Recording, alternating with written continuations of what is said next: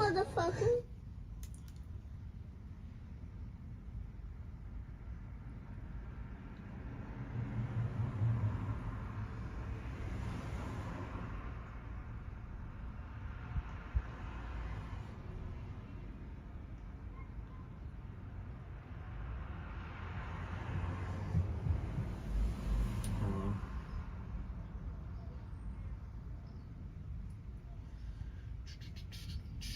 What up, what up, what up, what up? Hey everybody! What's good? Let's make the bed real quick. Backpack together.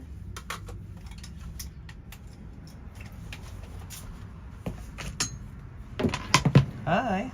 How you doing? Welcome in here. Let's open this shit up. It's too nice out to have that closed. Gorgeous outside. What's good? How are you guys? Happy weekend. I hope you've had a pretty good time so far. It's Saturday. I guess for some of you it could be Sunday.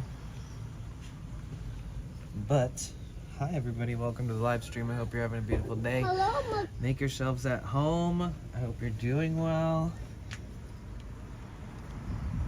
Hi, how's it going, Rainbow Raccoon?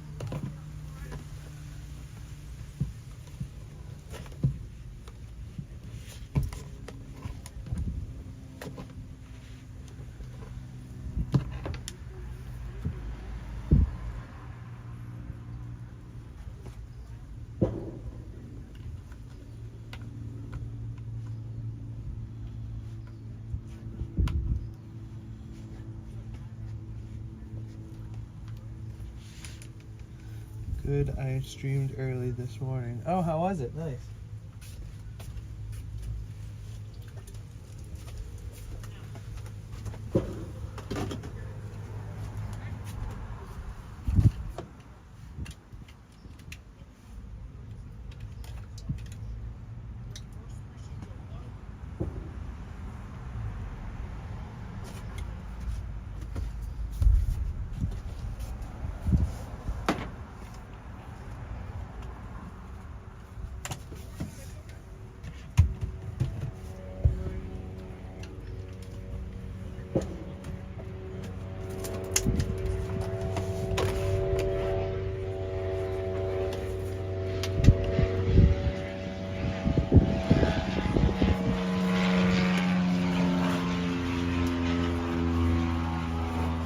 What's up, man? How you doing? I'm doing good, Con. What's good? Thanks for asking. How about yourself? I needed to take off yesterday off stream, just chill for a day. Yeah, it's kind of nice because look at all these bridge tolls I never paid. Look at this shit, dude. I probably owe like $100 in late bridge toll fees. Money, fucking money, money, money, dude. Money, money, money, money. Feel tired? Yeah, man, you deserve chill days to yourself. We all need those. I know, right? I agree. Been having a lot of like, when do I go down to San Diego feels, you know, like, cause I gotta go down to San Diego for TwitchCon. So I'm trying to get down there early. And I think I want to leave like Monday or something like that. I don't know yet. I wanted to stay around in town and do more work, but honestly at the same time I'm kind of ready to, I got a lot of things to consider and think about and meditate on and all that shit for San Diego. But yeah, what's good? Welcome in everybody, make yourselves at home, get cozy. We're going to be on a while. Let me just make my bed really quick.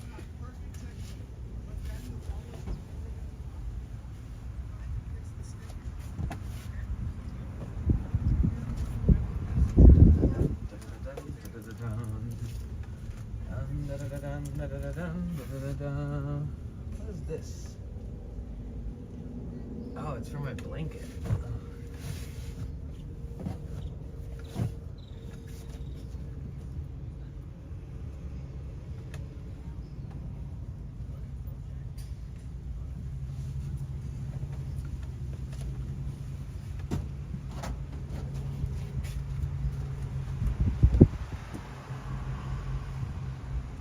some cereal. Cereal has to be top tier food. Oh, it is.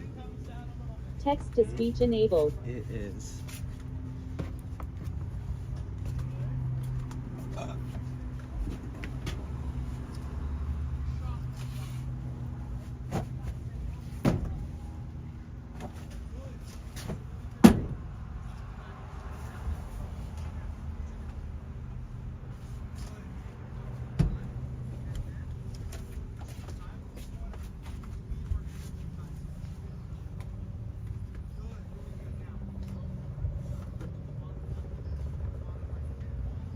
Z1 Kano said, I've been wanting to get my hands on some American cereal, but they're like $10 over here, but it's probably worth it, lol. No bark _ nomad said, you what's up, y'all? Yo, what up, No Bark? Welcome in. How's it going?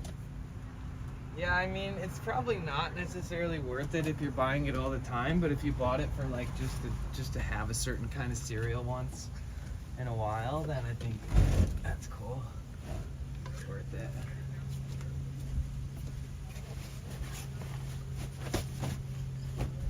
So this is the bed I sleep in every single night, guys. Guys, I'm not playing. This is my life, baby.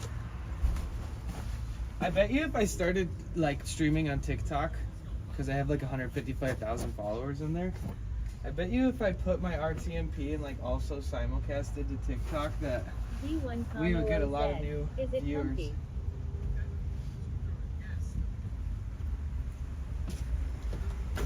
Ow, it's my dome.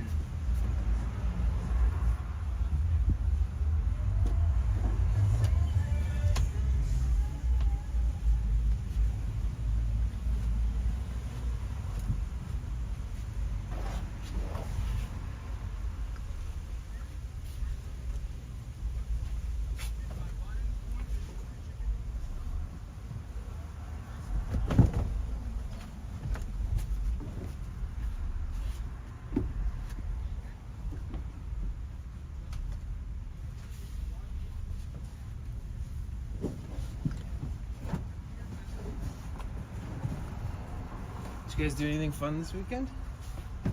Sorry, I'll be done in a second.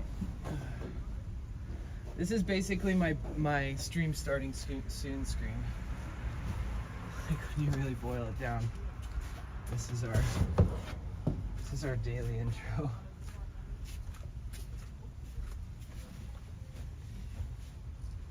Hockey 37 said, hey. Yo, what up, poppies? How you been?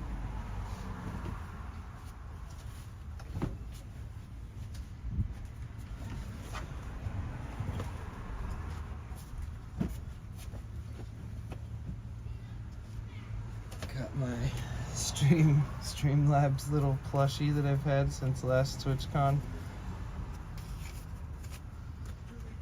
Or did I have it since San Diego TwitchCon? I don't know. I don't even use Streamlabs, dude. No offense to them, but never benefited from any of their products or services. Is it comfy? Yes. Yes. I mean, for sure. Oh, my favorite thing is to lay down in this bed, dude. Oh, it's comfy. Oh, very comfy. Oh, stretch on.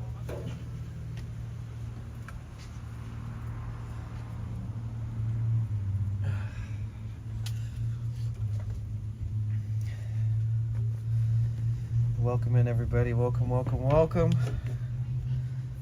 Make yourselves at home.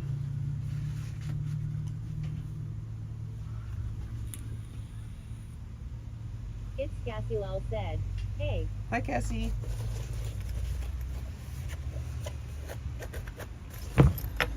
Yeah, there's this like blurpy party with like Super DJs and all Good this morning. stuff near the convention center. And if you use Blurpy and you're a streamer, you can VIP reservation to the party. And I got a +1, so I put you on there, Cassie. Hey, it's Cassie Lal. Oh wait, you probably saw that. I already told you.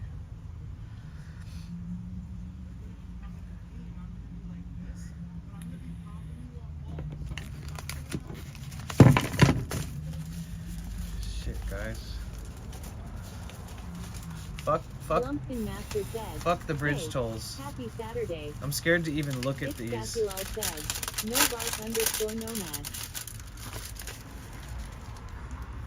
Penalties? Uh-oh. Wait, how much do I have to pay these motherfuckers?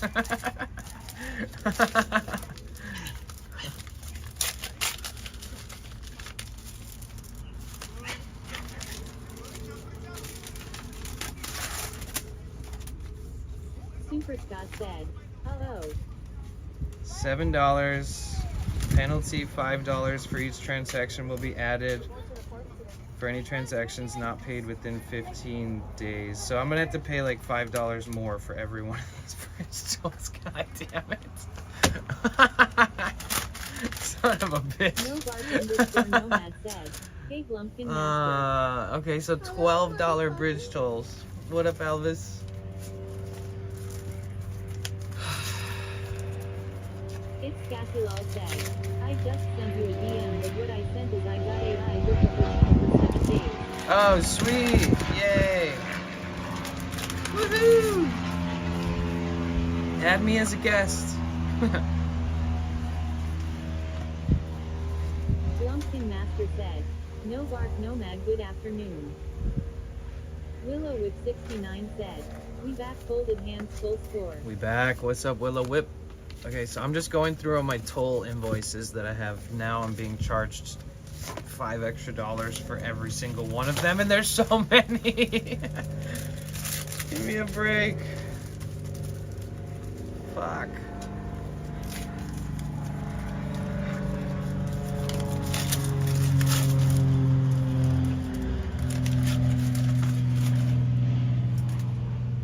$7. Yeah, thank God I went over the Golden Gate Bridge only once, because that one cost 12. So that one's gonna be 15. The rest of them are gonna be 12. So 50. I have to pay like $60, $70 in tolls now. Fuck. Aldous Engelbrechtson said, are you near an airport? Yes, I'm near a private airport in Santa Monica. Why do they send you so much paper? I guess it's a nice reminder, but at the same time, it's like, I'm not paying. I'm not gonna ship this shit in. You think I'm gonna ship this in with the money in there? Don't find me lol, but I did tell you what one lol. I'm gonna pay it.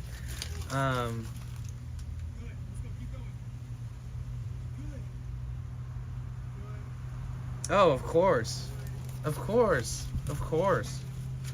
Yeah, if any creepers try to find you, you'll be with me while I'm streaming, and we'll tell them to fuck off, just in case.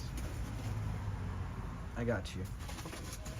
Bombs 42 said, just send them a money order. Yeah, pay that shit online. Which would have saved me $15 to $20 extra for the late fees that I owe now.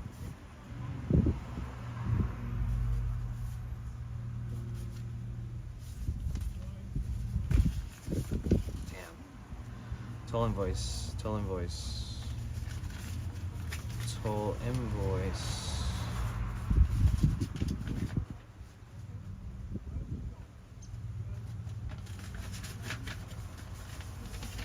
And then this one is for my registration, which I already paid. 42 said, did they have like an easy pass system that you can use for each toll bridge you go over? Yeah, if you pay for like a thing that goes on your window, like a fast pass, and then it just automatically pays it's like unlimited. But this one, these ones I gotta pay myself.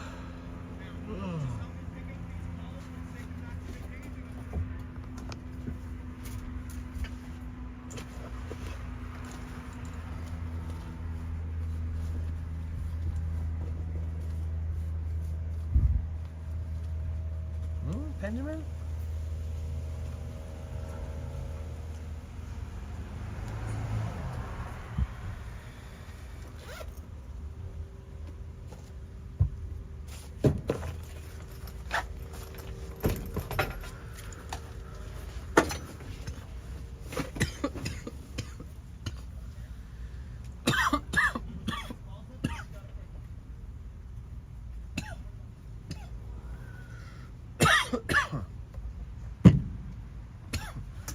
So, San Diego's coming up soon, guys.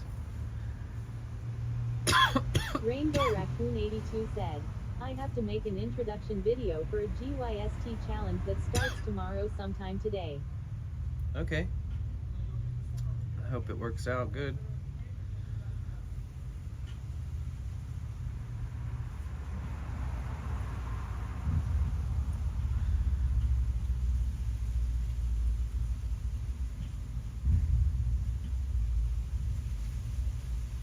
It's today the 24th.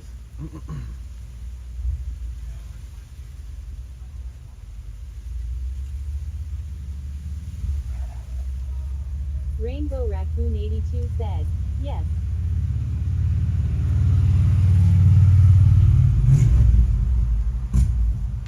It's Cassilal said, I'm getting ready, I'm driving down to my mom's, we going to go out have dinner in a little while. Nice.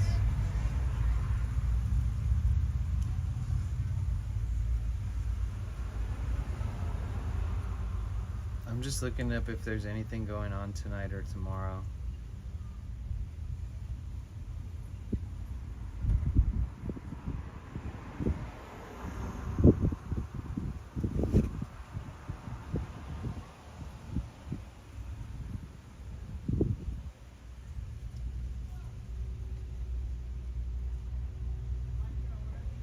Bombs 42 said, which version of the JBL speaker is that you have? This is I have the clip. JBL Clip 5 that I got for my birthday. This is the clip 4. It's Cassilal said, GYST challenge, what is that? Rainbow Raccoon 82.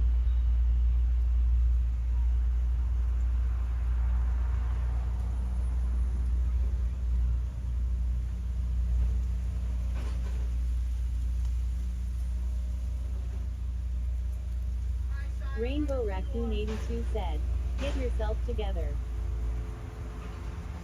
Me?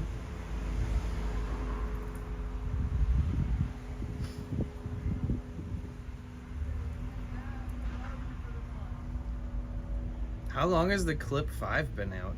It's Cassilal said, oh I see lol.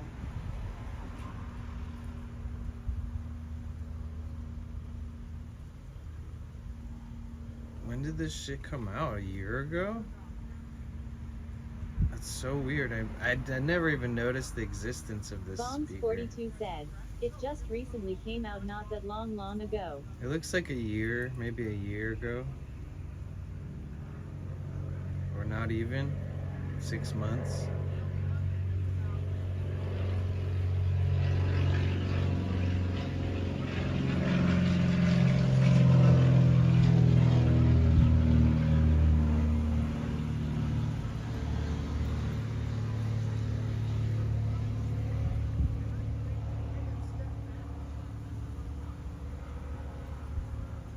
Interesting. I swear I've never seen this shit before.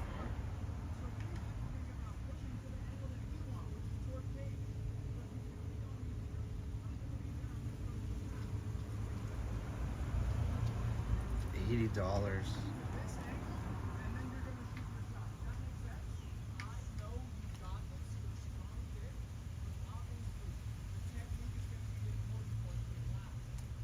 TOO Big 2FL4 said, yo bliss. Yo, what's good? Sorry, I'm just looking shit up on my phone real quick. What you up to, Too Big? Welcome back.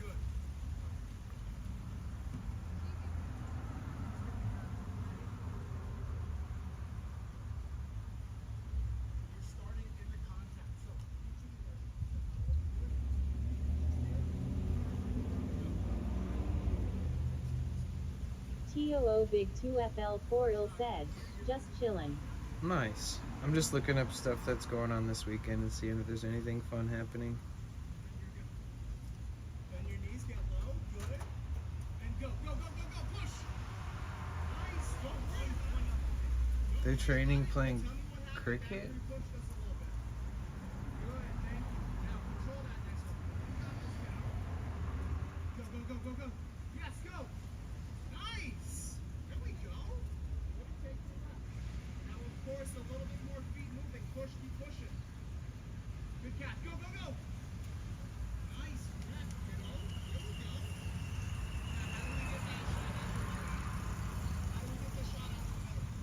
Just chilling, big chilling. Sorry, I'm just looking up events that are maybe happening tonight or tomorrow. 7709 said, Tier 1. What up, Jay? Thank you so much for the bit. There's a lot of noises and things Rainbow happening Raccoon around, 82 so I said, don't mind all Has that. anyone read any of these two books? Dare to Lead by Brene Brown or Get Yours *T Together by Sarah Knight. Nope, I haven't. It's Cassilal said, J337,709. I'm just looking for events that are local. I'm also thinking a lot about going to San Diego, so I might go there early, right? So I could look up San Diego events and think about that. Well, farmers market's Wednesday, swap meet on the weekends.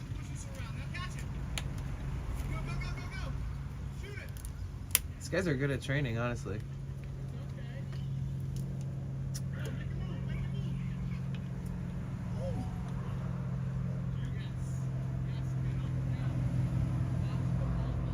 Damn, there's really not a good list of events here. It's just a bunch of...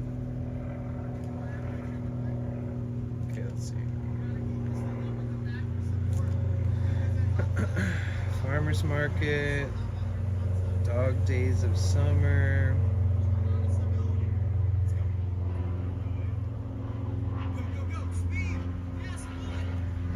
Oh yeah, there's that Dogtown and Z-Boys at the California Heritage Museum. Damn, that could be cool. Jalopy Jones said, Trading. He'll trade with ya. I get your van, you get salt. Salt? It's Cassilal said, Hey Kicksum, what's up?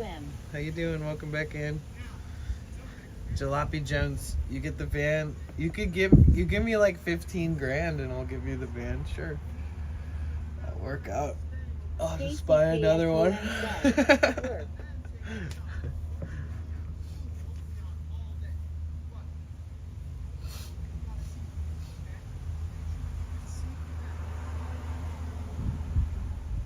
KCKSUM said, it's Cassilal. Jalopy Around Jones 15. Said, how much you paid for that van if ya don't mind me asking?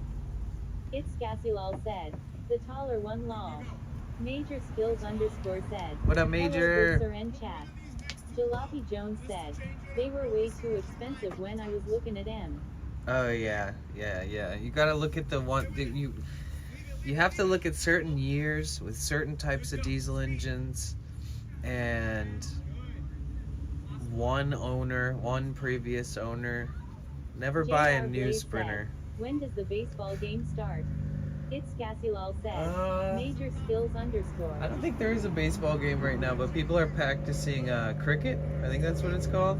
Where you throw the ball with the little hand, like the little net on the end of a stick, catch them and throw them. Yeah, it's a big waste of money. Jalopy Jones said, that's lacrosse, but yay. Yeah, lacrosse, Rainbow that's what Raccoon it is. 82 said, lacrosse. Yeah, those $90,000 ones, don't do that. Don't do that. Do not do that. That's a bad idea.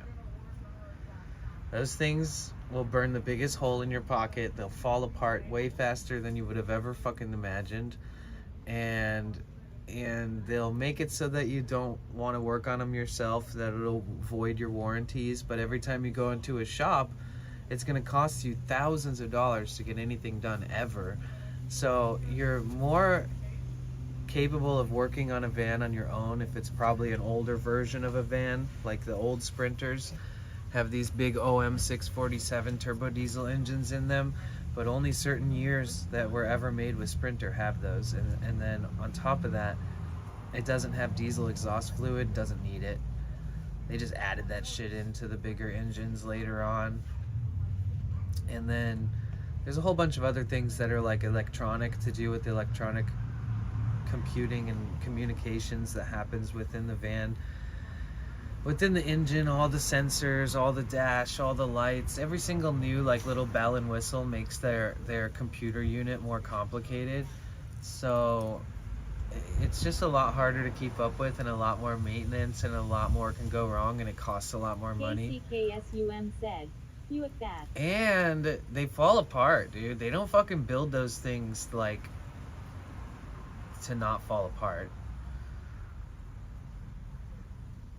That's why you buy an older one with lower miles, which is basically a collector sprinter, and then you learn the engine as much as you can. You get to know the engine.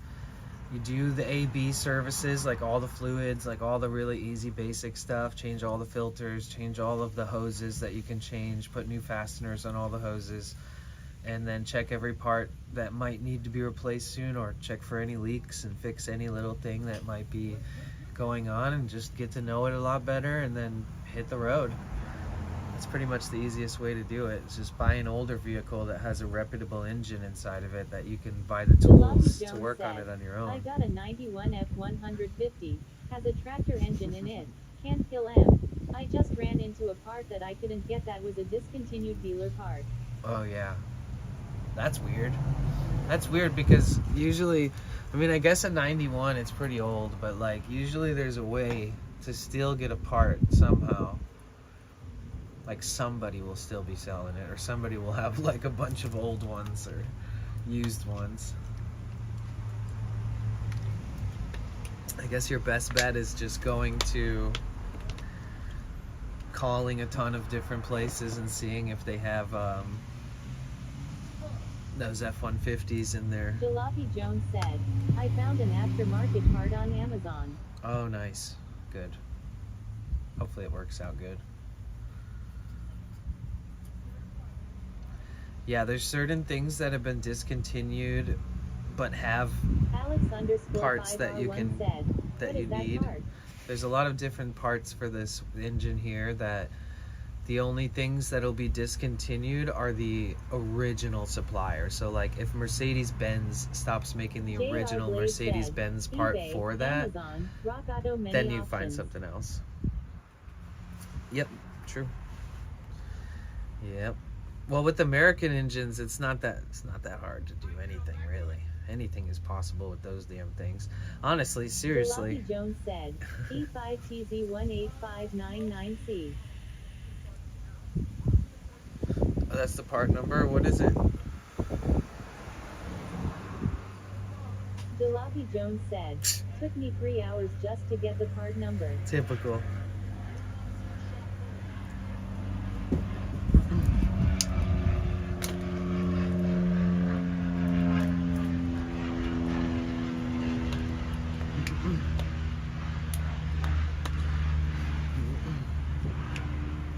Yeah.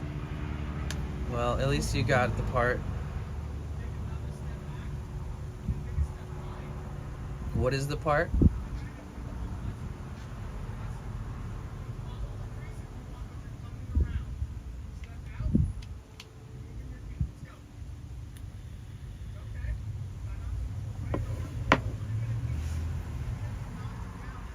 Jalopy Jones said, "It's a hose connector tube that houses the temp sensor and threads into the thermostat housing."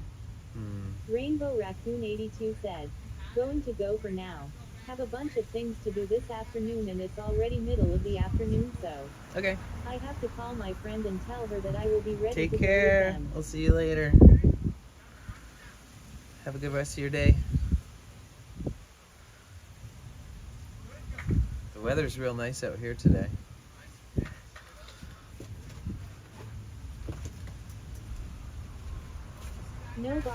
_nomad said, "See ya later Rainbow Raccoon 82. Peace. Jalopy Jones said, "It was used on all of the late 80s early mid 90s trucks, Broncos." So is it just a rubberized hose and that's it? But you needed like the shape and size? Or is it a connector? JR Blaze said, "Is that sap leaking out of the tree knot?" Jalopy Jones said, Yeah. Hockey's 37 said, "Rainbow Raccoon 82 hope you have a good day."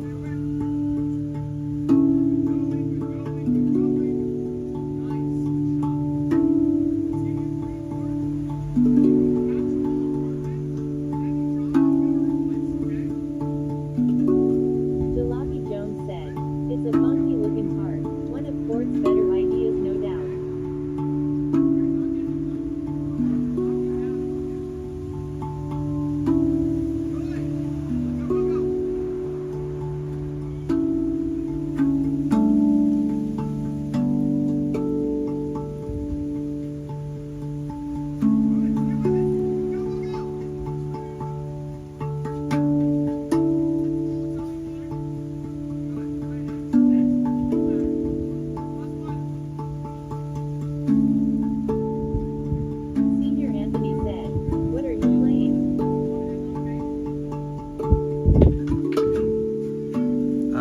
called a steel drum. Technically this is like almost a 1/4 inch of steel, or however many millimeters if you use millimeters. And it's a very, very hard, dense, thick steel. And in the steel is these intricate cuts that are made by a laser cutter. And then it makes it puts a note spread across this gigantic piece of steel, which is a fun instrument. It's only 9 notes, 1, 2, 3, 4, 5, 6, 7, 8, 9, with some harmonics. And the more you play with it, the more you can do with it. It's crazy. Like, that's pretty obvious with everything in life, but for me, I thought that with just 9 notes, that I'd be very limited with what I can do and what I can learn and what I can create and how I can build upon it. But it's crazy. I actually, I'm just mind blown by how much room there is to just keep doing new shit.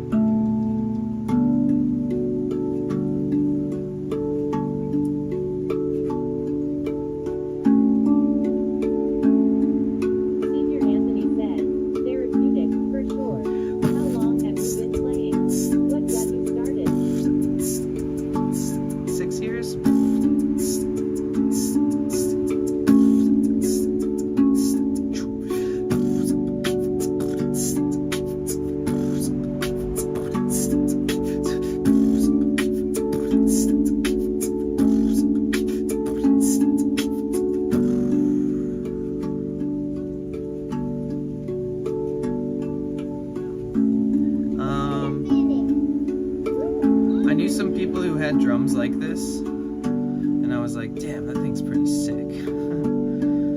And my buddy, who had recently passed away, unfortunately, he let me play his once. I was like, oh, I need one of these. And he was like, oh, you're a natural at it. Like, you need to get one. You're so good at it. Like, it's crazy. And he was so nice and supportive. And then I ended up getting in touch with this company, and they sent me one in a social media exchange, because I used to get like thousands and thousands of likes per photos and videos on my Instagram and TikTok and all this shit. So they did it as like a social media exchange with, you know, deliverables and posts. And my reward was this drum.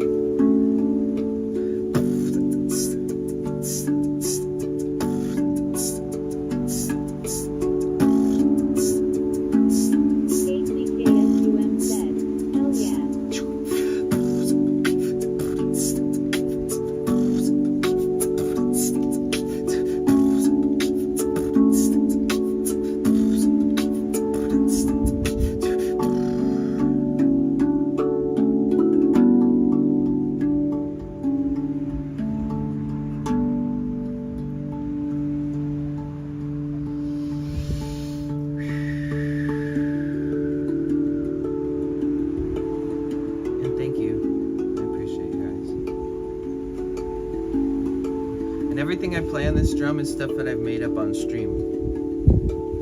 I don't play it off stream. So everything has a little part of you guys stuck in it.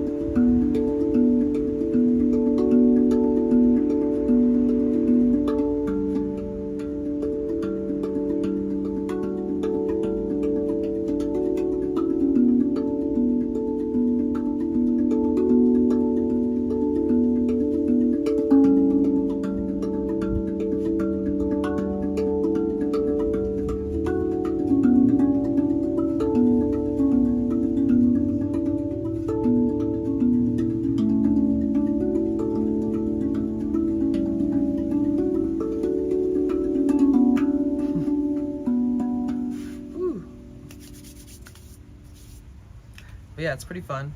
I like beatboxing with it the most.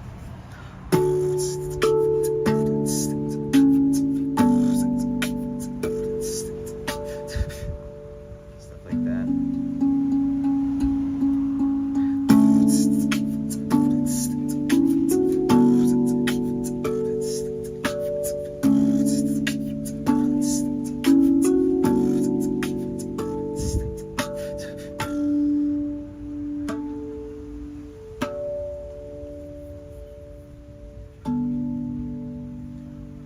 But yeah, welcome to my world.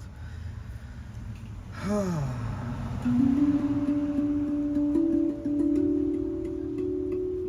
Jones said, "That's really cool." Thanks.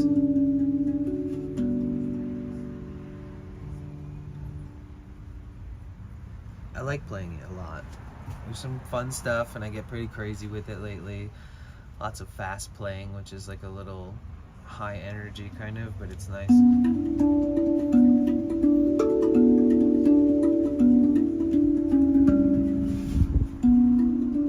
Right, like this.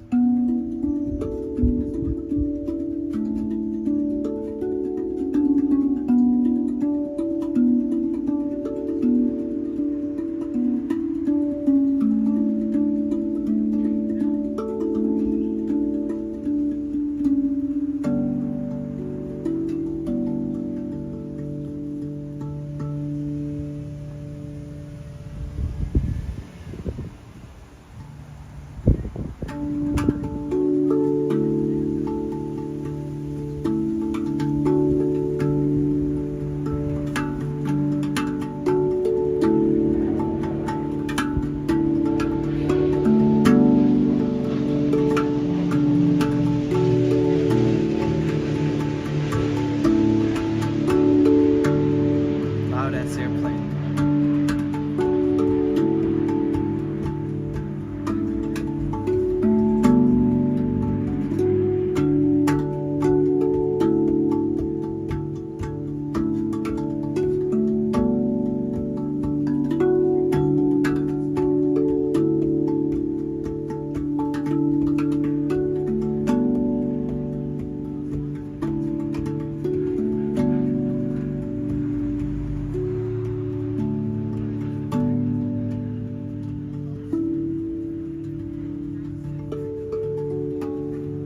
Sweden official, what's up? Welcome in. Wait a minute.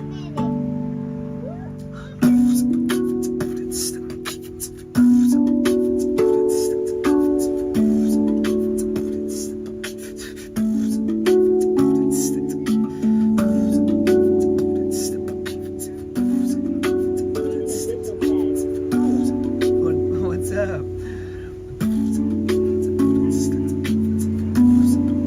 Do you remember those nights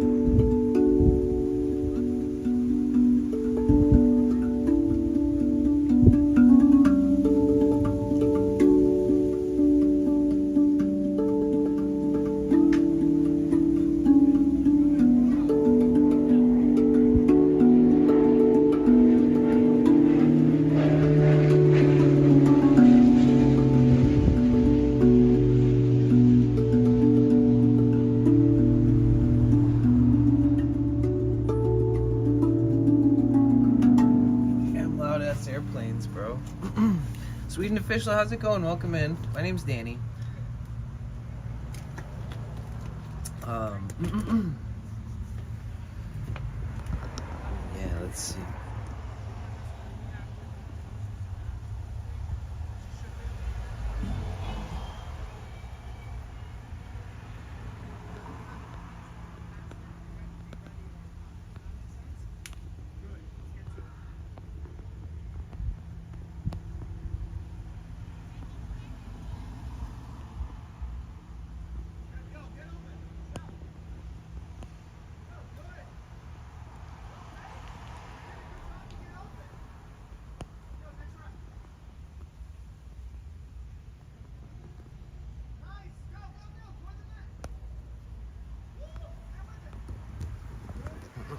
Overlay? What's an overlay? Who uses an overlay anyways these days?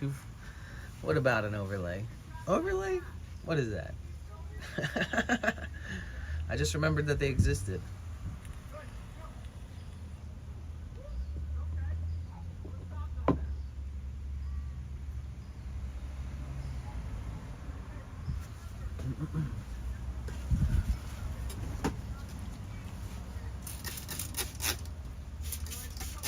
I gotta clean my hands off after I play that drum every time.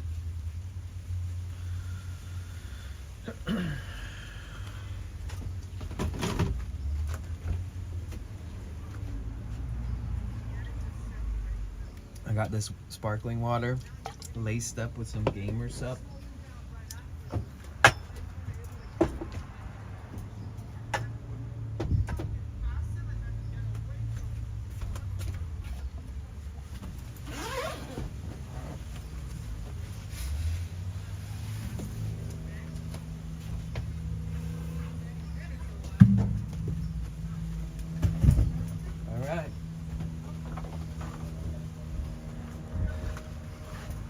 You guys ever just like not check your bank account because you just don't want to see that?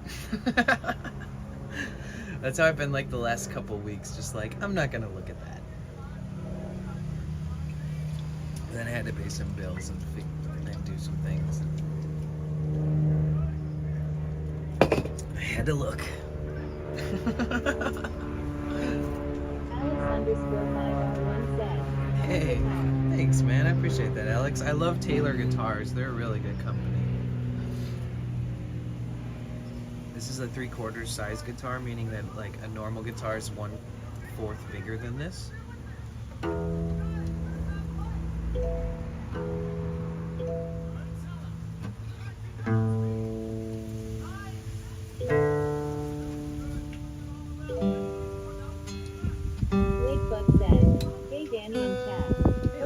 Having a nice day so far. Thank you, you too. It's good to see you. I'm happy to be here. Wait a minute. Hey, welcome in.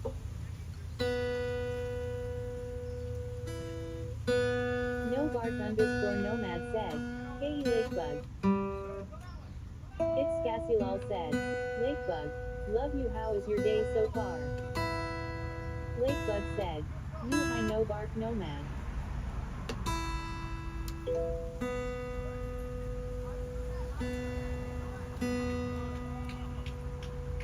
Why is it forcing me to look at songs? Make that stop. Why is it doing that? What the fuck? This thing is so jacked up.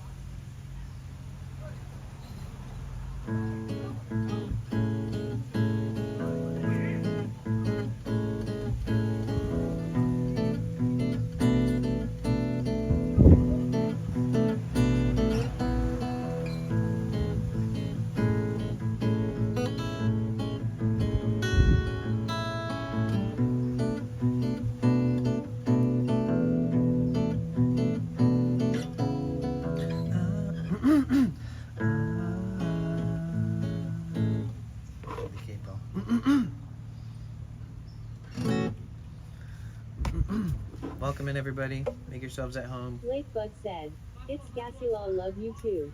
Going pretty well, just got up from a nap. Had to fill in on a long 10-hour work shift today, so just getting ready to go into work. Nice. How you doing? Long day. Text-to-speech disabled.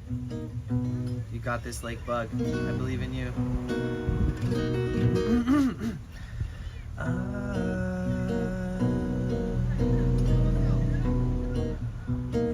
Way up in the clouds.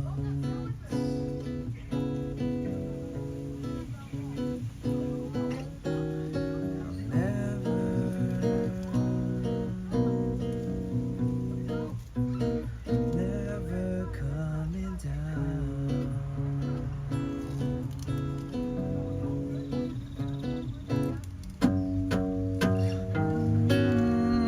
Makes it all come.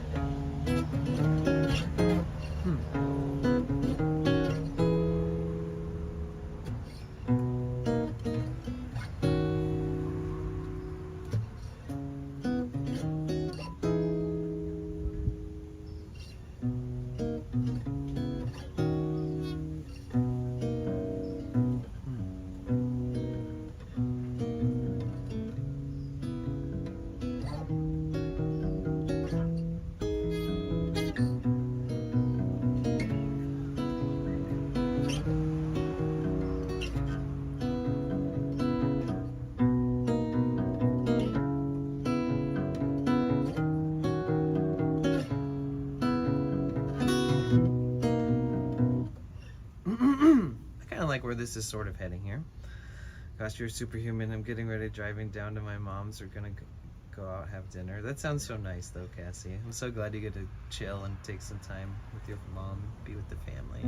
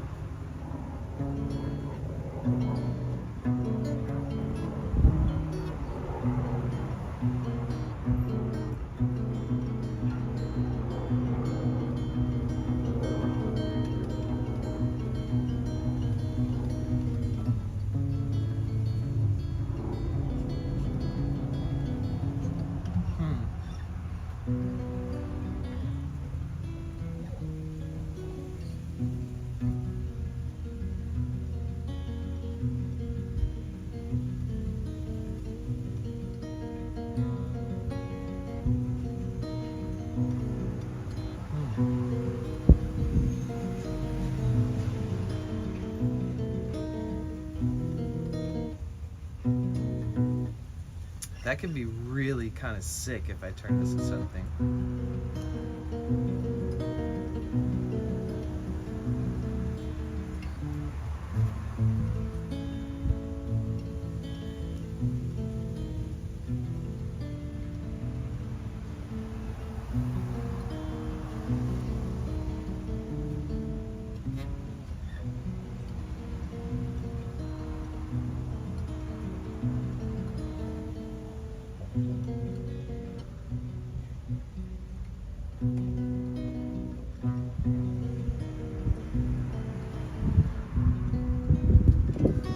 fluffy paws. You're gonna eat 1,000,000 spring rolls? Save me one.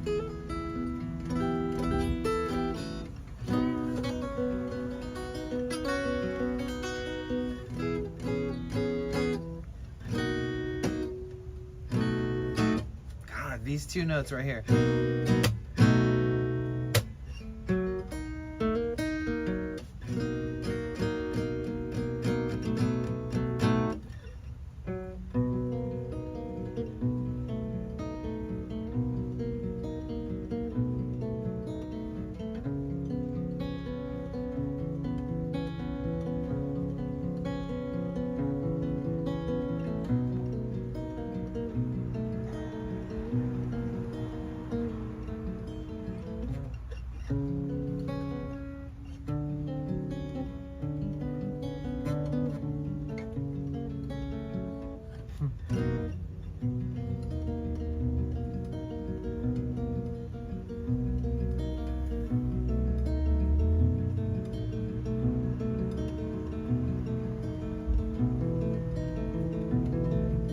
There's got to be something else I can do with that.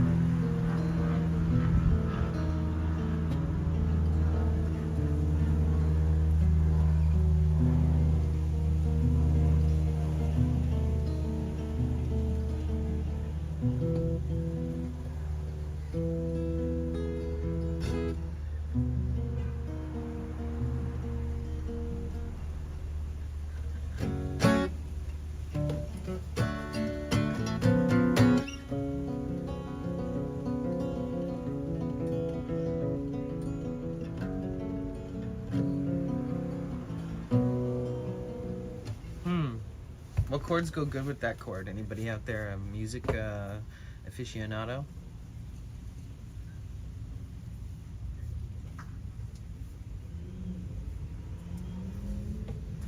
By the way, hi everybody, my name is Danny. Welcome to the live stream. I hope you're having a beautiful day or night, depending on where you're from. I'm just kind of mentally preparing to head to San Diego within the next week or so, or less, I don't know. Every time I feel like this, I always end up just driving randomly the next day. God, I wish there was more to this.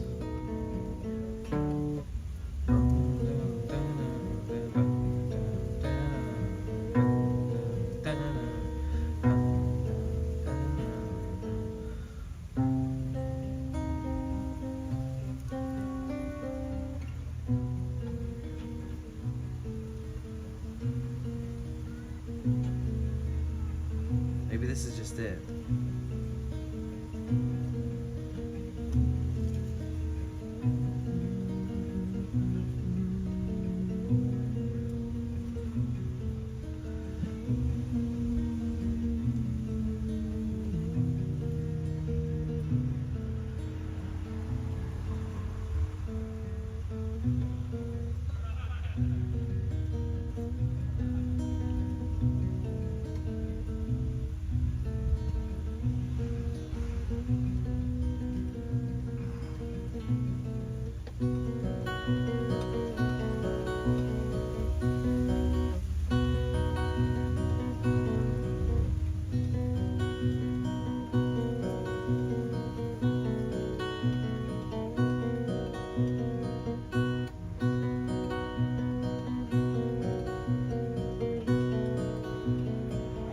There we fucking go.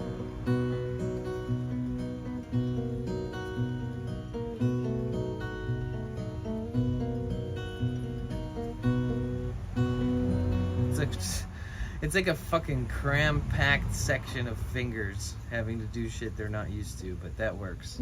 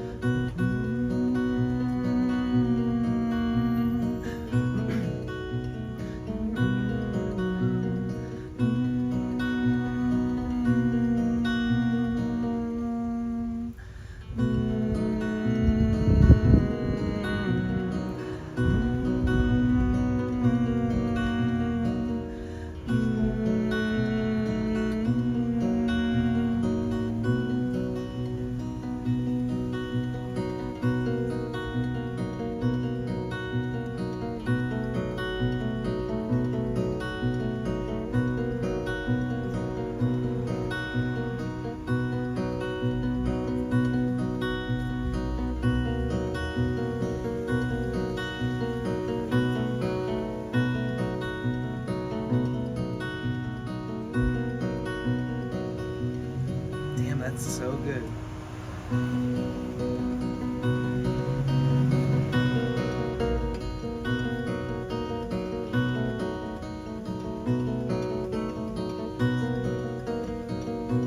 Fuck yeah.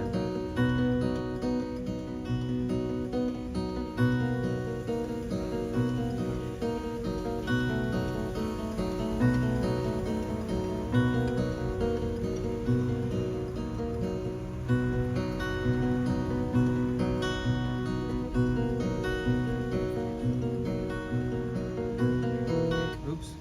I like that a lot.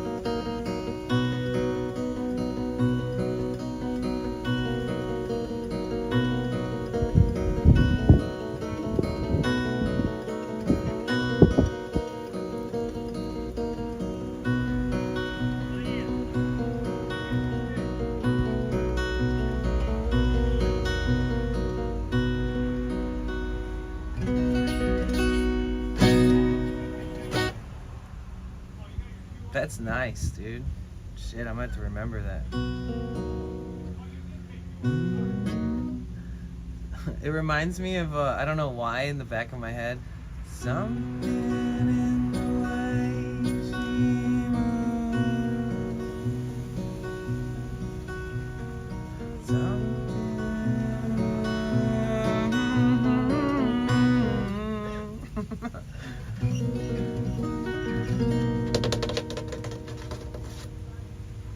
Sloppy scratches.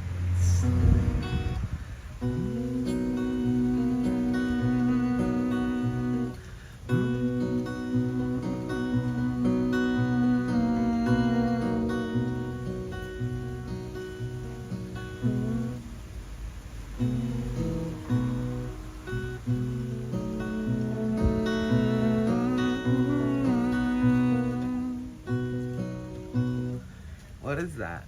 It's not even it, but it's. We should probably.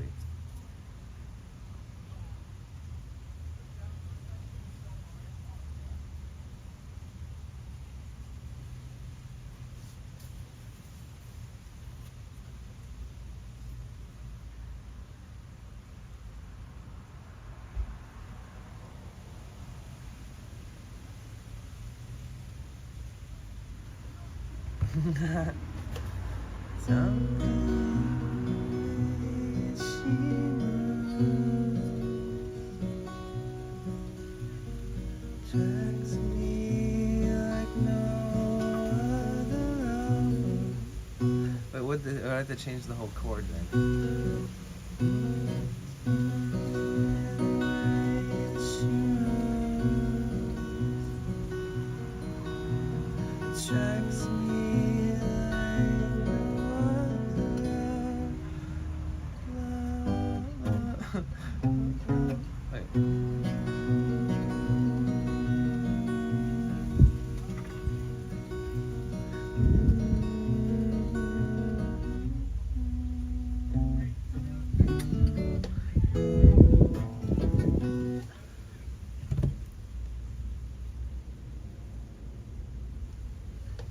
I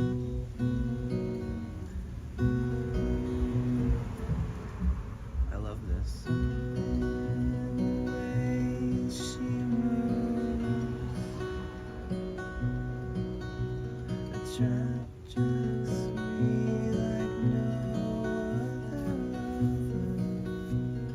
We're not gonna change the key. Something in the way she moves.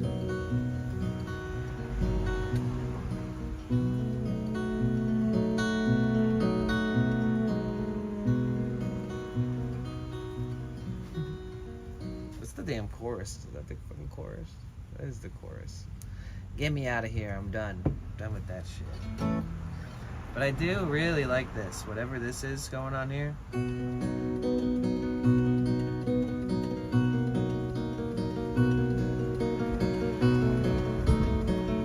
I feel like I've already written this before, but I haven't.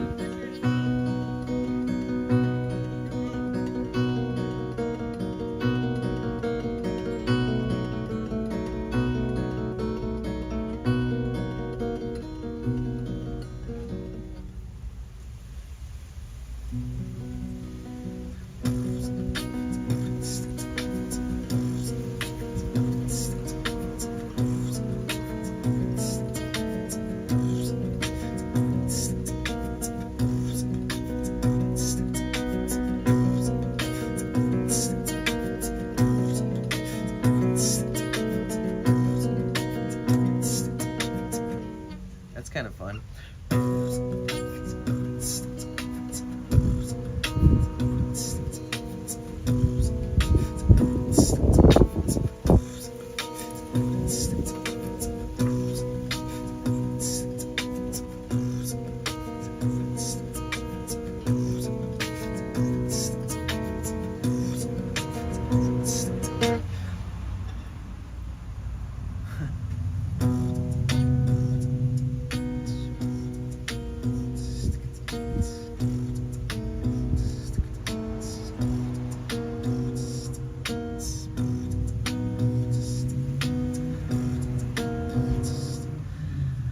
That's fun.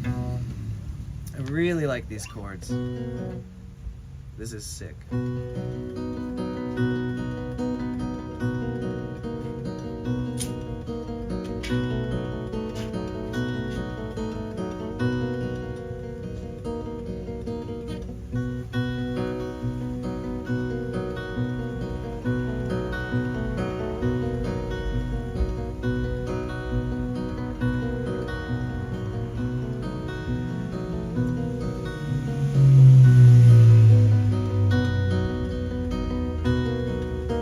Flows together good too.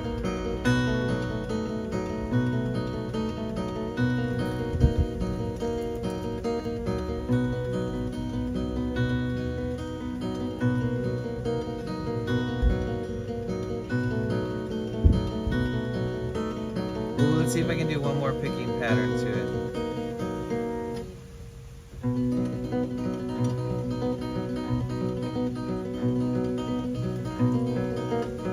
Fuck yeah. It's a little sloppy, but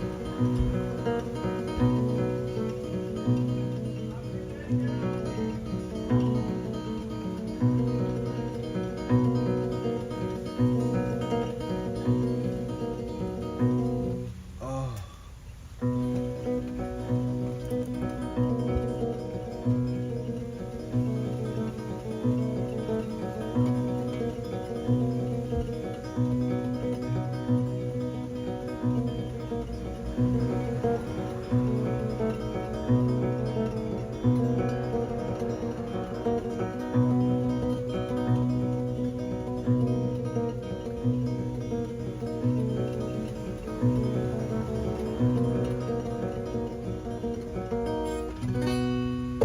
Hell fucking yeah, dude. Fuck yeah.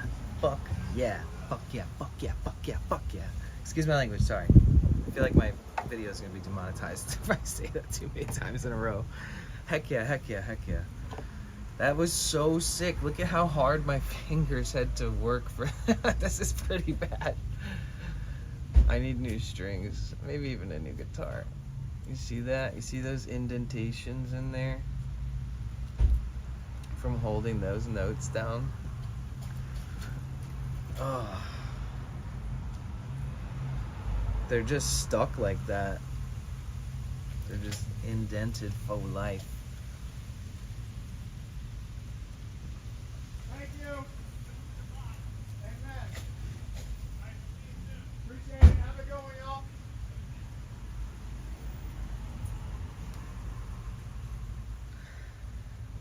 How is that guy gonna parallel park right there? That doesn't seem like he's gonna be able to pull that off. It's very interesting. Well, the guy behind him is leaving, so he could wait and just park easier if he really wants to. Oh, it's an Uber. Are they taking a break or are they dropping somebody off?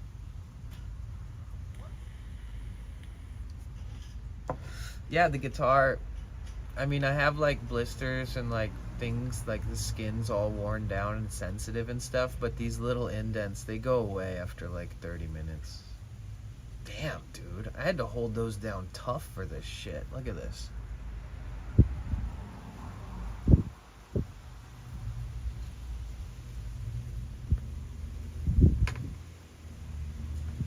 But I really love this. This is one note that I love, right? It's got a very like emotional sound. Like that's just such a good note, right?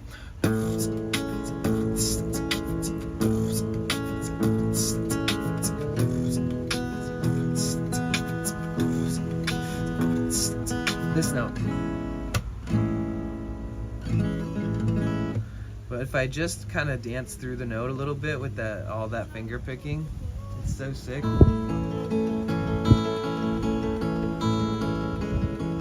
It's so good.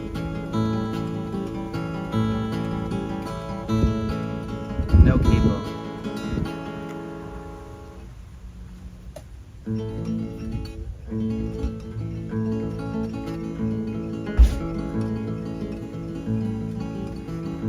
It's so fun. It also does remind me of the Beatles.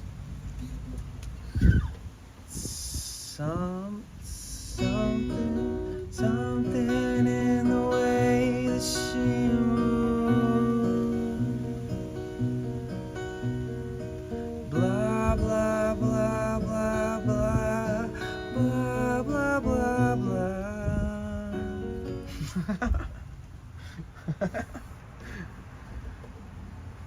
Do you still play?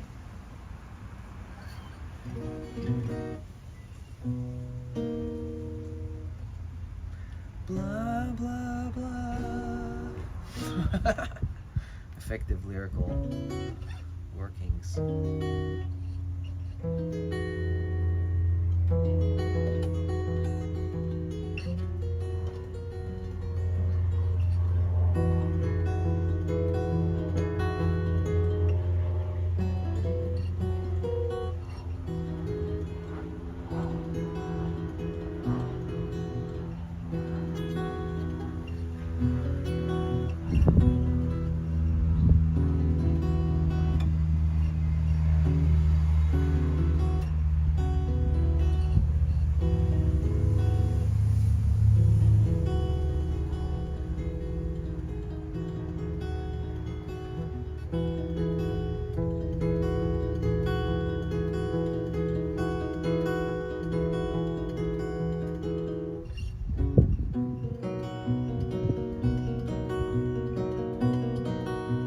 Kind of a nice little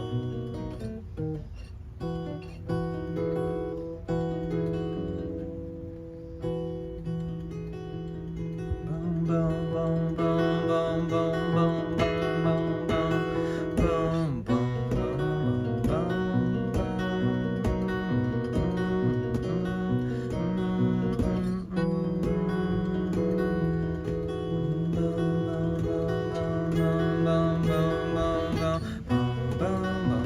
That's good.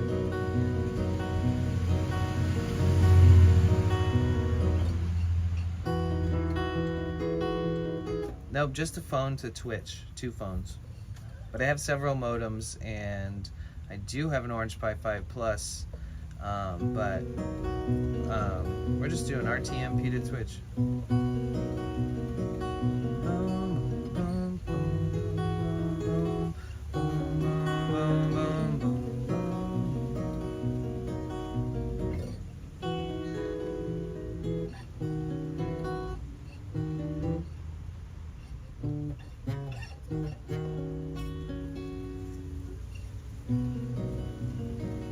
never led to more.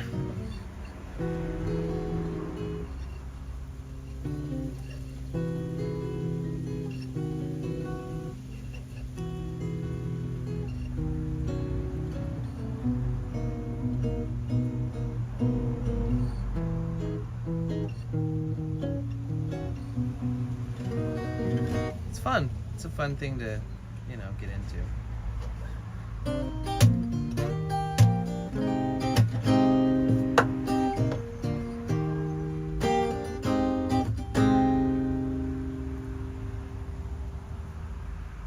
Light in you, light in me, light in the children of our future to be. Source of love, burning flame, no negativity will ever change. Light in you, light in me. It's a good song. Light in the children of our future to be.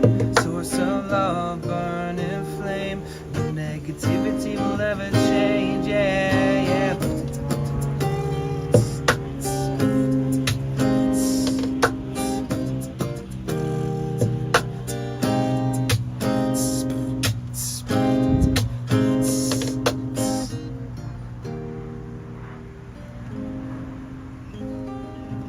In the Outer Banks, Northern California right now. Houses falling in the ocean, exaggerated by erosion caused by TN. I could be there. Why would I want to be there? Sounds a little dangerous. I don't feel like getting stuck on the highway and having to drive 200 extra million miles around some seaside town because I no longer have access to get the quick way. When I lived in Santa Barbara, that shit happened to Santa Barbara a couple times, and it was it sucked. A couple times when I drove up the coast, I like went to Big Sur, and there was this part of the highway that was shut down, and I literally had to add like fucking 6 hours to my trip because the highway was shut down. I was like, I literally needed to be like 20 miles past where it was closed, you know, and then I had to drive like inland and then up and around and through all these mountains. I was like, oh my god. But yeah, risky.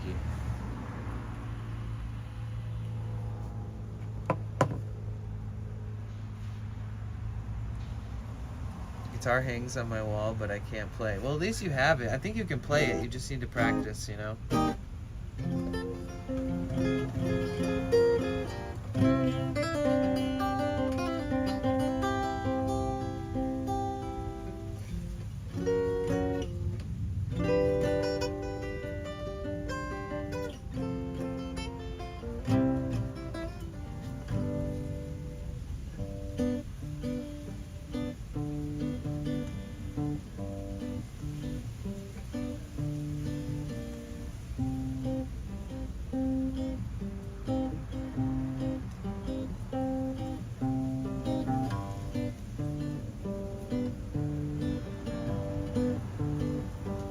Man, I was looking up these crazy flamenco, crazy ass fucking patterns that are like insane. And I should probably pull one up and try to learn it. There's one that's like, there's like 3 finger taps in midst of all the playing.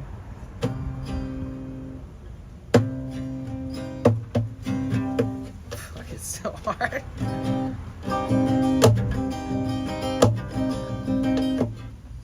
Flamenco, man. Why has it got to be the hardest thing in the planet to play? Okay, let's see.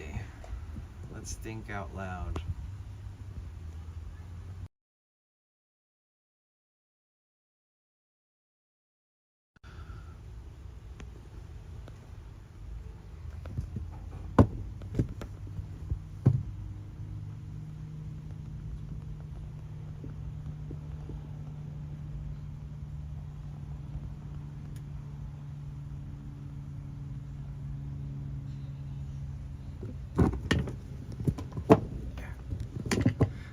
There we are. We are good. It's crazy beautiful, surrounded by water on the little slip of sand. Yeah, but it sounds dangerous.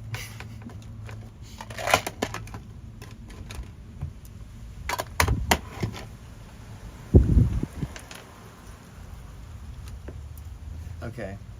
So, we have, how long until TwitchCon? 3 weeks?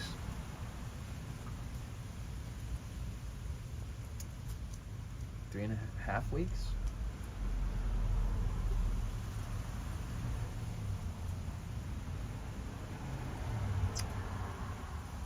Yeah, the coast is always falling apart, honestly.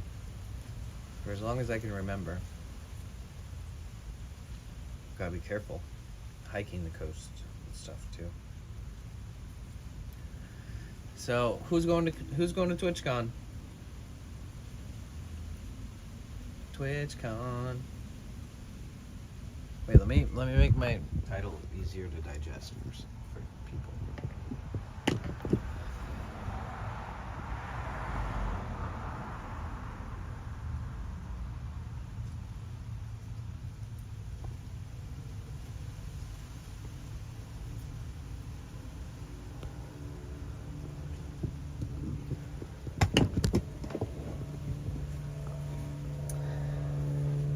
Not me if I can help it. Yeah, you should go. You should definitely go. So many people that you know are going to be there. Have you considered rotating driver's seat or rotating passenger seat? I have, but it's a lot of money to install those. And there are some cheap aftermarket things for the van that you can find that are risky to try to use, but the ones that are like made for these, that adapt to these, they're like I would end up being and I would end up paying at least $1,000 for like a good one and installing it and everything. Not worth it, essentially, in my opinion.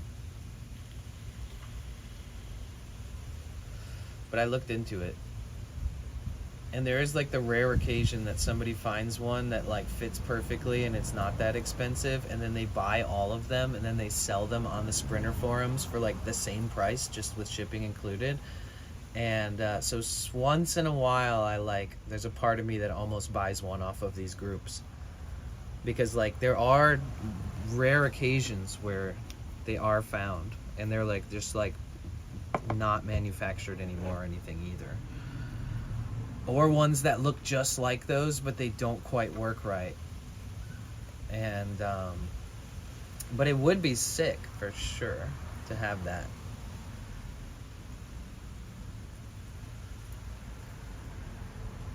I saw this one guy, he just took out the whole front seat, everything out of there, just leaves it wide open, and he just has like more of his stuff installed right there, which is pretty cool.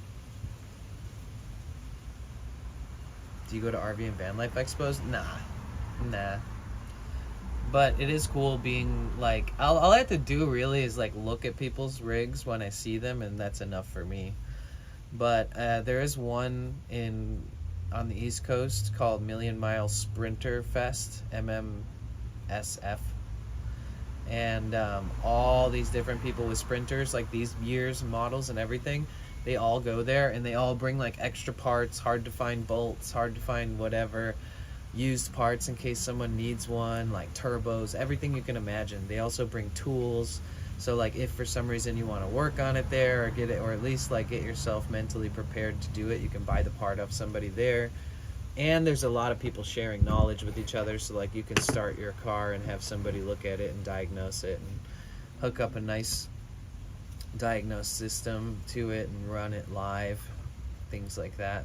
Give it the little extra care and attention and diagnosis from people who know every little mundane detail about how they run and what they run at, and the condition of, the conditions of the pressure in each section of the engine, and the amount of sound and vibration and RSN and torque control that you have, and what kind of sounds and things are associated to what, just to kind of like really get in it. But I'm already associated with all these people in groups, and they're always posting about their sprinters and about their engines and about parts and problems. And it's nice to be in these groups though, because sometimes I'll on a regular basis I'll see people posting like the exact same shit I did at one point, like, oh, my water pump's leaking, is this gonna be a tough job? And then now anytime I see that, I post my like 90-point disassembly and reassembly guide for it, and I'm like, here, good luck. I just saved you a fuck ton of time.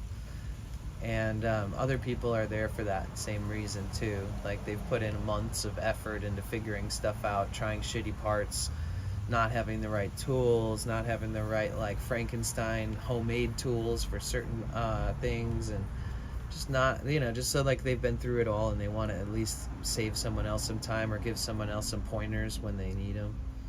So they're pretty great.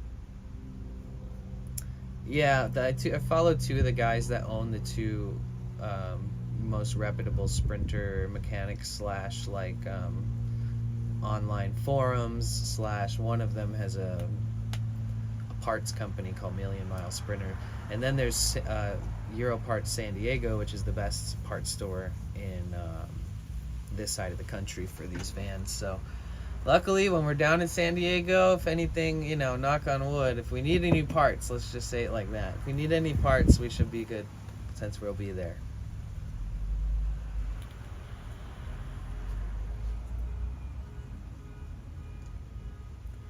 But yeah,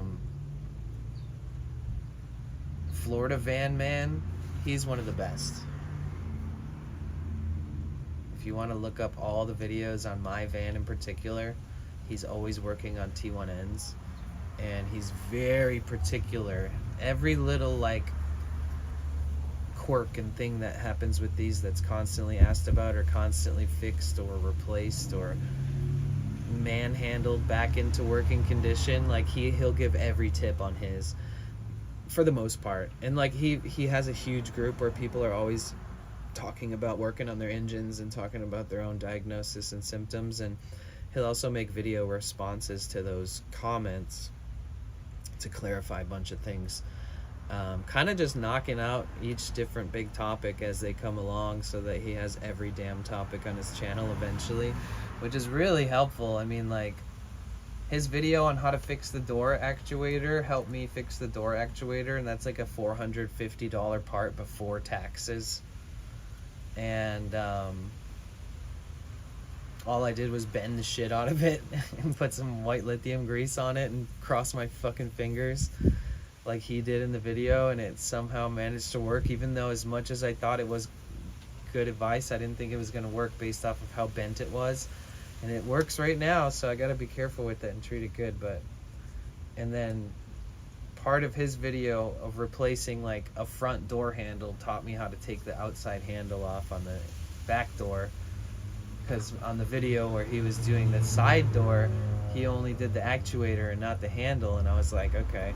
So that's kind of how it is. There's always, like, a reason to watch or look up a bunch of other instructional guides, whether it's a video or written out, and you always have to piece them together. There's never, like, one cohesive guide for everything that you need to do on one project ever.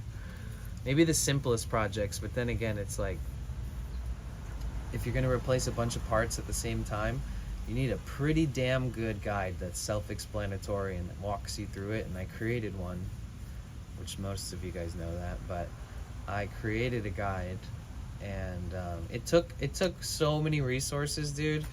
It took, like, dozens of videos that I had to, like, some of them were like 30 minutes to an hour long. It took dozens of videos, rewatching those a billion times. It took dozens of guides and manuals, and then plucking information and tools and parts and part numbers and stuff out of those. Then it took me writing it all up and making it make sense.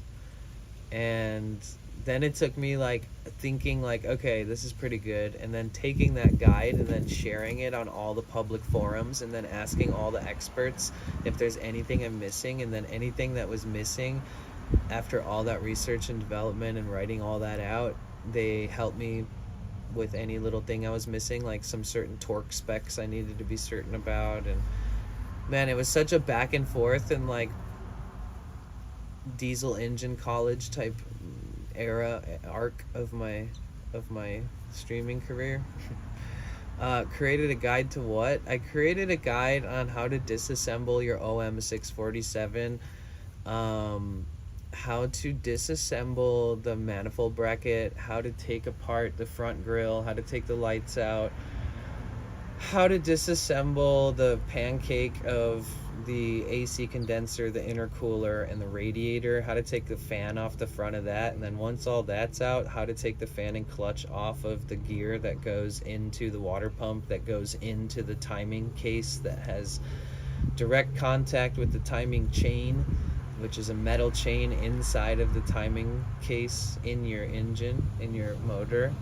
And along with that, I also explained where and which hoses and in which order they need to come out, how to drain everything, and then how to replace the idler pulley, the tensioner, the serpentine belt, how to replace the thermostat, how to replace the water pump, how to and in which order to put everything back together, and then every torque spec for every screw and which hole it goes into, because there's varying lengths and torques for each length, and then how to, in which order, reassemble and reinstall and install new parts, and how to make that work, because it's a lot of parts being changed at once, and it was my first time ever doing it myself.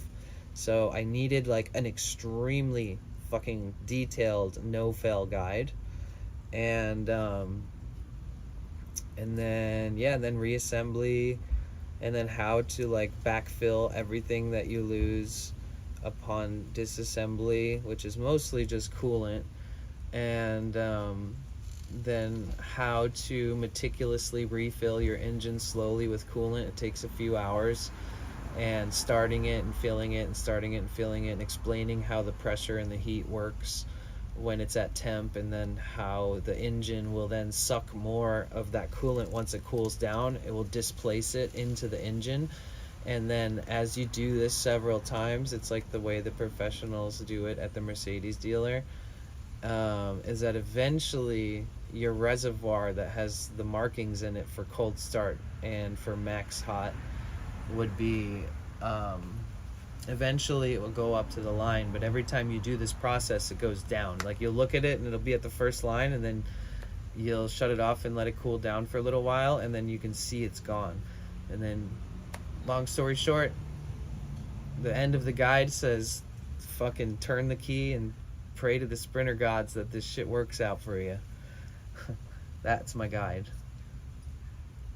And the guide has all the parts and part numbers, where I bought the parts and why, and then it has all the tools that I used for the entire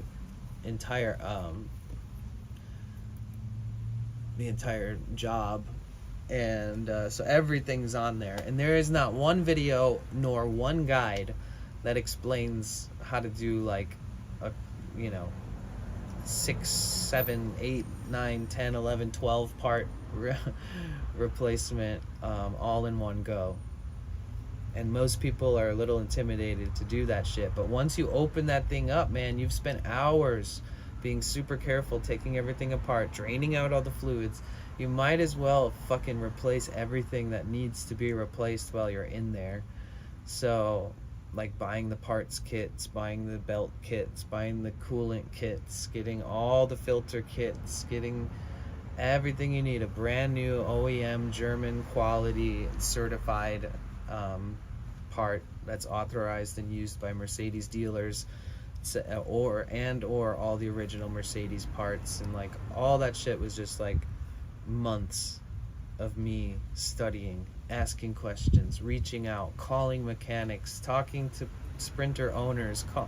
I had hours and hours and hours and hours of phone calls with professional mechanics, diesel mechanics, big rig Freightliner diesel mechanics, like people who've worked on Sprinters, Sprinter owners, like all this. Even after I studied everything, I still was like, huh.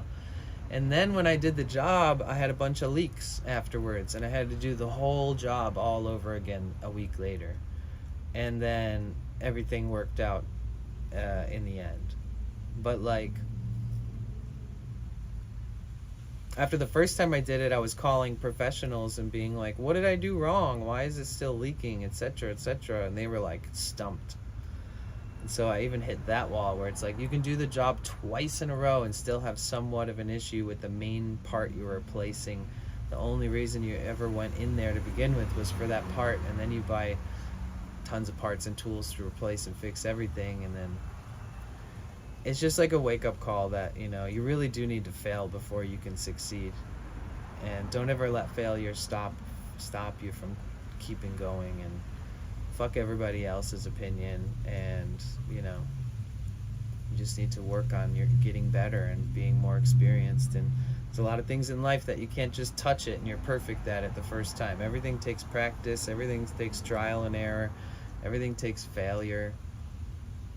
I mean, if you're not failing, are you really like succeeding in life? Are you really getting the ebb and flow of like learning how shit works, and like how is that possible without failure? I would imagine that the greatest, most successful people in the world have fucking set themselves up for failure just like over and over and over, because what a challenge it must be to engineer or develop or create or whatever these big things that people do in life, you know? Like the most successful people in life, whether it's technology or entertainment or athletics or sports or fucking anything, it's crazy. Yep, can't learn without failing.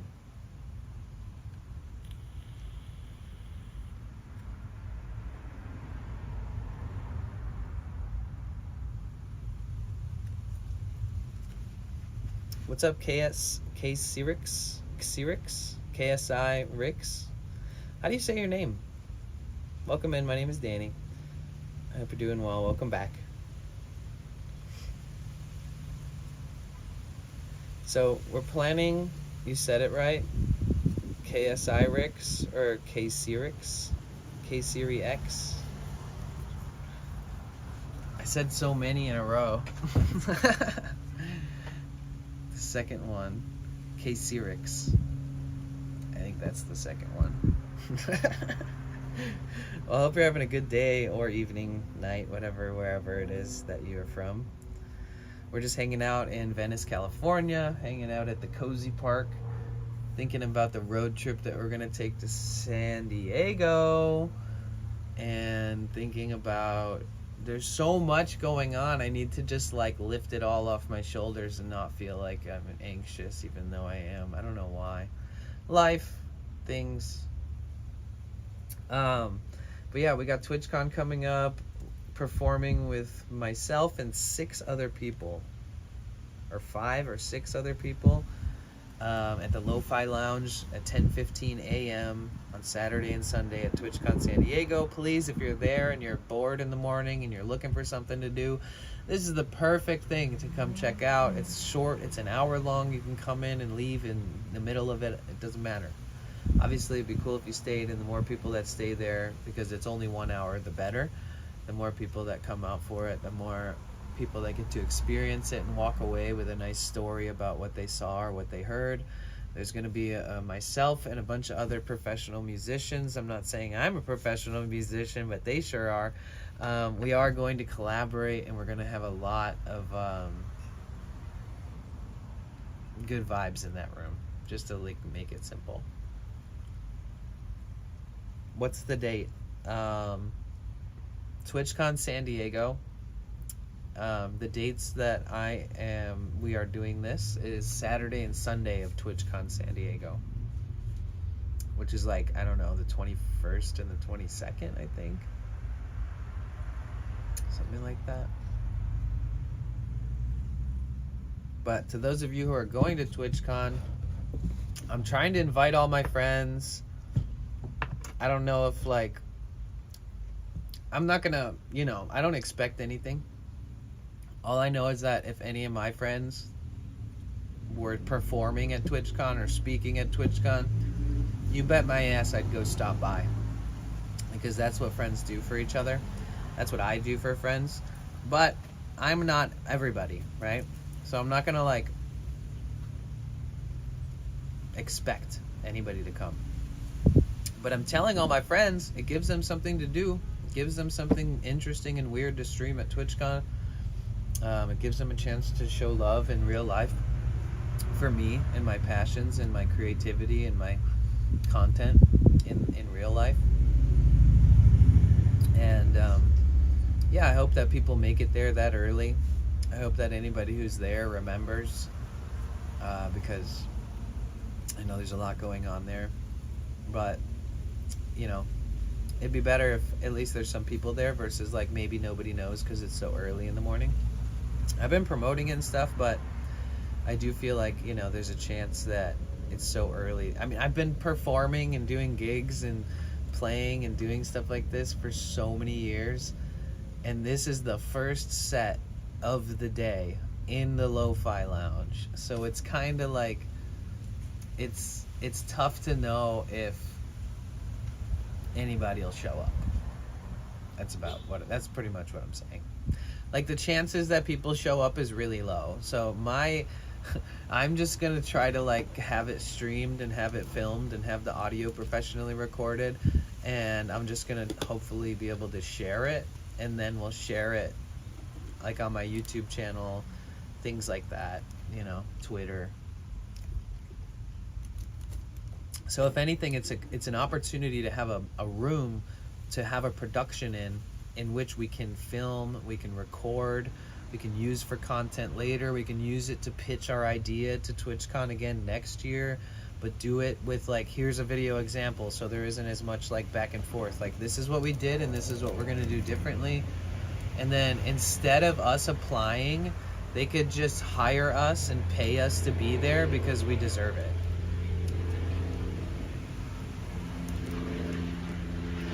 But we're basically volunteering our time this year. You know, it's nice to be a part of something, but volunteering too many times in a row and not ever becoming like a paid act on the event, it just,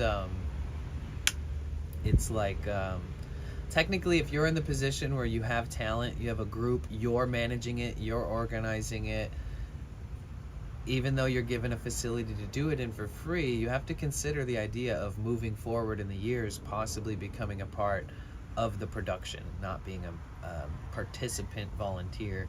Because with that being said, I mean, we pretty much all of us can rent a venue space, and we can put on our own event with our own regulations and our own accommodations, and we can make it the best thing ever. And we can promote it, and we can do it like the day before TwitchCon or something like that, or like at 7-8 p.m. after TwitchCon closes the doors on Saturday. Or so like technically, like, we can profit off of an event like this if we put it on ourselves, book the venue, promote it ourselves, invite people, have special guests, have a couple sponsors. Boom, that's how you put on an event. But since we all know we're valuable, because all these people are like professional musicians, they can get gigs, they can teach music, they can make money for a living off of their music. They're not just like, you know, they're not like, they don't need to volunteer to everything they do. So it is a blessing that they all will volunteer this year, that they're all putting in their time, effort, and funds to come to TwitchCon and be a part of this. But it would be really nice if eventually they kind of like inherited us into their routine and like put us on officially, paid us at least to get there, a hotel while we're there, and a free ticket. That's all, really. And just so we can get there for free, have a place to rest and be like fully operational every day when we come in and we do our stuff. That's the kind of the goal of the evolution of us participating in a volunteer kind of way. Because that's a lot of value. Tons of professional creatives, entertainers that entertain for a living, that literally if they left Twitch forever, they would still keep doing what they're doing very passionately for many years to come, maybe till the day they die. You can't really say that about everybody that's offering something at TwitchCon.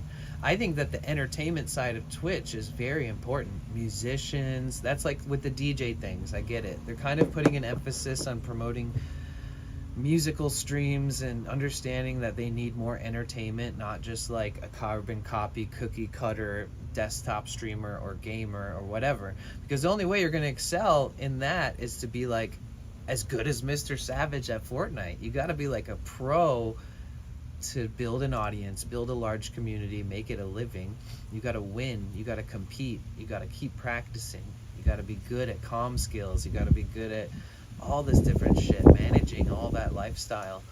And yeah, I think that Twitch should never neglect or forget or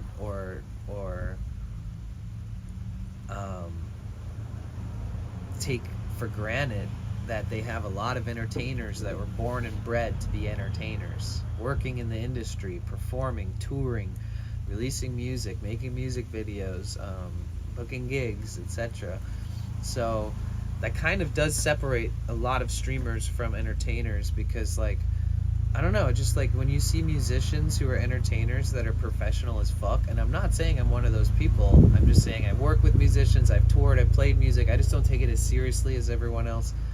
But there's so many people that are very, very professional who graduated from reputable music schools and have been performing and recording and getting gigs, playing at festivals and concerts and open mics and weddings and being on people's albums and like recording for movies and, you know, recording vocals for songs, doing voice acting, voiceovers, all this different stuff. So I feel like we should nurture those people more on the platform. When I wasn't doing IRL, I oftentimes would raid musician streamers because I feel like they've got so much to offer, as far as just like they're engaging, they're very responsive, they talk to chat, they take comments to heart, they take suggestions to heart. Yeah, musician streamers are awesome. You guys, go follow a musician. Maybe we'll raid one today when we leave. Hi Habibi, welcome back, it's good to see you. How you doing?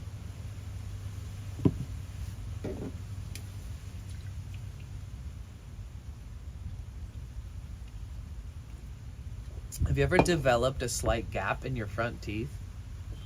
I have developed a slight gap, and I'm starting to like notice it now. And like my whole life I never ever had that. I feel like I want to get like Invisalign, like some cheapo version of it that's like not for like major fixes, but is enough to like realign that gap a little bit, close it up a little bit. You guys ever dealt with this stuff? Hey brother, I'm good, hope you are too. I'm glad you're doing good, thanks. I'm doing good.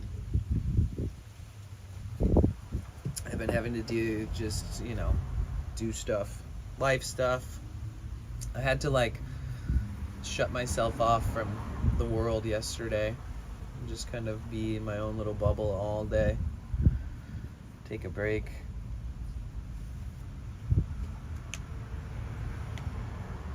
But not everyone enjoys it that much. Oh, what, the music, the entertainment? I mean, yeah, that kind of divides the people who value entertainment to the people who will like hang out with somebody just because they like the person, right? I think that entertainers are more likely to show you their true self, to wear their heart on their sleeve, to show you vulnerable sides of themselves, and I think that it's well calculated and it's awesome, but it's interesting that it doesn't get enough credit. It doesn't get enough love. I do feel like, I mean, if there was more of a push for musicians to... I have friends who are musicians on here and they've gotten front page, they've been invited to, you know, be a part of different things, but I hope they keep up with that. One of my biggest gripes was that last year at TwitchCon and the year before, the live stage doesn't sound good. Like, if you have a bunch of musicians from Twitch come and play on a stage, at least make them sound half as good as they do on their streams. It's very important that when your fans finally see you performing on stage, that it sounds good. And they really did they could have done a lot better and taken more care and attention to the way that it sounded. And I don't know if there's just limitations or their setup wasn't good enough, or if it was like incompetence with the sound guy or what. No offense, But I was a sound engineer. I did live sound for over 500 bands for many years.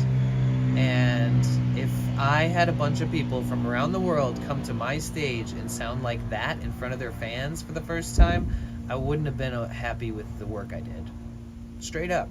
I mean, I'm not bashing, right? I think that in a professional world, at a huge event that happens once a year called TwitchCon, that if you're going to have entertainers on a stage performing, make sure it sounds really good. Like, no ifs, ands, or buts. This is the one time per year that these people get to get on a stage outside of their bedroom or whatever, in front of their Twitch audience in particular, and they've been trying for years to make themselves sound better on stream, and they're always like, I feel like it just sucks for the musicians to not have the best sound that they could have.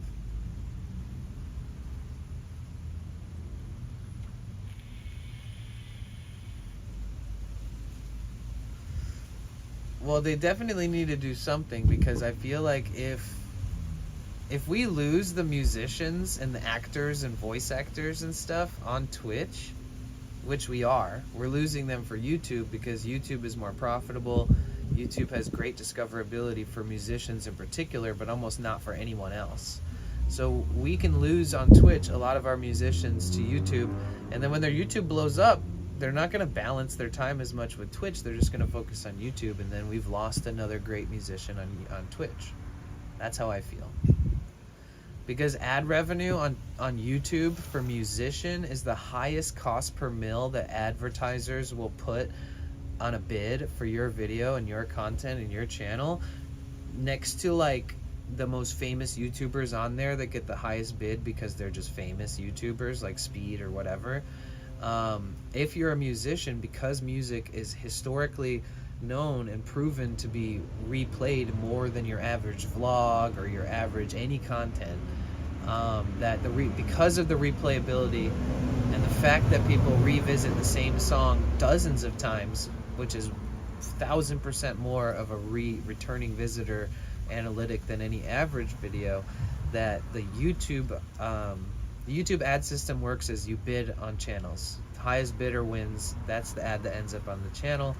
And people will bid really high on music. So once you start publishing your music on YouTube and it's permanently there and it's collecting ad revenue every day, not only Twitch, when you stream, you earn while you're on, and when you're off, you stop earning. You might get an offline dono, you might get a tiny bit of ad revenue if somebody watches your VODs and they get hit by an ad. But on YouTube, it's a permanent long-term investment. And on music, the replayability is so high, so the likelihood that you actually get returning visitors to go to your channel to find that music video is high. The odds that the bids on the advertisements are way higher, the chance is way higher as well. So technically, in a nutshell, you're going to earn more off YouTube than most platforms. And so we don't want to lose all of whatever's best for them is best for them. If this platform doesn't keep musicians afloat and throw them a bone as much as they do everyone else, then I wouldn't see why they wouldn't just leave full-time to YouTube, So it's tough. Got to balance it all out between everybody and everything.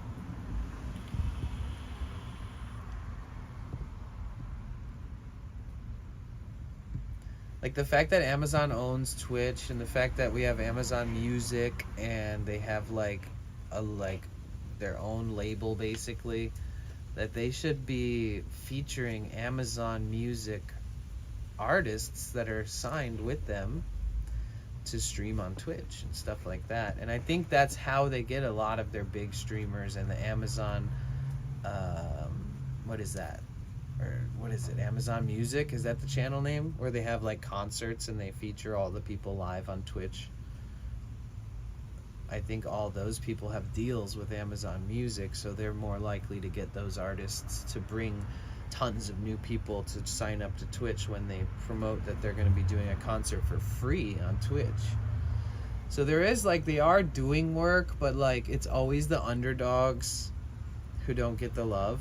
I know so many professional musicians who, it'd be great if they had the front page more often, or if they had one day a week where at least they like promoted 2 or 3 musicians that have never got the front page. Like little things like that just change everyone's morale as far as streaming and stuff goes, and your community feeling that Twitch is supporting you, that your discoverability is getting better, etc., because that's pretty much the goal for every streamer on this platform.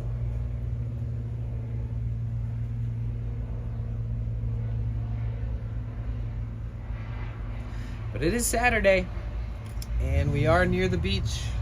Everybody gets down at the beach. Saturday evening is a glorious beach day.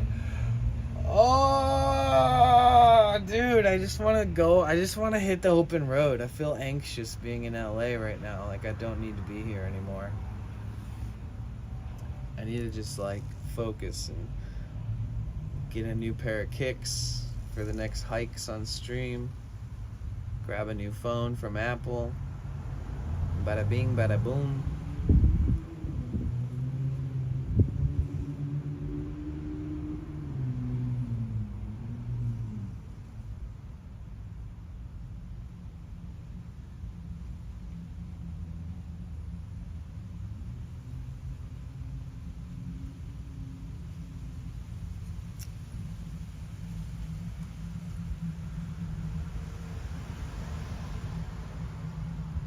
Samsung is last made in China. I already have Samsung. I need a new iPhone. And I can trade my iPhone and get a discount, so that works good. And I can write it off.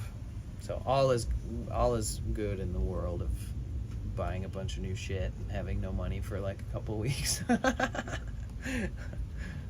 I just got to get my paycheck from work this last week.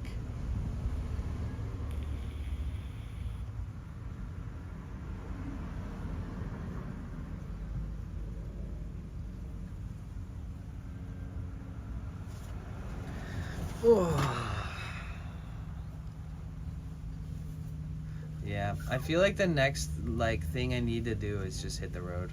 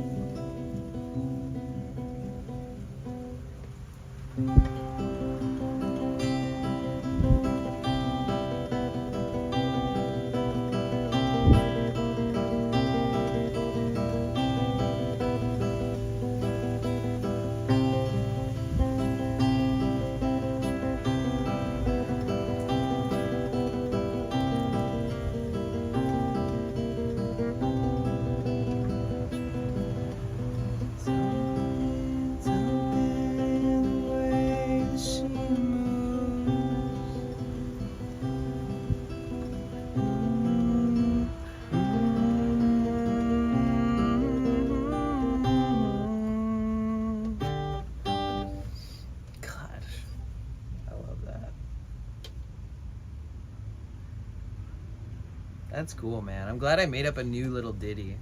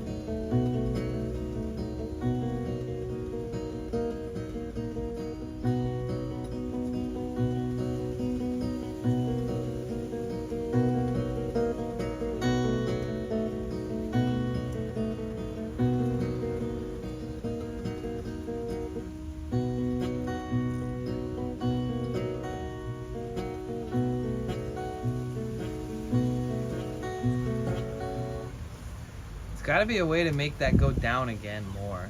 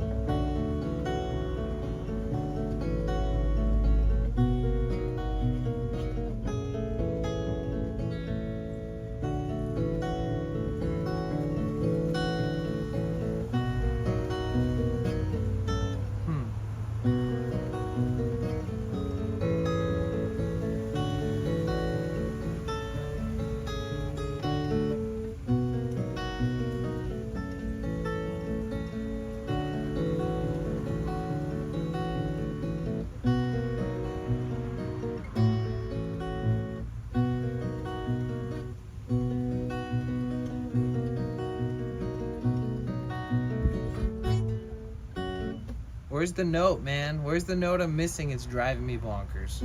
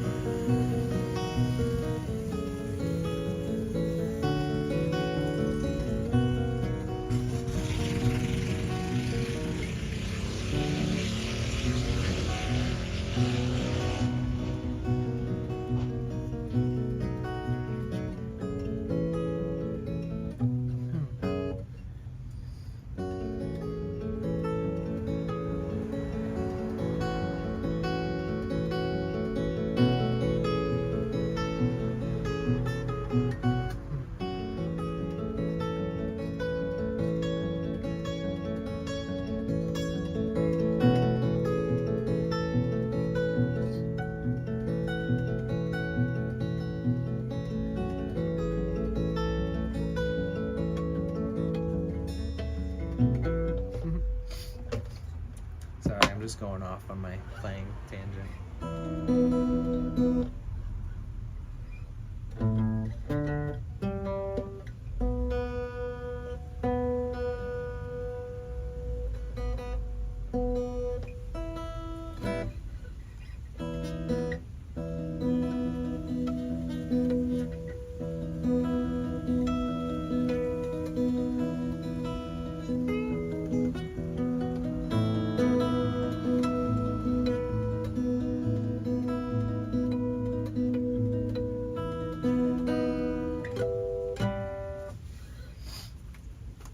Can't stop once I'm started, guys. I'm sorry.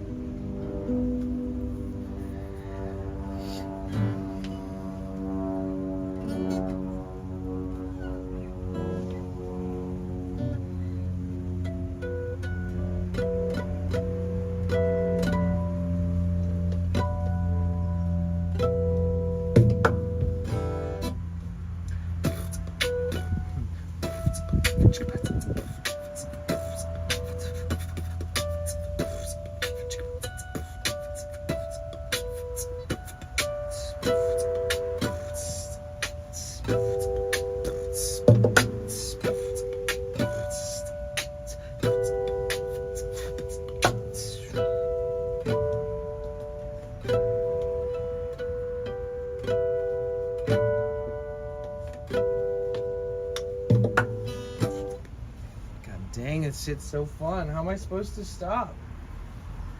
Oh.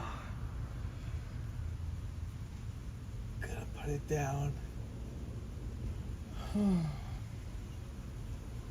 I wish I could hear some of you guys jam on instruments. I bet somebody out there, I could just sit and listen to you play an instrument for a while.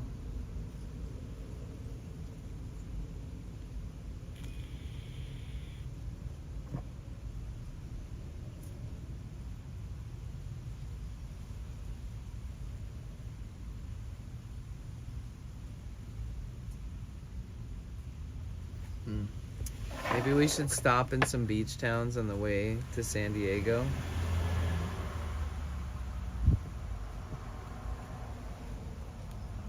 There's so many.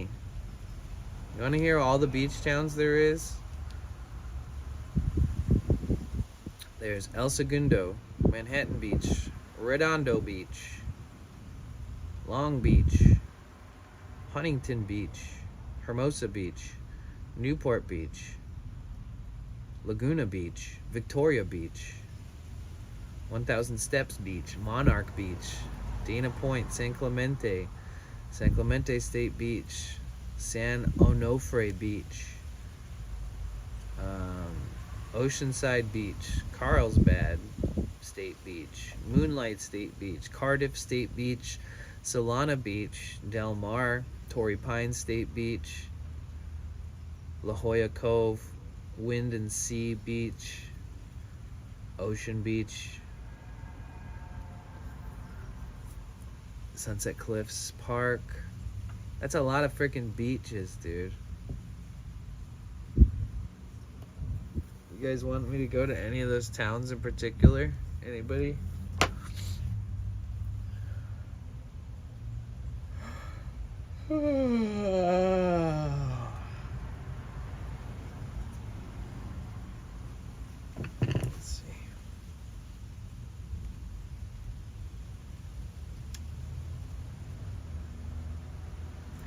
With a lonely heart. Oh, you know, I miss Dahlia. She's been with her wifey. Her wifey had some surgery, so she's been like tending to them. Haven't seen them on in a while. I hope both of them are doing good. Yeah. Lamp City. They tell me to slow down, homie, I'm just living my life and gonna do what you think is right, cause that's stressing me out. They telling me they know what's best, but will I care when there's no one left? They tell me to slow down, but homie, I'm just living my life and gonna do what you think is right, cause that's stressing me out. They telling me they know what's best, but will I care when there's no one left? I think when he started off, I was just a kid and a mess up. From first grade on, I was fucking all my tests up. When I got to second grade, shit was all messed up. Of course they got divorced, but still God blessed us. And still I managed to take apart the damage and put it all together like some cheese. 124 out of 30. I can't believe we're so close to 30 subs. Let me fix my title. You're like my best friend, so it's weird how your life changed, but it's alright, man. Started smoking weed, so I thought about my life, man. And what it all comes down to in the end is the little things you do and the stupid shit with friends. I'm plotting my revenge on these stupid ass teachers. Shout out to anybody who's subscribed to my YouTube channel. We are so close to getting partnered on YouTube. You want to see how close? I'll show you, even though you didn't answer yet. So this is the YouTube channel analytics. We have to be at 4,000 hours of watch time. Oh my God. We're less than 75 hours away from being able to apply. We're so close. Look how close we are. Woohoo! And then if we look at the monthly analytics, look at, see how it went down because I took one day off? That's what happens. Every time it goes higher and higher and higher, I take one day off and then it's like, beep. But look, we're still at 43.30 on this one. So hopefully within the next couple days, this is gonna say 4,000, guys. So if you can be so kind, go subscribe to my YouTube channel. If you have the spare resources to open a tab, please feel free to open a tab. It really does help. I subscribe every non-political channel on YouTube. Oh, nice. Well, that's good for you. You only want political channels on your feed?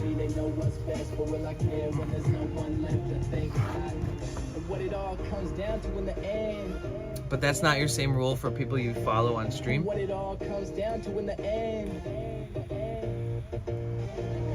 What it all comes down to in the end. And what it all comes down to in the end. Yeah. If you're thinking about it, dog, you ain't living it. Something's messed up, you gotta do something different. Damn right. If you're just thinking it, you're not living it. Gotta make your own dreams come true, guys. You gotta fucking push yourself. You gotta believe in yourself, and you gotta test yourself, and you gotta take risk, and you gotta keep going, keep trying, keep fucking going, keep trying, never stop.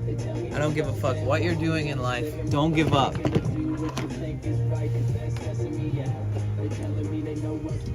Never give up on your dreams, guys. There's plenty of time. My dreams are real subtle and basic and simple. Like, I just want to have my own property. I want to have a beautiful family. Everything else is kind of just, you know, whatever the fuck happens, happens. So building up, you know. And it's funny because for years I just like worked on saving money towards that. And then the more independent I became, I just started investing in myself and spending all that money and thinking, well, you know, you got to do what's best for you before anything else, no matter what anyways. So life be like that.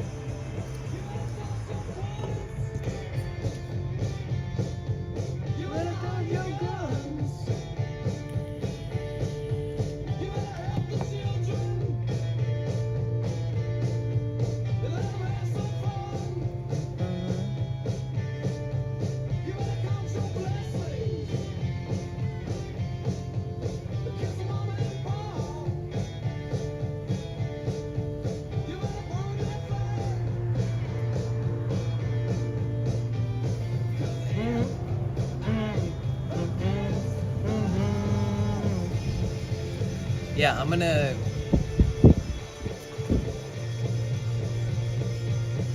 I'm just planning my descent, basically, to San Diego.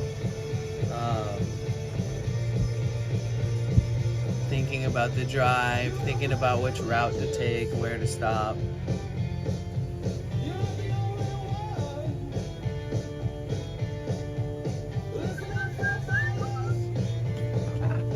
Some of my friends will be down there.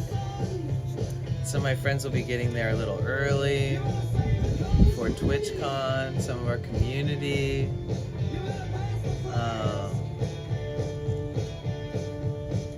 It's exciting.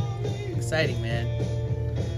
I'm surprised this that this hasn't broken yet. I've broken so many capos because the spring just cracks eventually. This thing has survived, man.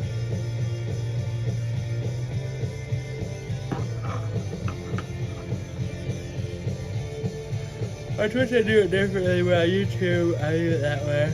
I don't do my part to save the world. I meant I want to do my part to save the world. Well, you do you, Alex. Whatever's best for you is what's best for you. But to those of you out there who do subscribe to non-political related YouTube channels, I have a great channel. Over 10,000 subscribers, amazing people there. Got a bunch of content, all the lore into my life. I have music videos, I have travel videos from when I lived in Hawaii. I have travel videos from Mexico, from Central America. One of my best videos is called, it's like an Envision Festival video. And it's titled Unbelievable Footage, and it has 69,000 views. And That's one of my favorite videos I uploaded. That's really good content. It was a vibe, really interesting, definitely worth checking out. But I have like 100 VODs plus, and I have all kinds of random content, life updates, places I've lived, community houses I lived in, introducing and showing different members of those houses, different parts of my life. So there's a lot there to like to check out. So for any reason, any of you guys want to go check out my YouTube channel, it's Potential Bliss on YouTube. It's you can just type YouTube in the chat. But to any of you out there who don't mind subscribing to another YouTube channel, please feel free to subscribe to mine. We are less than 75 hours away from being a YouTube partner and applying for partnership. So if this one fly keeps flying back in. I can't wait to leave LA. I gotta get out of LA ASAP. But yeah, speaking on YouTube, we are less than 75 hours away from being able to apply and get back on the partner program.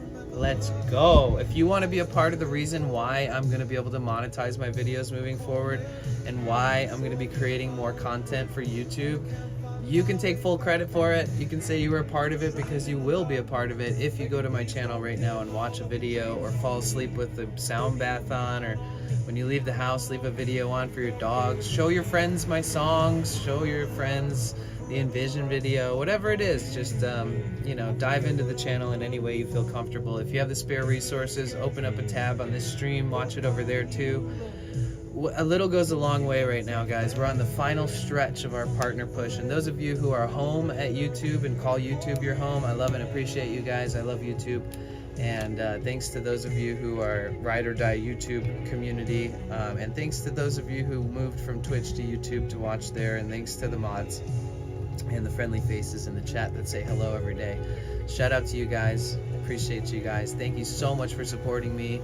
It takes a village, man. I can't do this shit alone. If you guys ever support somebody, that support helps content creators a lot, especially if that person is trying to monetize a new platform like YouTube. That is a huge, huge milestone for them. So thank you so much for supporting me in this the last 6 months as I've been simulcasting on YouTube every single day. There hasn't been one stream that wasn't simulcasted since I started simulcasting. So if you want to watch any of my old videos, any of the beach towns, any of the San Diego, Los Angeles, San Francisco, Portland, Seattle, and in between, if you want to watch any of those past videos that you may have missed on Twitch, well, guess what? They're all on YouTube. So if you ever want to go dig through my VODs, please feel free. Lots of collaborations, lots of Twitch meetups, streamer meetups, community meetups, lots of stream snipes, lots of unexpected adventures, lots of fun twists and turns and what we think is going to happen and something else happens that day. But we've been having a great time, and thank you. Shout out to YouTube, shout out to Twitch. Thank you for providing an incredible platform for us to stream on, for us to build a community on, and just gonna keep going, guys. Gonna keep it fucking going, and I'm happy to have you here. Again, if you guys haven't joined the Discord's there. That's how we all keep in touch with each other. I know what it's like to be in too many Discords. If you don't want to join another Discord, it won't hurt my feelings. I understand. But if you're the type of person who likes to be in as many Discords as they can to support the streamers that they support, we have a really beautiful Discord. It is almost 6 years old, I think now, our Discord channel. So people from all walks of life, from all different platforms, from YouTube, Instagram, Twitter, TikTok, fucking everywhere, from different streaming platforms I used to stream on. There's a ton of amazing people in that community Discord. It's called the I Love My Friends Discord. If you guys want to be a part of it, you can always come to my channel, and even if I'm offline, and you can type Discord if you want to join. I'll type it right now just in case anybody wants to click through that link.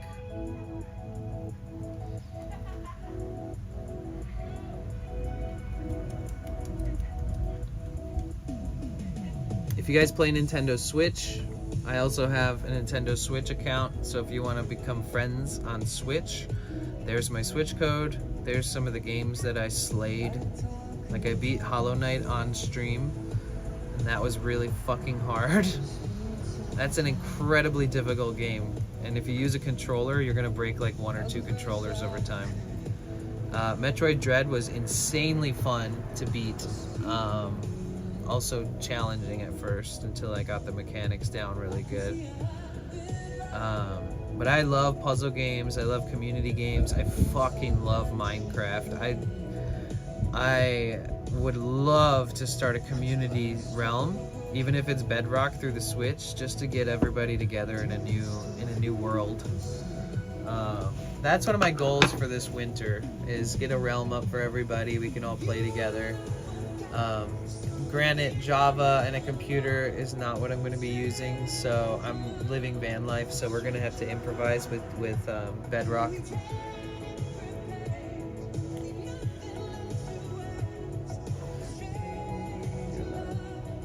Stranger love.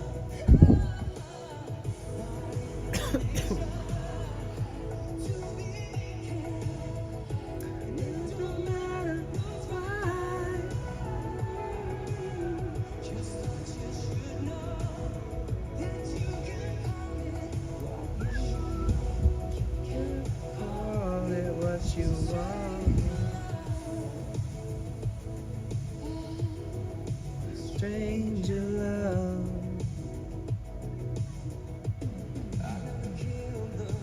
Wow, our North Beach Festival stream has almost 100 hours of watch time. The Korean Friendship Bell stream, that has almost 100 hours of watch time. Hiking the Pacific Coast Trail to Taco Bell has almost 100 hours of watch time. Taco Tuesday, I don't know when this was from.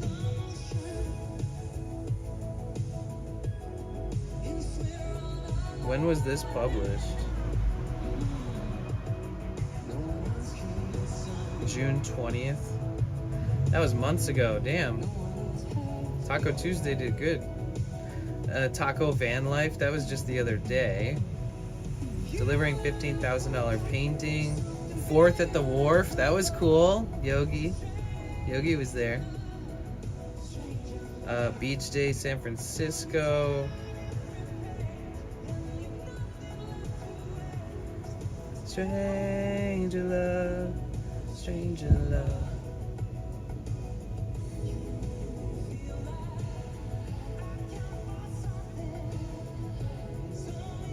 When realize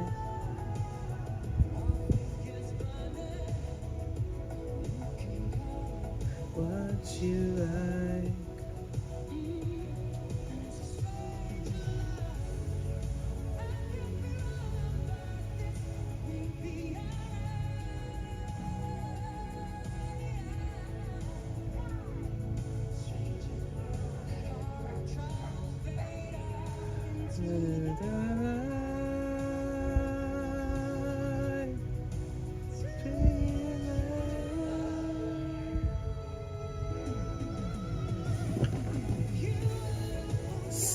I mean, the beach is going to be a scene tonight for sure, and tomorrow. Last weekend in Los Angeles before we go down to San Diego. Float around San Diego for a little bit. Yeah.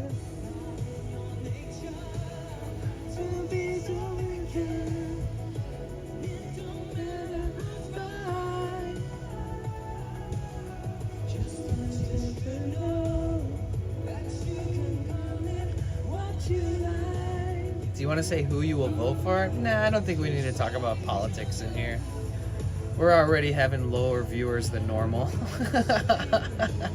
I don't think that will benefit my future on this platform.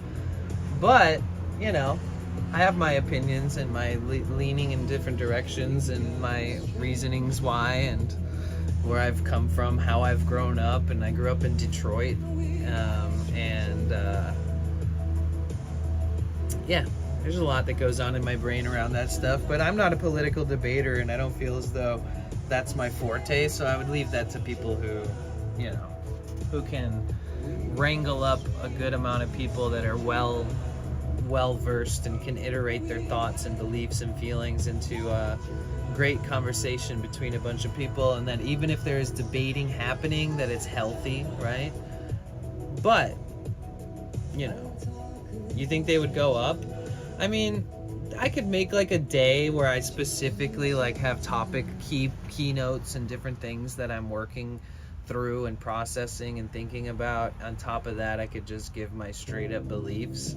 But I think enough time of you like getting to know me, they come up already, and it's always really like ethical, and there's a lot of like human rights violations in the world, and I'm living a life where I'm surrounded by people who are the more misfortunate ones.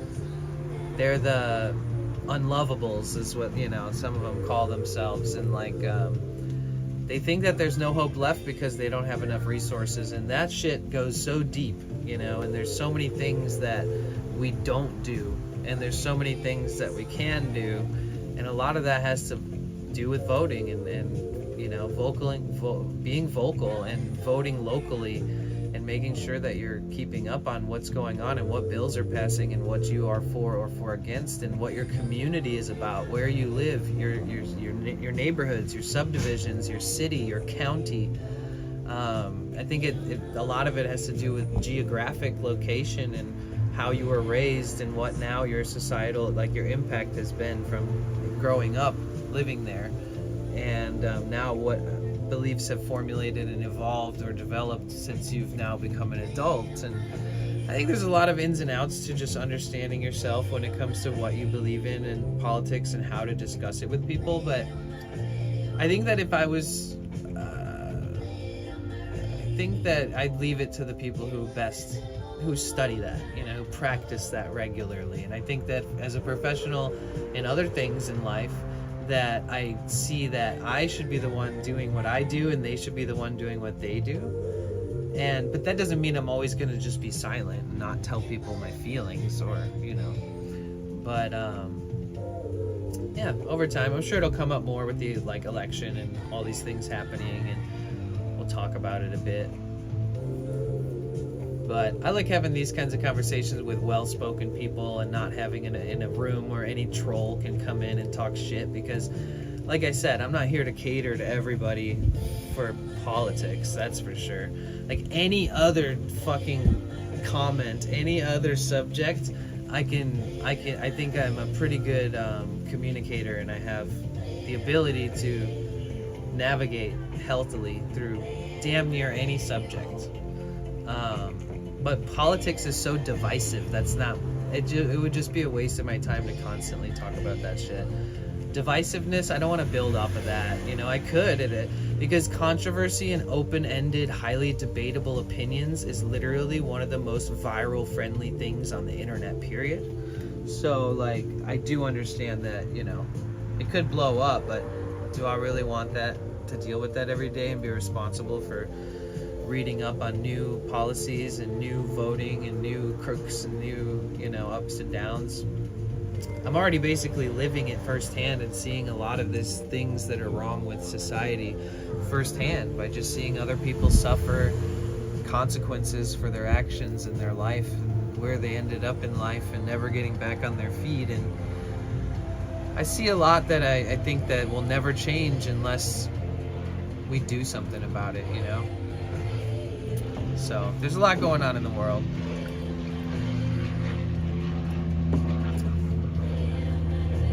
Enjoy the lurk. I appreciate you. Thank you for the lurk, Lake Bug. On the radio.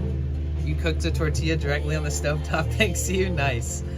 As long as your tortillas are nice and fresh, and they're not getting old, and they're not kind of breaking apart or ripping, you should never also have much of a mess afterwards. But if you start it becoming a habit because it's so nice and it's so quick, you might end up having to sort of clean up afterwards sometimes, a little bit maybe. Or if you burn it and it crisps and some shit flakes off onto the... don't ruin your channel with politics. Yeah, I wouldn't stream for 3 years and then all of a sudden take a hard turn into being a political debater. It would make so much more sense if I turned into like somebody who puts on a festival and pays everybody really good, and then hosts musicians who are underdogs but deserve the recognition, and then post performers and have sponsors because I know so many companies. I feel like that I'd be more likely to succeed if I go in a direction that makes more sense for me, that's like logically more likely to succeed in as well, based off of like my history. Taylor Swift said it publicly. Yeah, I think she has more of a responsibility than I do, that because like, who am I, right?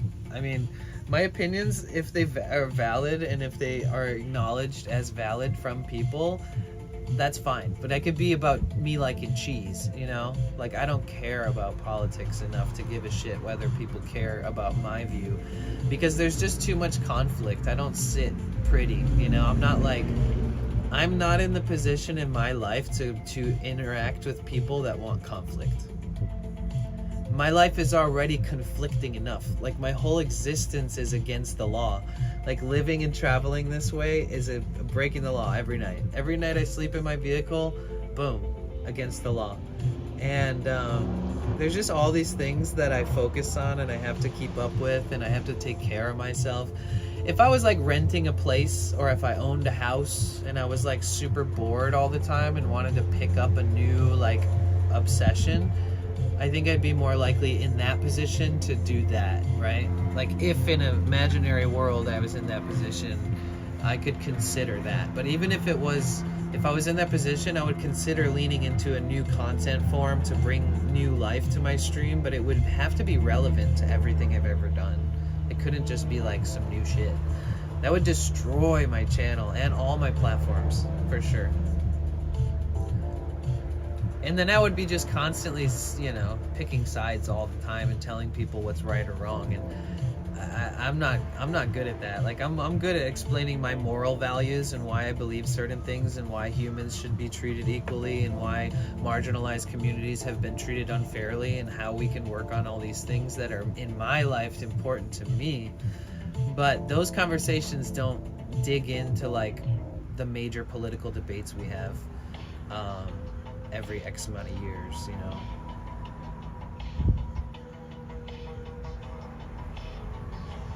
I would love to see the first female president, that's for sure. We could, I mean, we've already done everything else. Every time we were like, here, let's put a marginalized person into power. Like, we've done it. So the odds that she's voted in for more than her policies are pretty high, because people are ready for their first female president, I think. But yeah, I'd be stoked to see that. I mean, we've already had Trump, so it's like, what's the point of just sitting through 4 years of this dude again? I feel like if he didn't make, if somebody that's being like running for president, if they didn't fucking wow us, if they didn't change enough things where we're like, there's no way we could vote for anyone else, and even whether you're a Republican or a Democrat, you could agree on that, because that's how politics work. Like, you can have a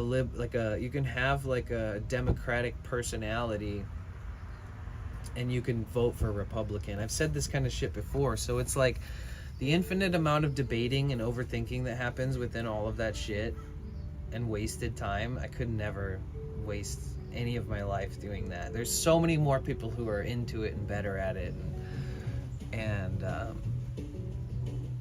I'm just a guy sitting in his van that nobody really needs to hear my opinion on that for.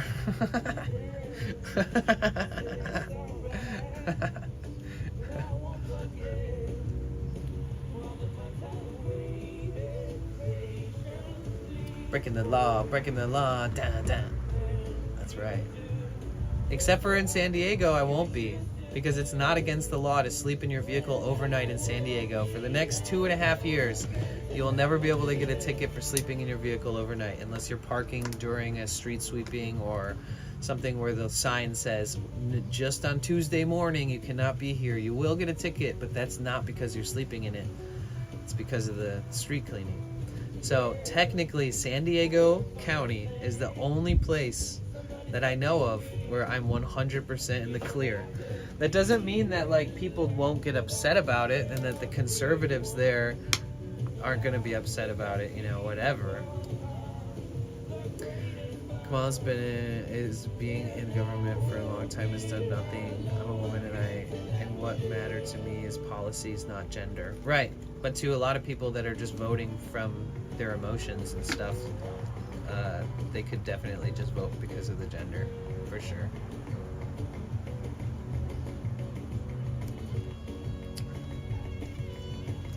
Yeah, policies are much more important.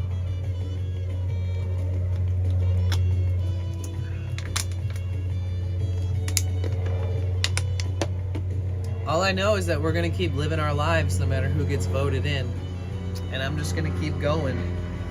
And the life that I live is going to probably change depending on what happens and what is governed by these people in the future.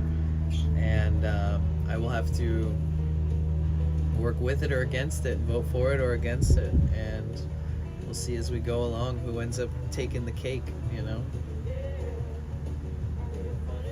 I'm more of a music aficionado, sound. I know a lot about sound, and I know a lot about traveling. I know a lot about being self-sufficient. I know a lot about building your self-confidence internally without other people's opinions formulating any difference within it.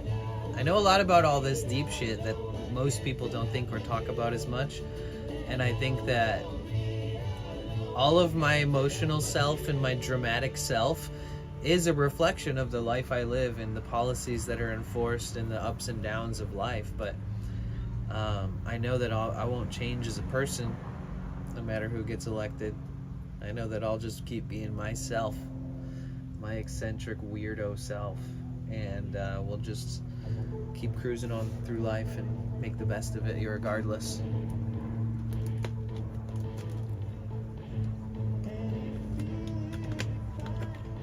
But yeah, moving on. TwitchCon San Diego it only happens once a year. TwitchCon will be in San Diego for like the next 4 to 5 years. So instead of it moving from state to state like it usually does, it will be there. Same thing with the Rotterdam EU TwitchCon. That one's going to be at Rotterdam for like the next 4 years. So that being said, it gives people a lot of time. It gives them a lot of flexibility to plan ahead. So people that never thought that they'd be able to come to an American TwitchCon or never go to a European TwitchCon, now they can.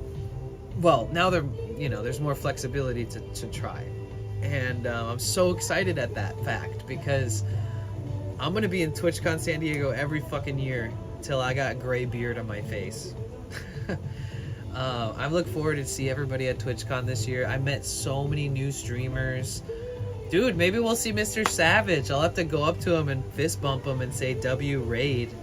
Potential bliss. W 10K tournament Fortnite winnings. Same night. Dude, I'm never gonna not be the most grateful I've ever been for that raid. Like, it's always gonna ruminate through my bones is that for some reason Mr. Savage chose to raid me after he won a tourney. And so many people came in and were so hype, and they keep coming back to say hi, check in, get to know each other. Fuck yes. W Mr. Savage. W your community. W that raid. Damn near gave me a fucking heart attack. And I checked his streams out. I watched him streaming live, and I watched like his comms with other players. He's so good. He's so, like, I was watching him play with somebody, and then he was spectating, and he's so fucking good at comms while spectating, and then he's so nice to the person that he's playing with. I don't know if he's like that with everybody he plays with, but I saw him interacting with the other player, and the way that the other player executed things and was slaying, he was, like, making commentary, like, good job, that's exactly what you needed to do in that situation, etc., etc. So I feel like he's helping other people become professionals, and if not already, maybe they are, but he's constantly pushing towards improvement upon what he's doing, and it's so obvious. Like, it makes so much sense why he's a professional at Fortnite. It makes so much sense why he's winning these competitions, and it makes so much sense why his community is so crazy. They're awesome. So shout out Mr. Savage. Shout out anybody who came from that raid. Straight up, dude. Like, I couldn't be more like appreciative and humbled, because like, yeah, just means a lot. Yo, what's up, Big Tone? How's it going, man? Welcome in, welcome in. My name is Danny. I hope you're having a good day or night. Miss Savage Fan, Mr. Savage Fan. I'm always gonna say that when I see your username. Mr. Savage Fan, welcome back. How are you? Going good. What about you? I'm just hanging out, planning my trip to San Diego. I don't know if you guys are going to TwitchCon. Maybe you go in Europe. Maybe you go in San Diego. Maybe you're not going. But I will be at TwitchCon this year. Been sick for 7 days. Aw, man. Where are you from? If you don't mind me asking. I'm sorry you've been sick for 7 days, man. Bro, Mr. Savage was gonna raid you again, but his chat said no. Oh, well, that's nice. Maybe it's nice to spread the love to other people.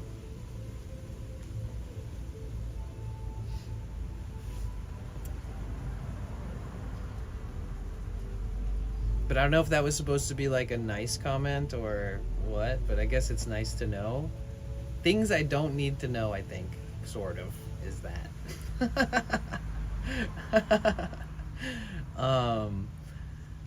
But yeah, I mean, shit, if he would have raided me again, I would have legitimately had a heart attack. So maybe it was in our best interest. Granted, I'm always open to it, and I've never been more appreciative.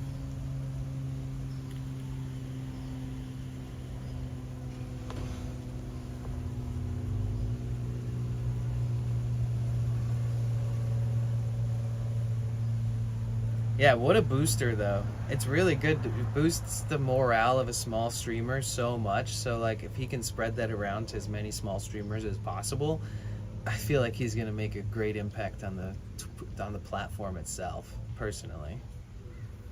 There's a video face-to-face with Russians, Ukrainian occupied, and a Russian woman playing politics. I commented, so you are not into politics. Guess what is the problem? Yeah, I mean, if yeah. Let's not talk about it anymore. This is not a political debate stream, Alex. But I get what you're saying. I think he's trying to help small streams. I think he is helping small streams a lot. I mean, it's crazy that he considered raiding me again. That's fucking wild, dude. I wanted to raid him. I still got to go into his stream and like thank him on stream, but since I wrote out like a really well written post on Twitter and he saw it and he liked it like the first night that he raided me, and I've been working a lot and streaming a lot, but I need to drop in on his streams and just be like, yo, big W, thank you so much for being you. Keep up the good work. Keep raiding small streamers, man. It really does boost the morale, and he's inspiring. So hell yeah. I tried to raid him back, but I don't think he allows raids from people he doesn't follow or something like that. I don't know if he follows. I don't think he follows me. Wait, where's TwitchCon at? It's in San Diego. We're driving down to San Diego within like the next few days. And it's in a few weeks, but we're gonna stream around San Diego beforehand. Are you gonna keep on dancing at the Pink Pony Club? What song is that? Okay, when does it start? The 19th, 20th, and 21st, I think, are the dates. Friday, Saturday, Sunday, next month. September 19th, 20th, and 21st. Yeah, oh my god, if for some weird reason he's trying to find somebody to raid, if you guys legitimately want to see me have a heart attack in public and not know what the hell to do but run around and scream at the top of my lungs, I'm always open to it. That goes for everybody on the platform. TwitchCon stream, bring your whole crew here. We'll have some fun at TwitchCon. I'm performing 2 days at TwitchCon. I got invited on a boat ride. I need to hit Jam on it, Mac back up. I might have lost that opportunity, but I've been so mentally spread thin lately that I needed to think about a lot, talk to a lot of people before confirming. Oh, okay, yeah. What's up, Xset? Welcome in. What's good? My name's Danny. Happy to have you here. But yeah, I'm planning.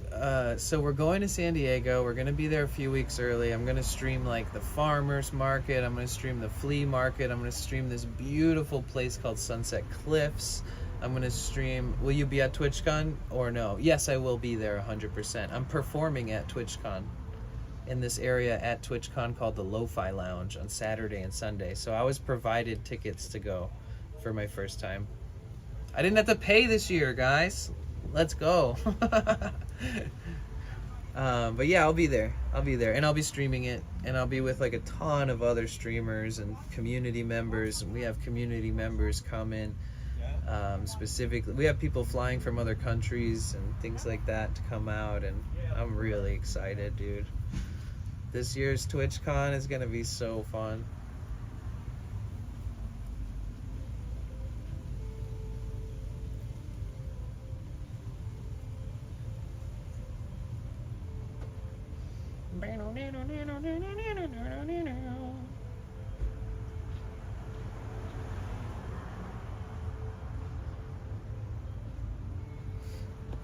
But yeah, make sure you drop in. Like if you can watch around this same time of day, this is when I'll be like starting streams at TwitchCon. Or maybe earlier even. Probably earlier, to be honest. Like what time is it right now? Oh, 3. Yeah, I'll be getting on like 5, 6, 7 hours earlier than this. So it shouldn't be too late for some of you that are across the globe and are in later time zones. So I know a lot of the people that were hanging out for the rest of the night after the Savage Raid, they were like, it's 3 a.m. It's 4 a.m. So luckily at TwitchCon, I'll be there super early. My performance is at 10:15 a.m. in the morning on Saturday and Sunday with some friends. And on Monday, I have a very important group Discord meeting with all the streamers involved. And we have to talk about what and how we're going to make an epic, memorable experience, musical experience for everybody. So we still haven't yet smoothed those things out. What's up, Crypt? Welcome back. It's good to see you. What's good? How are you?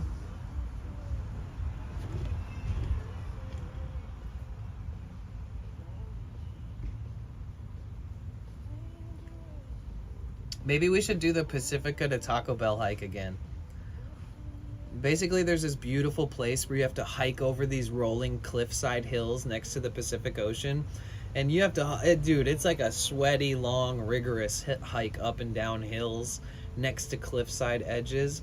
But the hike ends at a Taco Bell. And it's the only Taco Bell on the beach in the world that's on the beach, also serves beer on tap. I don't drink alcohol, but I would go all the way there again because it was one of my favorite streams, and it's like a good workout, and it's just such a it's just such a good hike. It's so beautiful. The whole hike is so beautiful. So I think I should probably do Pacifica again. Maybe that'll be my first hike with the new shoes that I'm gonna buy.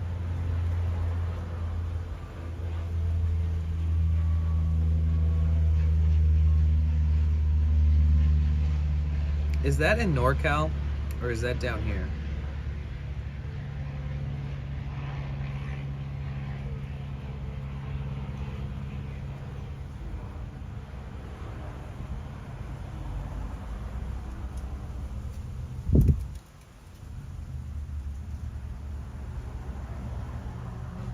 Is that in NorCal? It is in NorCal. So we'll have to do that on the way back up to San Francisco when we go up there for Hardly Strictly Bluegrass Festival in October. And we'll go visit Tony. What are you able to speak the basics of Japanese already, since you're starting to learn again, you said? Hope you have the new shoes for that hike. I know, dude. There's no way I can fucking do that with anything but new shoes. Let's just be honest. Dude, there's this one fruit fly that I'm gonna kill.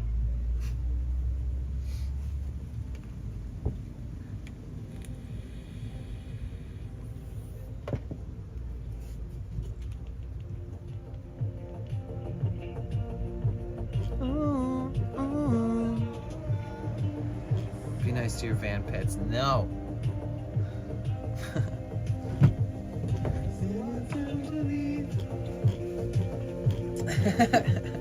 Make me. I'm not judging you, but I'm just saying. Everybody else is gonna. Hey, Kiefer boy, what's good?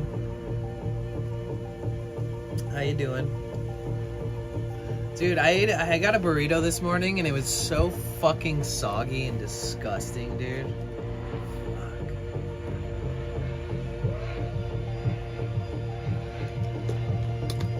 I was so let down. When I opened it, like everything was like wet and soggy, like every bit of the tortilla. I was like, bruh. I almost walked back in and been like, I ain't eating this shit. How do you cope with the heat? With the doors and windows wide open. Eventually I'll cope with the heat with a max fan, which is like a $350 fan that will circulate the air much better. It'll suck all the heat out of the top of the van, which basically happens anytime the sun's hitting it, or if I'm cooking in here, it'll suck the heat out, and it won't like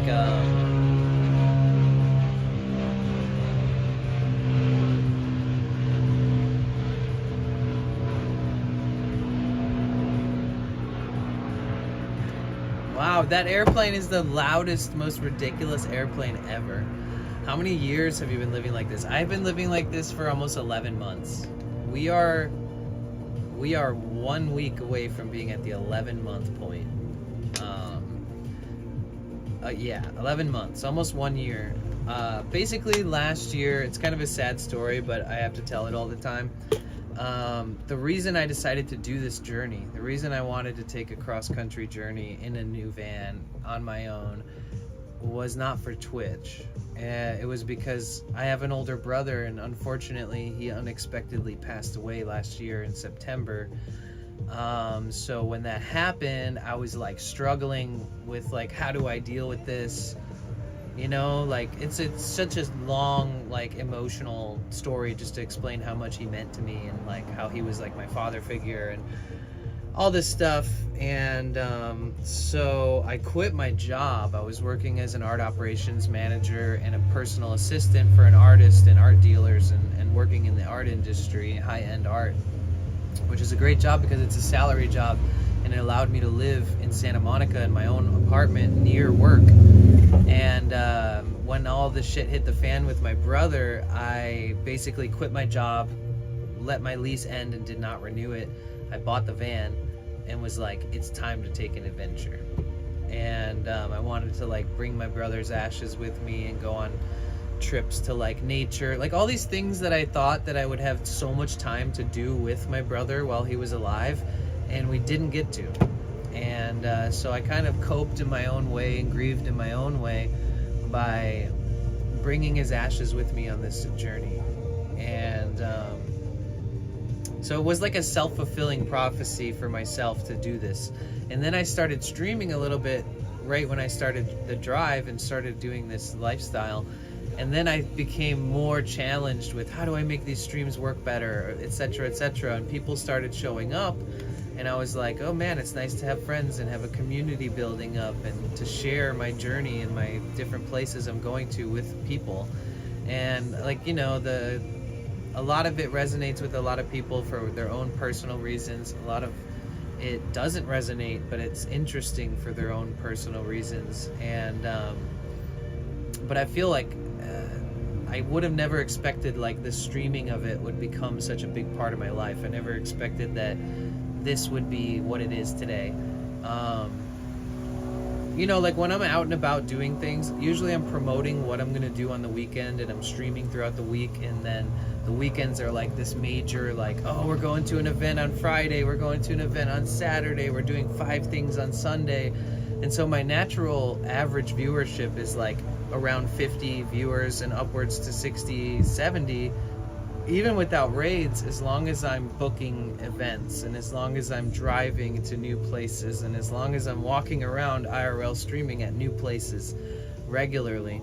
But when I'm sitting in the van and kind of planning out what's next, the viewership is a lot lower for all the right reasons, because this is more of a like a downtime for me. And this is the equivalent of a just chatting stream, I guess. but for a van lifer. And but yeah, I'm really happy with what's happening here, the natural growth, and then the communities that have been coming and raiding, and other streamers I've gotten to know, and that huge raid from Mr. Savage. Like, it takes so much time to build up and formulate a community, but it takes support from all around, and none of this shit could happen without a bunch of collective support from community, other streamers, you know. So shout out to everybody who's been in my life the last year, and shout out to anybody who's rated or subscribed or gifted or donated or dropped bits or anything like that. Shout out to all the moderators. Everybody's been learning together. And what's the hardest part, and what is the best part about not paying rent or rent?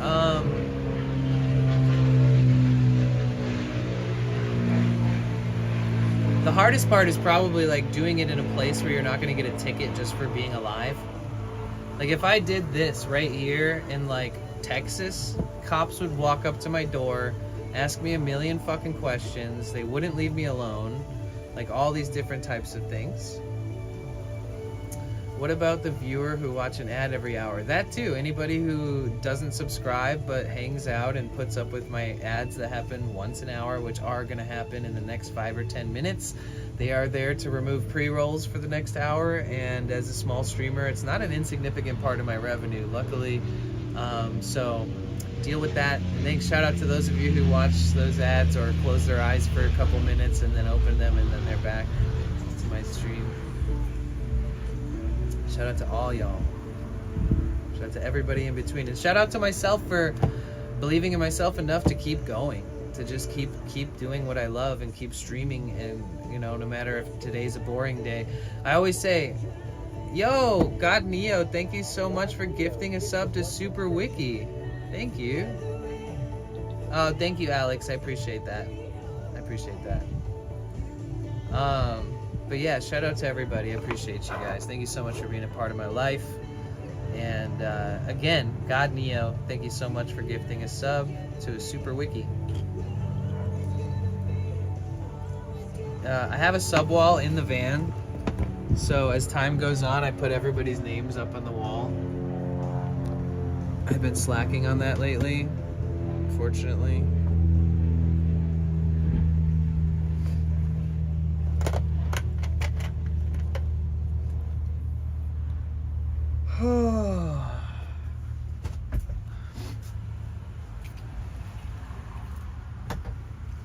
But yeah, shout out Twitch for being a cool platform for us all to grow and build on.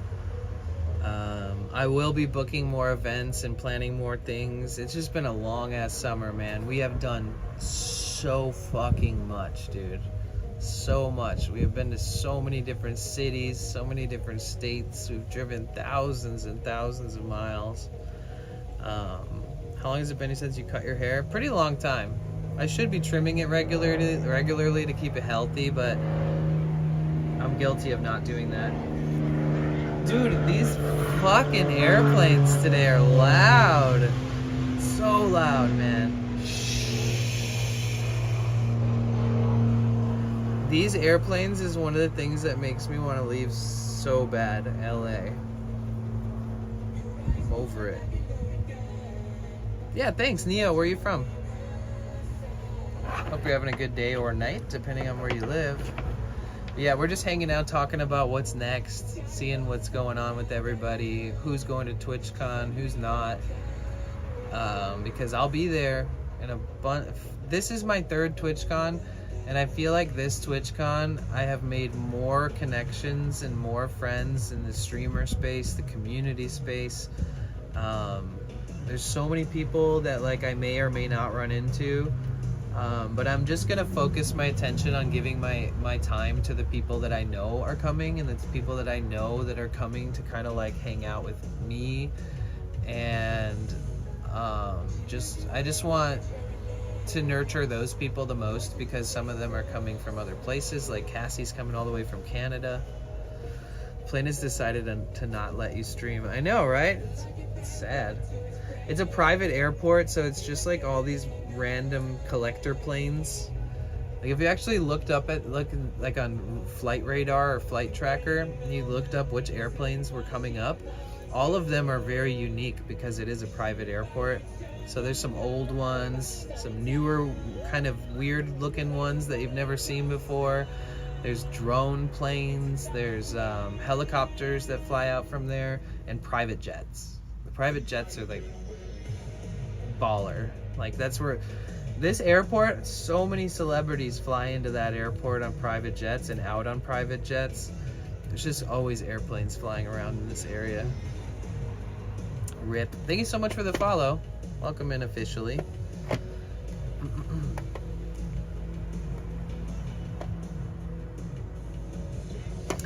Yeah, we're killing it on the subs, man. I try to end every month at 100 subs. That's kind of our little goal.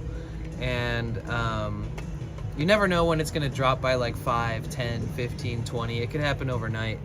But that is our goal. So if you guys have subscribed or gifted a sub or used your Prime here, thank you so much for helping me hit this milestone this month. We've done it 3 months in a row. So if you guys are wanting to be a part of that big milestone, this accomplishment, and you have Amazon Prime and it's going to renew before the end of the month and you're not subscribed here, feel free to use it here. Obviously use it anywhere you want, but just remember we are trying to hit this goal and it's not as easy as it looks. I don't heavily incentivize subscriptions to where it's like everybody sub, you know. I kind of just go with the flow, and anything that happens I'm grateful for. At least at this part of my life, I haven't really pushed towards like any kind of incentivizers towards subscribing or gifting subs. We could start on the 1st of the month to try to do the Partner Plus, or the Plus program, not the Partner Plus. But that would be a few months of me incentivizing like tier 3 subs for VIP. And then if somebody subscribes tier 3 sub for 3 months in a row, they get VIP for the whole 12 months that I'm on the 60/40 Plus program split. So that's really the only incentivized thing that I've come up with that we could possibly will benefit me as far as better financial revenue split on my subscriptions. I was thinking if we can get enough people to subscribe at tier 3 and getting 6 points for every tier 3 sub, then all we need is like 17 or so tier 3 subs in grand total, not counting all the other paid subs. So there's all these other plus points that come into the equation. But if we can get enough people that'll guarantee a tier 3, then we can pretty much secure the 60/40 split. But the only way I could think of incentivizing that is either do a subathon for like 3 months, or make it so that I never give VIP to people. So maybe giving VIP to anybody who does tier 3 starting next month, if I started doing this next month. And then if I hit the program after those 3 months, anybody, like I said, anybody who did subscribe for those 3 months at tier 3, they get VIP in my streams for 12 months, for the entire duration of me having the 60/40 split, which would be 12 months. Whew, that's a lot of words, but yeah, there's so many things to consider and work towards and goals and stuff that, you know, usually you only want to start pushing towards a goal when you feel completely confident that your numbers are close already, right? So our numbers aren't dramatically close already to being able to hit that, but if we did incentivizing tier 3s with the VIPs, and then maybe, you know, having some kind of thing where maybe there's a raffle at the end for anybody who did 3 months of tier 3 on top of them all getting 12 months VIP, maybe I can raffle out like 3 $25 gift cards to 3 of the 10 or 3 of the however many people or whatever, something. Trying to think of something that's fair and fun and by the books, you know, not breaking any rules, just trying to make the best of it and see if we can hit the eligibility standards needed to get there.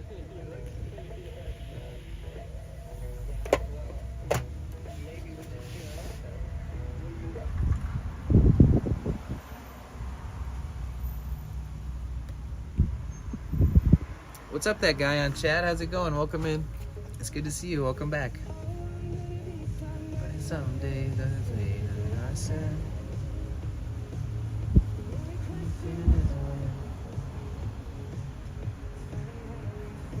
I want to go to Mexico and get a teeth cleaning and get like Mexican Invisalign.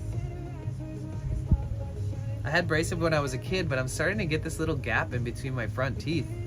I don't know what it's from. I don't know how it's formulated, but I've never, ever, ever, ever had a gap in my teeth, and I'm starting to formulate a little one, and it's bothering me. And if I stick my tongue between it, because it's like psyching me out and I think about it all the time, I like cut the tip of my tongue. I don't need any more body dysmorphia. Don't need any extra. But here we are. You change over time. You gotta love yourself anyways. Believe in yourself. Improve upon yourself if you can. Love me anyways. And I'm fighting. Sleep with your mouth open. I'm also having that. You think that's from sleeping with your mouth open? How would that create a gap in your front tooth?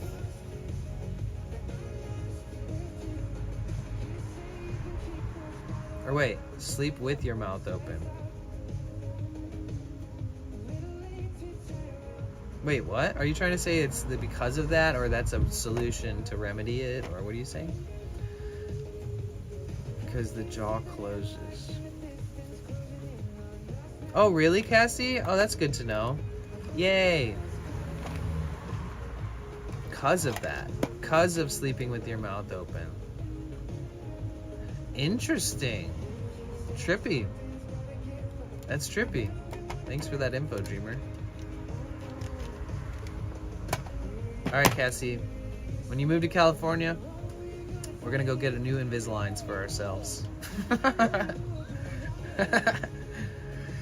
And your tongue starts to push your front tooth. Your teeth do shift in age. Yeah, and I think that because I've been streaming IRL the last 10 months, that I'm like constantly pushing my tongue against my teeth. Constantly. I think I'm shoving it there just all the time naturally. And I wonder if doing that for like 10 months in a row could cause that. Or if it's like all of the fucking sparkling water I drank for like 6 months that's like super acidic. Maybe it like breaks down the enamel on your teeth and reduces the thickness in between your teeth or something even. I feel like there's all types of reasonings why it could be like that.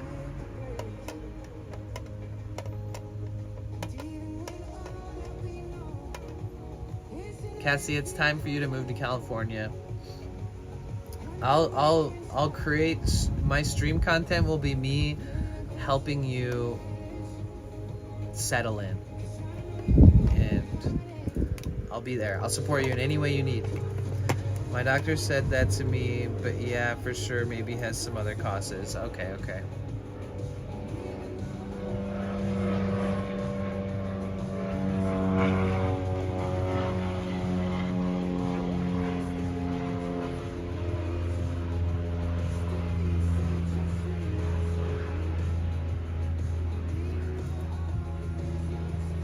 I think regular braces are better. Really? Fuck that. I'm not getting regular braces again.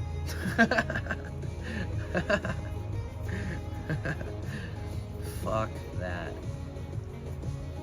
I hated those. They probably are better though, I mean. When you're starting to also have a gap in your front teeth and you've never had it. That's trippy. What the hell, man? What's going on? Is it because we're getting old? Are we getting too old for this shit?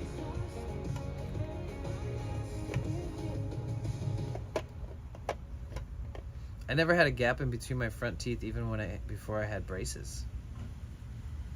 Just now. And then all my bottom teeth started like crushing into each other. Like these used to be perfectly straight. And now they're just like kind of coupled up there, just kind of like shoved together.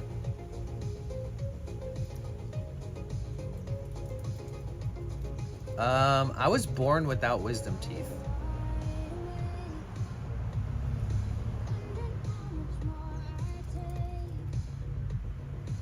When I went in to get my wisdom teeth examined, they were like, either you were born without them or you had them removed with no recollection. And so I was like, well, I've never had them removed. My mom would know. There'd be some history of that. And they were like, well, you don't have them. I was like, what? If I was to do it again, I would do regular braces. Really? Because they work so much better? Is that why? And that it's probably effective longer?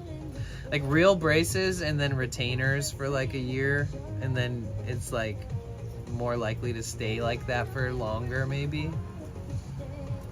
Okay. Yeah, I don't know if I could trust people cementing anything on my teeth at this stage of my life. Like, maybe though. Because the coloration difference that happens, like if you have that cement on your teeth for so long, and then even if you say get your teeth bleached or something, you're still gonna have like different shades of color where the cement was. Like it's really hard to match certain spots. It is possible, but it's like everything just changes to a different shade, and sometimes it can emphasize the discoloration where the cement was more by brightening the tooth once they're off. But we aren't smarter, we only have smaller mouths. I'm gonna get my braces on my dick, because when I get hard, my dick goes skew. No, you need a chastity belt for men. You just need to get yourself some exotic men's underwear. I never had an issue, neither with wisdom. Thank God. Thank God. Stay with me tonight. Make it right. Stay with me tonight. Yo, we're only 15 followers away from our follower goal. Let's go. If you guys are new here, make sure if you enjoy your time here, you know you're always welcome back. Hit that follow button on the way out. And I stream a lot, so don't be shy. If it takes 1 year, you have 1 year of discomfort, maybe worse than 100 years, a slight gap. Right. And when you have braces, you take better care of your teeth. No? I think you do. Most people do. When people have braces, they're constantly checking them, making sure there's no food in them, brushing them properly, flossing if they know how to floss with braces. It's doable. Thank you for the follow. I appreciate that. Your first time chat was pretty crazy, but I got you. I gave you some solid advice. I'm sure there's some kind of exotic men's underwear sold at like BDSM stores where there's like pulleys and chains involved and tightening mechanisms. Braces are a commitment, but worth it. Yeah. All right, Cassie. I need you around to make sure I make good decisions in life. You mean the 1 year is worse? Oh, yeah, I see what you're saying. No, I don't think so.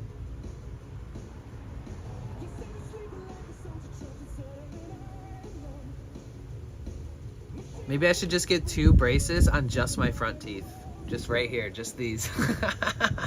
Just 2 braces right here.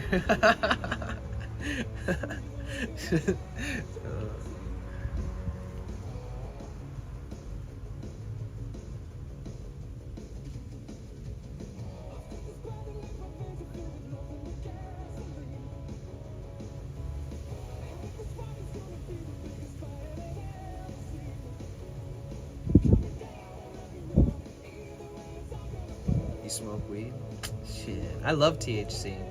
My whole life doesn't revolve around it, but like it helps me sleep. It helps me. I'm like, I write some really crazy shit on the guitar and stuff when I partake. I don't drink alcohol, so sometimes I'll have a spliff or something to kind of get them creative juices flowing.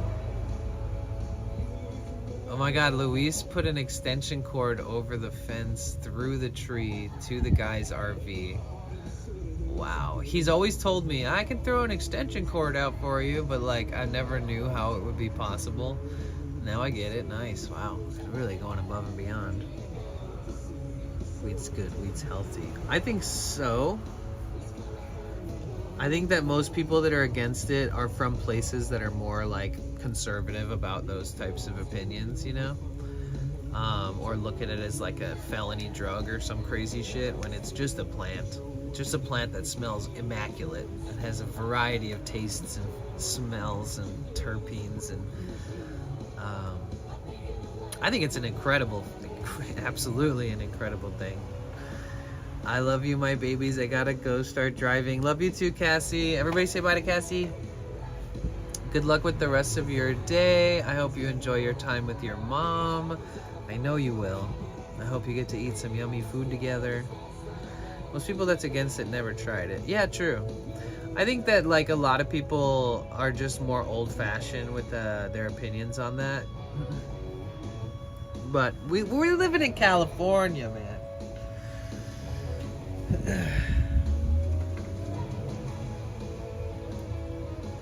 Apple and banana kush with loads of keef right now. What strains does everybody have? What strains does everybody have right now?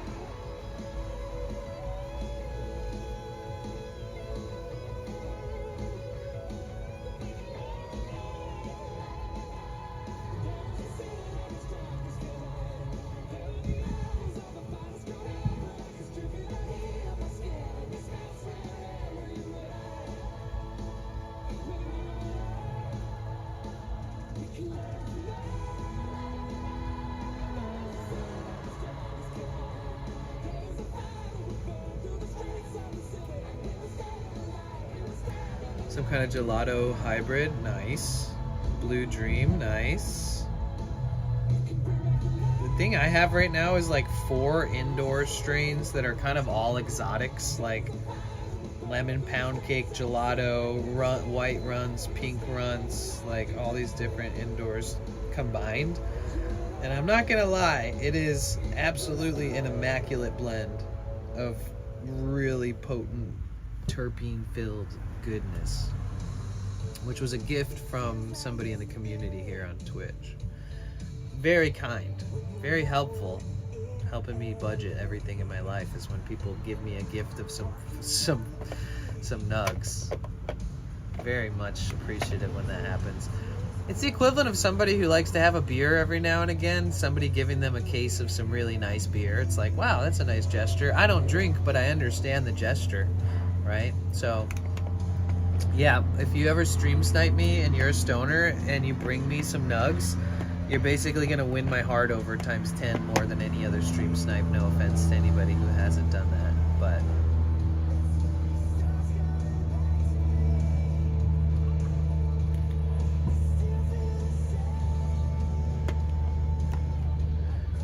eyes when you're all I see. Remembering that's in the kitchen with nothing but my t-shirt on.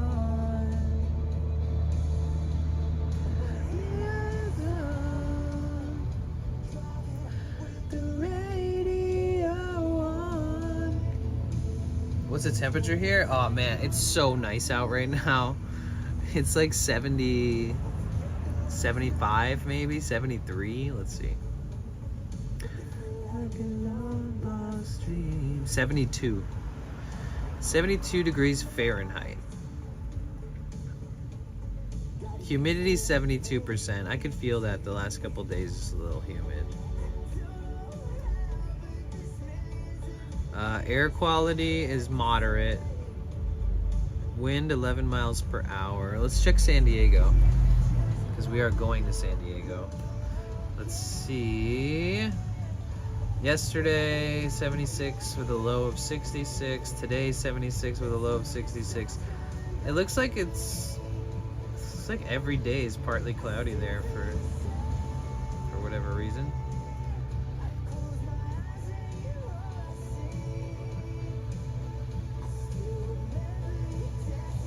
Let's see how Portland's looking right now. 69 degrees, cloudy in Portland. Let's see Seattle. 61 degrees, cloudy all day in Seattle. San Francisco, 71 degrees. Nice warm day. Cloudy sunset.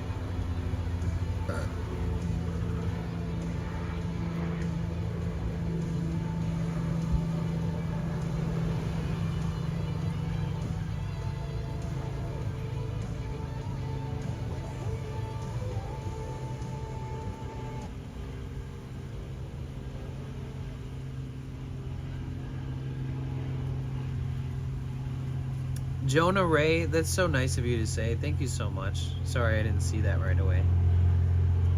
Thank you. I try my best. Upgrade to Duo and get 2 months at no extra cost. Get 2 accounts. I don't want 2 accounts to Spotify. I'm single, bro. Wait till I'm in a relationship to try to advertise that shit to me.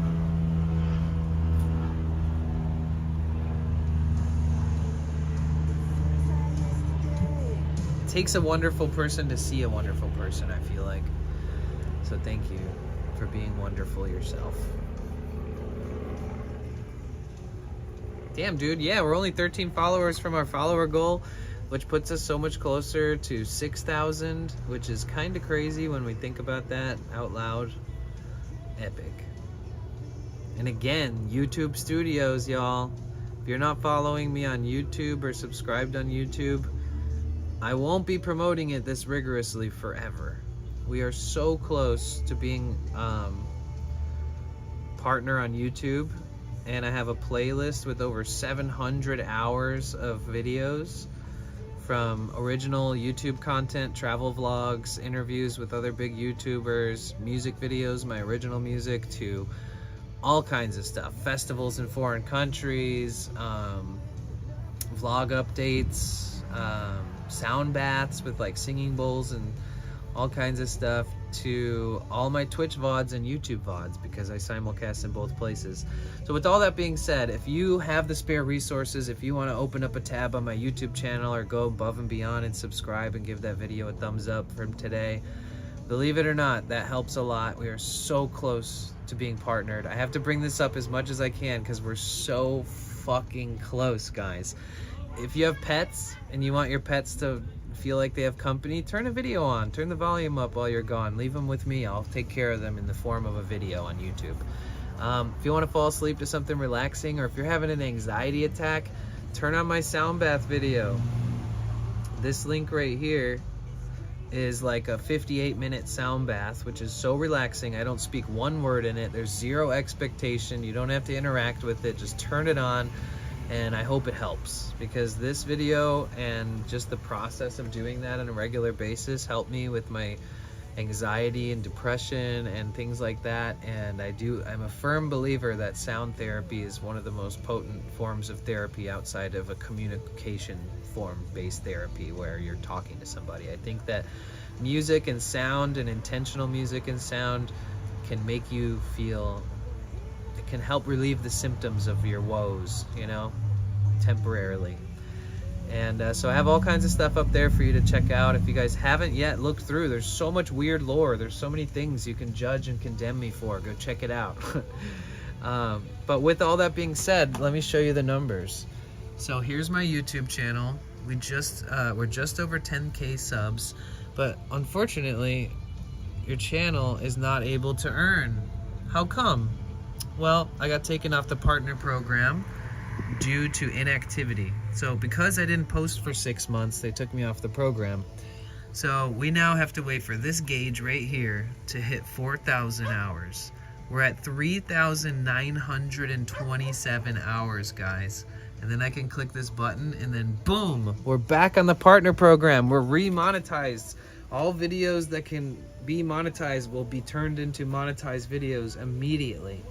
All my streams will be monetized. Like, there's so much going on. Once we were able to reapply and get back into the program. Is there an engine repair video? There is videos with some of that stuff. Like but I didn't do like a comprehensive video guide because I wanted to focus on the job itself, because I knew I was gonna fuck most of it up the first time anyways. And the second time I was even more adamant on being more focused and not having anybody bother me, because like even just one person walking by and being like, hey, what you doing, like throws me off, I noticed. And so like now I'd feel infinitely more comfortable doing it, all of it on stream, and like taking my time to share every little thing I'm doing on stream.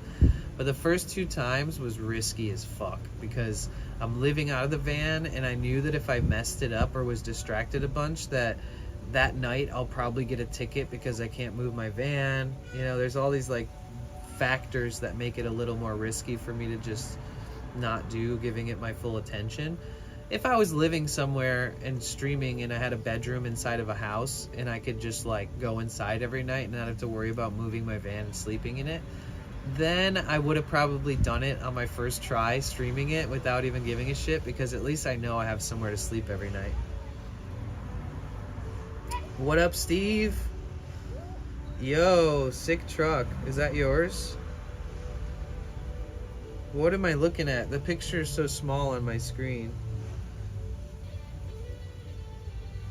Well, welcome in, Steve. If you say hi in the chat, I can click your name and see the picture a little bigger.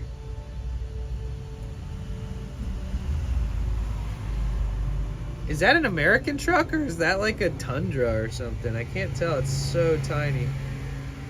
Either way, a truck's a truck, man. Nice truck. What kind of engine you got in that bad boy? Yeah, Alex, but the one contribution I gave to the world as far as like people wanting to do the job that I did is my like 90-point disassembly and reassembly guide with all the parts numbers, torque specs, and tools needed listed. So, and it's a Mercedes-Benz 2006 OM647 turbo diesel engine. So like it's a very unique subset of information for a unique subset of drivers, right? So I did publish that publicly on a few different forums where people are constantly asking questions about the exact shit that I shared. So I did contribute to the overall like Sprinter owner, OM647 turbo diesel, like Mercedes cult club people that are specifically looking for this info. So I did feel like I didn't just keep it all to myself. So luckily I have all my stuff published on different platforms that the written out guides.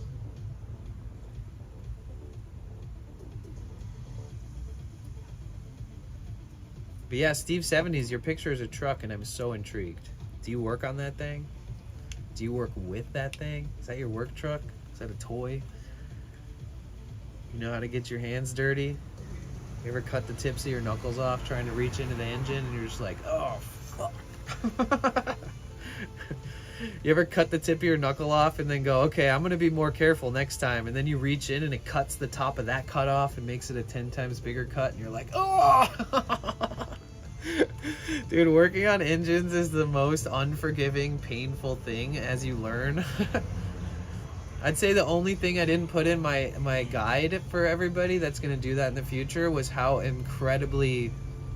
much might, how much like brute force, how much like bending and being possibly breaking apart to make enough space for you to reach somewhere, or like how sensitive are these lines, how far can you bend this AC condenser tube before it starts bending enough to crack it, or bending it enough to bend the nipple that it connects to, then it starts leaking. Or you know, like there's a few little details that it's like, you know what, I gave you all the exact details outside of this is going to be a pain in the fucking ass, and you're going to get hurt.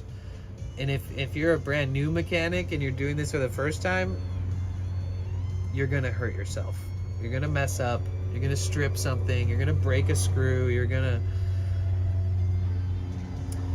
Yeah, oh yeah, Alex. I mean, like, unfortunately, I couldn't do that, but I agree.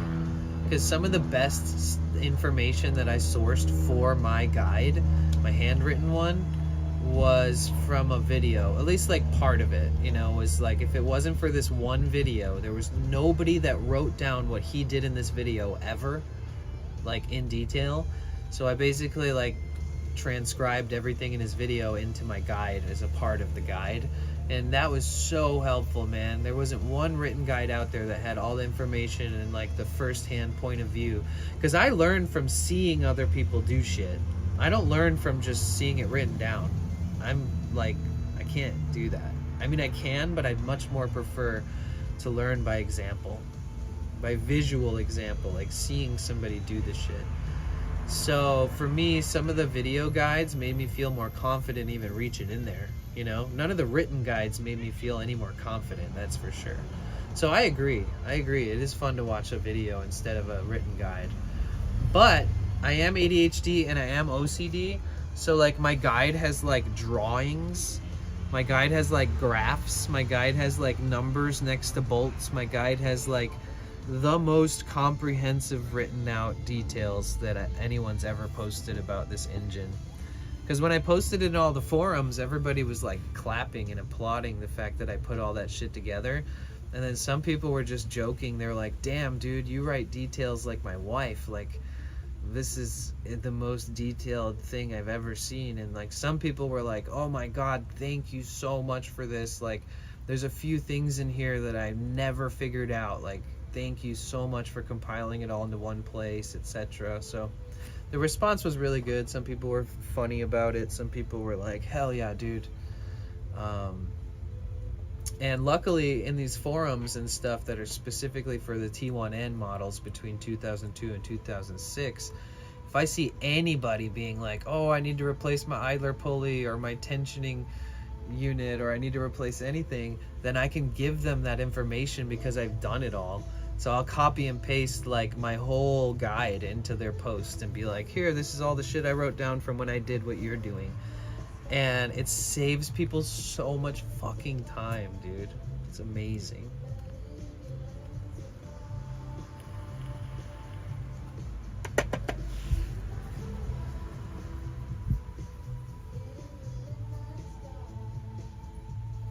Learning to fly, babe.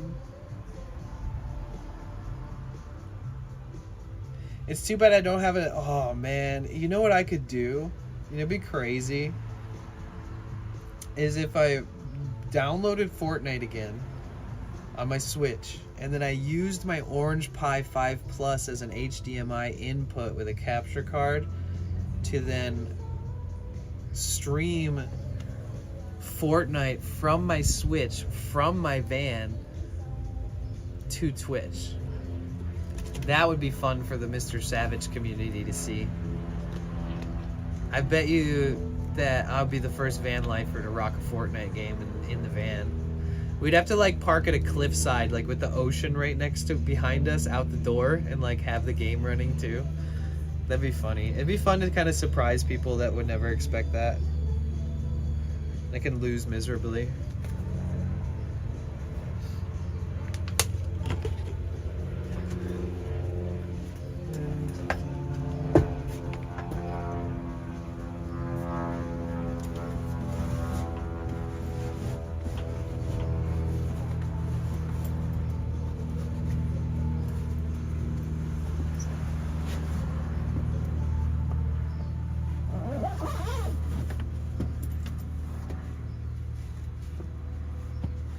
I have all these sick tapestries. It's so funny that my shit is so bland. Thanks, Powder Puffed. My van looks so bland, yet I have like the most ridiculously psychedelic, trippy art that I could hang all around it. This is one of them. One of the larger 60 by 90 pieces that I have. My friend painted this. She's an incredible painter. Her name's Amanda.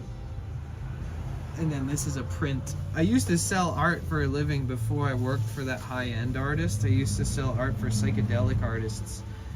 They call themselves transformational artists. And this artist, she has a studio in downtown LA, and she also has a studio in Italy. And she does like art workshops in schools and teaches art in different countries. It's just incredible artist, incredible. I should hang this soon, man. I got tons. I got several.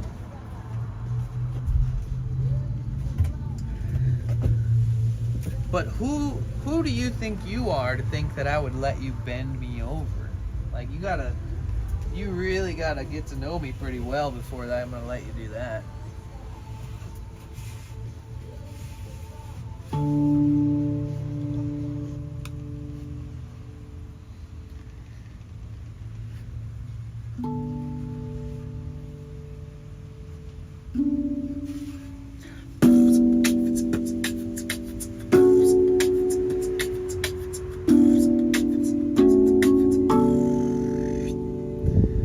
I heard you need to be tier 3 sub for a year. For what?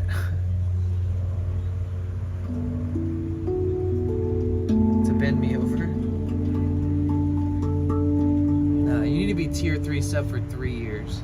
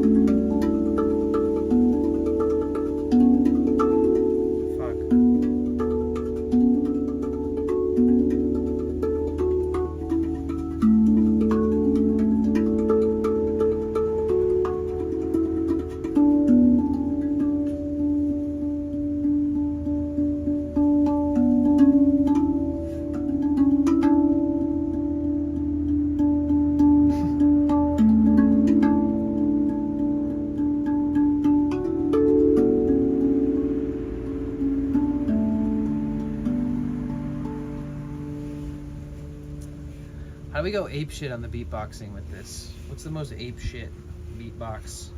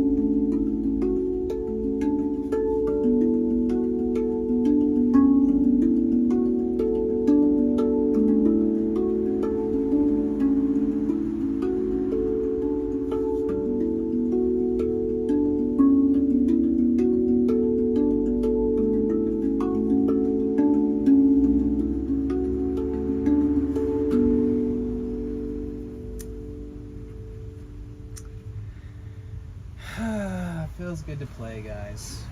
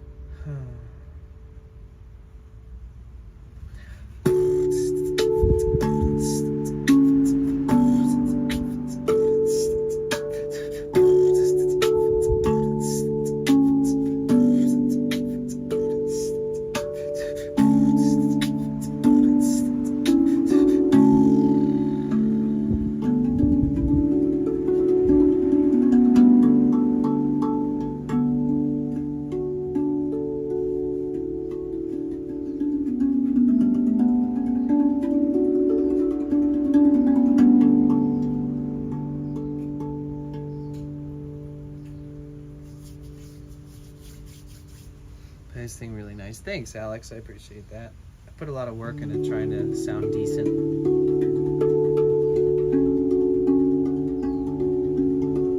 I will be playing this at TwitchCon.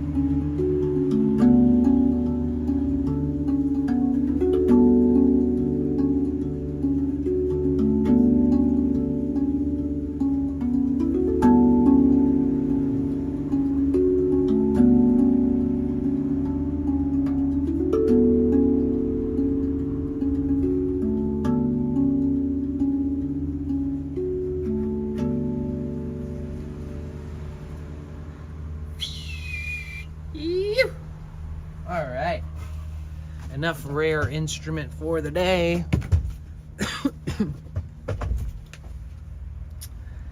We are chillaxing.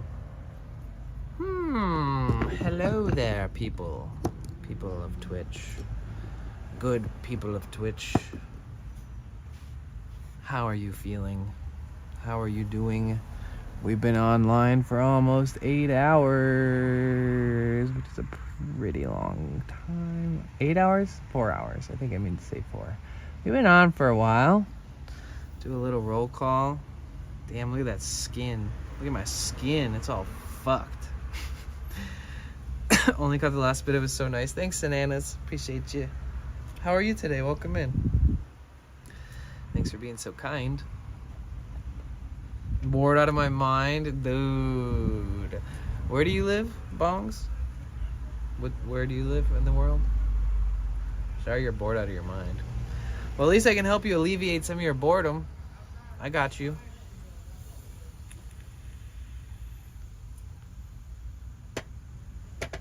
I've been feeling that way a lot lately. Oh yeah, you live in Hershey. Duh. Okay. Man. Well, at least we have Twitch. At least we can hang out and just chat with friends and get to know each other better. I could go to the beach tonight for sunset. It's going to be packed. There's going to be a lot of people at the beach tonight. It's going to be a whole scene. Tomorrow, too, it'll be the same. Same.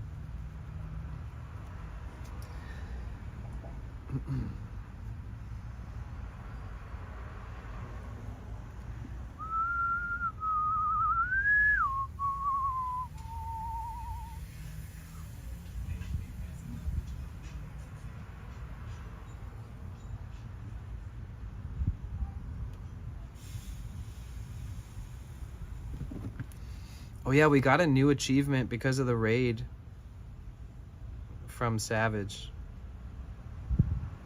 It was, let me show you guys.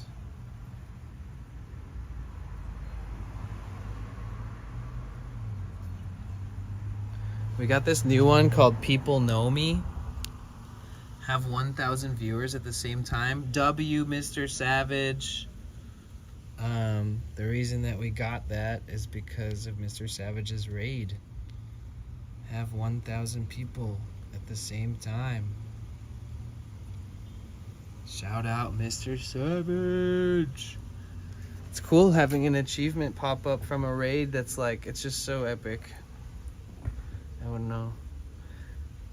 Only because of Mr. Savage could that have happened, so big ups W Mr. Savage, W his community. Again and again and again. I should have just changed my title for the next 3 days to like W Raid Mr. Savage TYSM. I just don't want to be annoying. But I'm so grateful. I wake up like every day thinking about how cool that was. Great music. I would love to learn the pan. Do they sell a left-handed version? I don't know.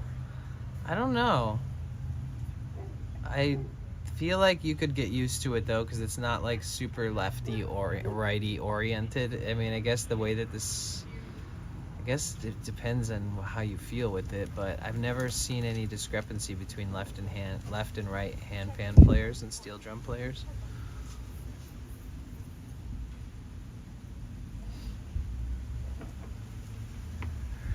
But you could look into it. I would type in on Google, like, is there a different hand pan or steel drum for left-hand players, or do most people just play the monochromatic, like, normal scale that they do? That just goes up. Charlie, what you up to? How are you? What you doing? What's Charlie doing today? The weather is gorgeous today. It's gonna be windy. Oh yeah, you guys, I do have a wish list. Nobody's ever bought anything off of it because I haven't really promoted it, and I also just made it. But I do have a wish list, an Amazon wish list. I will probably take it down before TwitchCon because everything is going to get shipped to my friend's house, and he's going to be at TwitchCon, so he'll bring anything that shows up to his house to give it to me at TwitchCon. So, so that's that.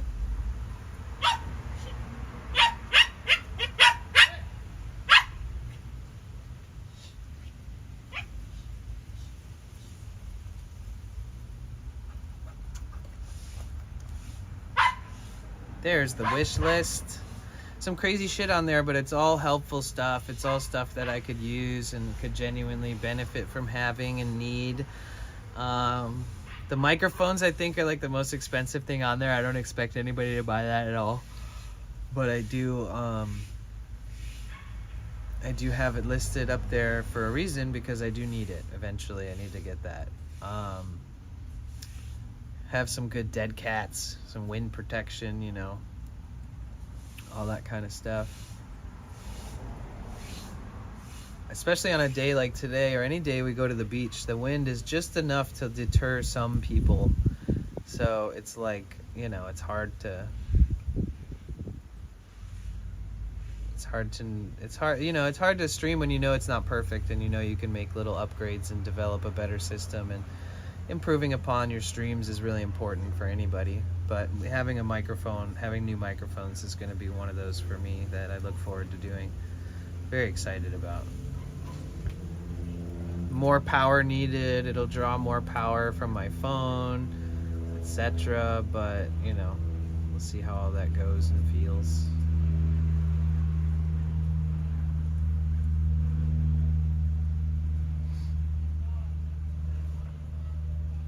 You guys seen any good streams lately? Anybody streaming, doing fun shit, hitting their goals, or going to cool places, having like legendary streams? Anybody IRL streaming in cool places that you've watched recently? Or is anybody performing or doing anything coming up that you guys think I should check out? Any tournaments I need to watch? Anything I need to dive into and be a part of? You see any communities that you think I would fit nicely with and enjoy my time by checking them out and stuff? If ever you have any suggestions like that, we have a stream suggestions section on the Discord. We also have a stream promo section, so if you are a streamer, feel free to post your streams in the stream promo section. You can also post your friends' streams in the stream promo section, to be honest.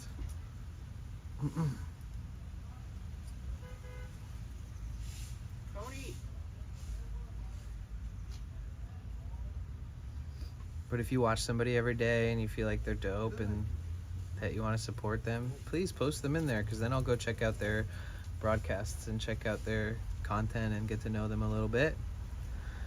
I watched Jake and Bake live stream in Saudi. It was great. Nice. Yeah, I follow him. I met up with him and like streamed for a minute with him at TwitchCon at his meet and greet thing. Oh yeah, Luna's the best. Did her streamathon end? Because I feel like I didn't see her on this morning, which I don't know. Usually I see her on the top of my list.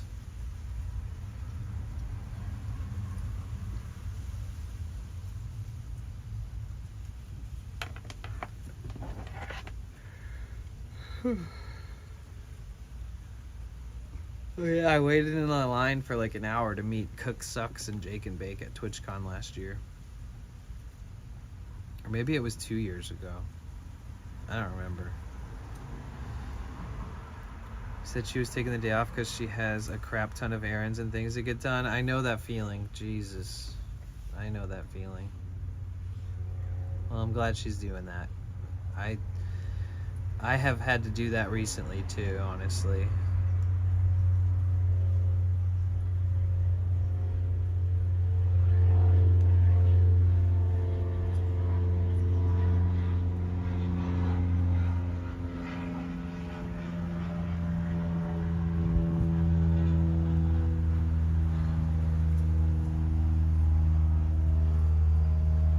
Well, I hope she gets all the stuff she needs to get done. And if not, there's always another day, right? She said she has exciting news to tell everybody tomorrow. Hell yeah, that's what's up. I'm so excited to meet her.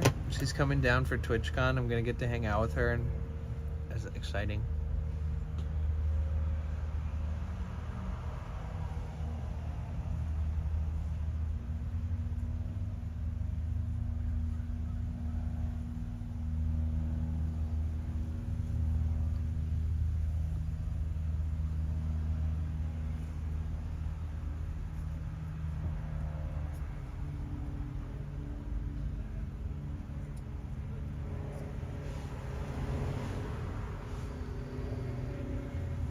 I was checking out your wish list and I look at the power banks. I have the Energizer power bank. It's pretty good. Nice. Yeah, I have the ones on there because I've used the company before, and the amount of milliamp hours that they claim to have is true, and the wattage is true. And it's really important if you're IRL streaming and you have like, hey Katron, what's up? Welcome back. How are you today? It's good to see you. You have to have proper wattage being distributed to every one of your modems, to your Orange Pi. All those things will shut off if the voltage, or sorry, if the wattage is not up to capacity to power it at its like highest usage mode. Like when it's under stress, it needs to never shut off. So yeah, there's a lot of discrepancies. Like you need really good cables, really good charging banks, the lightest charging bank you can get, but it's actually like a good quality one. Oh, I just seen Luis finally noticed that I'm here. I'm doing well, thank you. I appreciate you for asking. I'm glad you're doing good.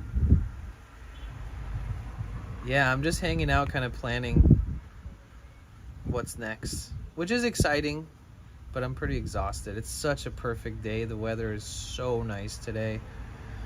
Yeah. Oh, you guys, I run ads once an hour. If you're new here, I only run them once an hour to remove pre-rolls. They will happen in like the next 5 minutes. Please don't let this be a deterrent. You know, maybe go to the bathroom, raid your fridge, grab a snack, feed your pets, watch another stream for a few minutes, come back when you feel like you want to. Either way, this is your warning. You can avoid those ads completely and support this channel by subscribing for free with Amazon Prime. All you have to do is attach your Amazon to your Twitch. Secondly, you can use your hard-earned cash and pay for a sub. Or thirdly, you may get lucky and get gifted a sub. But that's my spiel. Thank you guys so much for being a part of my life. And ads will come up in like the next 5 minutes. Don't be alarmed. This is your warning. But yeah, thanks for sticking it out with me, guys. There's like a lot. I've been just like saving and working and waiting for my money to come in and stuff the last few days. Getting a little bit of anxiety, kind of just like, I'm not used to having like stagnancy that's outside of my streams, like meaning like the jobs that I've been doing, like waiting on people to give me the call or when I'm gonna be paid or what hours is paid by who and whatever. And so my head's been like a little all over the place, also with planning, running my own errands, checking my own engine, doing little things that are like my own personal things I have to do every day to take care of myself. And it's just a lot. It's just a lot. Yeah, or use Twitch Turbo, which does not pay as much as being a subscriber, and it does not pay as much as watching ads, really. Maybe equal to watching ads, which is like next to nothing when you really do the math. But if enough people watch after a certain amount of hours of streaming consistently, it does add up. But Turbo is like the least beneficial paid option that you could use to support any streamer. For the streamer, it's the most beneficial for the viewer. But yeah, the last option I threw out there is Turbo. The fact that they promote, okay, so when an ad pops up, they say buy Turbo and they block your subscription button. So if Twitch is gonna try to get people to get Turbo, when I know damn well that we earn next to nothing from viewers who watch Turbo,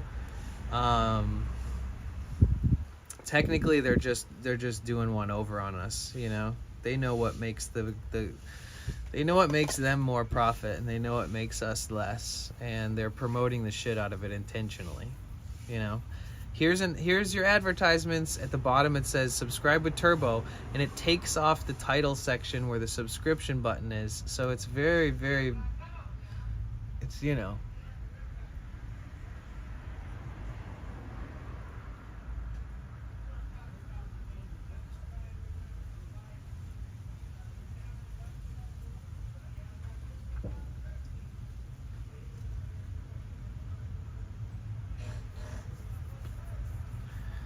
I wish Turbo was more beneficial for the streamer. It's just beneficial for the viewer. Just to reiterate that again. We basically make the same amount as you do for not having Turbo if you have Turbo. If that makes sense.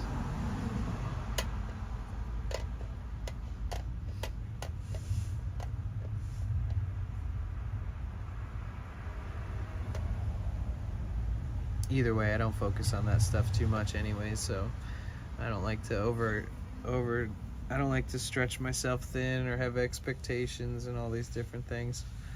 I'm just happy with being here. Luna got a hotel for 2 nights yesterday. Nice. What's up, Fight Lady Fight? How are you? It's good to see you. Welcome back. That's cool. I'm glad she got a hotel. I haven't gotten a hotel not even once in this whole last 11 months. Sounds nice. I need to do that one day. Hotels in California are stupidly expensive, though. It's not really worth it. I'd rather save the money and invest in myself some other way.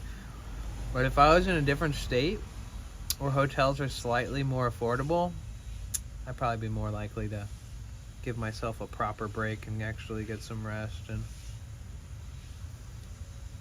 $100 a night after taxes and stuff, I mean, it's just nice to not have to worry about where to park or where you can sleep or whatever it is.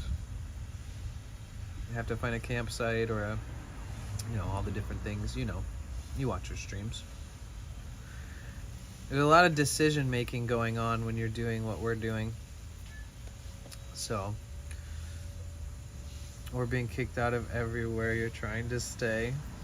Hola, disculpa, una pandarilla por hace cerca. Estoy aprendiendo español, pero what?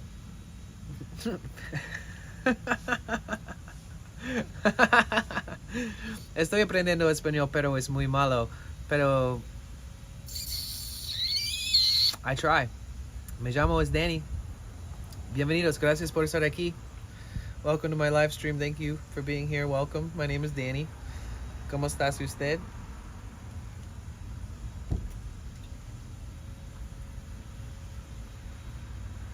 I can sing in Spanish. I can sing some songs in Spanish and español.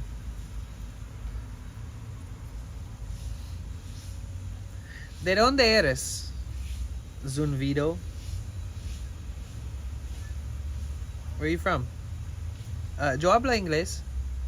I only know one word in Spanish, and it's do you speak English? Ooh, Argentina. Nice. Cool.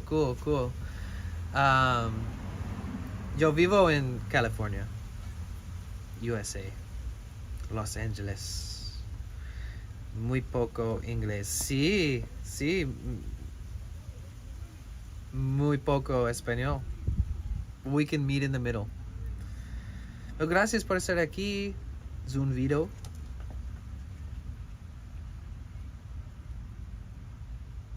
I hope you have a beautiful day. What were you asking? Aww. Yeah, I know some songs in Spanish that I like to sing and play on the guitar. Do you know the Agua de Estrellas? You know that song? En tus ojos de agua infinita se bañan las estrellitas, mamá. Agua de luz, agua de estrellas, Pachamama, vienes del cielo. Agua de luz, agua de estrellas, Pachamama, vienes del cielo. Limpia, limpia, limpia corazón, agua brillante, sana, sana, sana corazón, agua bendita, calma, calma, calma corazón, agua de cielo, mamá. Calma corazón, agua de cielo, mamá. Pachamama. I think he's asking if there's a bakery nearby. I think so. Like, is there a bakery in the area? A pandaria? Yeah, sí. Claro que sí. There's a lot of pandarias in here. And because I'm in Southern California, we're really close to Mexico. There is so much Mexican culture here. There is Latin American culture from Central, South America here. So yeah, there's a pandaria. For sure. There's all kind of rias out here.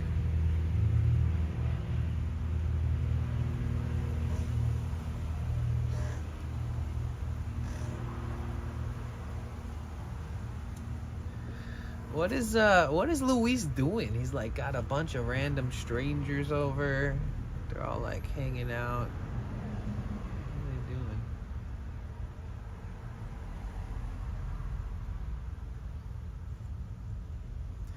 En tus ojos tengo infinitas, se bañan las estrellitas, mamá. Agua de luz, agua de estrellas, Pachamama, vienes del cielo. I love it. I love that song. Agua de estrellas.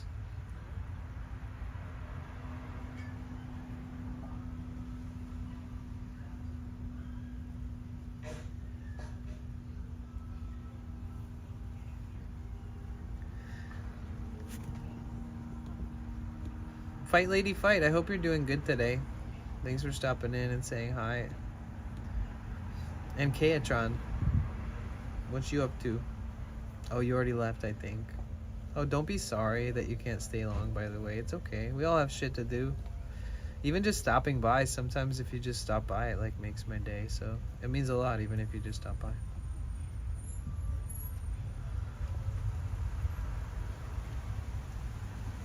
Don't do this with your cables because they will start breaking and having shorts in the cables. But for me, I have a couple of these little micro USB cables. They're almost obsolete. I almost don't need them anymore, but I have a couple battery banks, little tiny ones that use them to charge.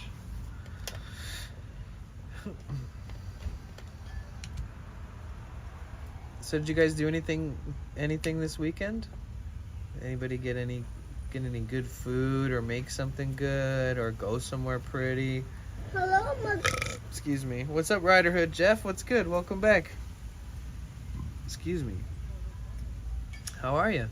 Damn, you got 1,100 points already. Power bank that I have is like carrying around a brick in my backpack. Yeah, seriously. Get the INIU 65 watt 20,000 milliamp hour one, and it weighs about a pound. So that one's pretty damn good. It's one of the best by far.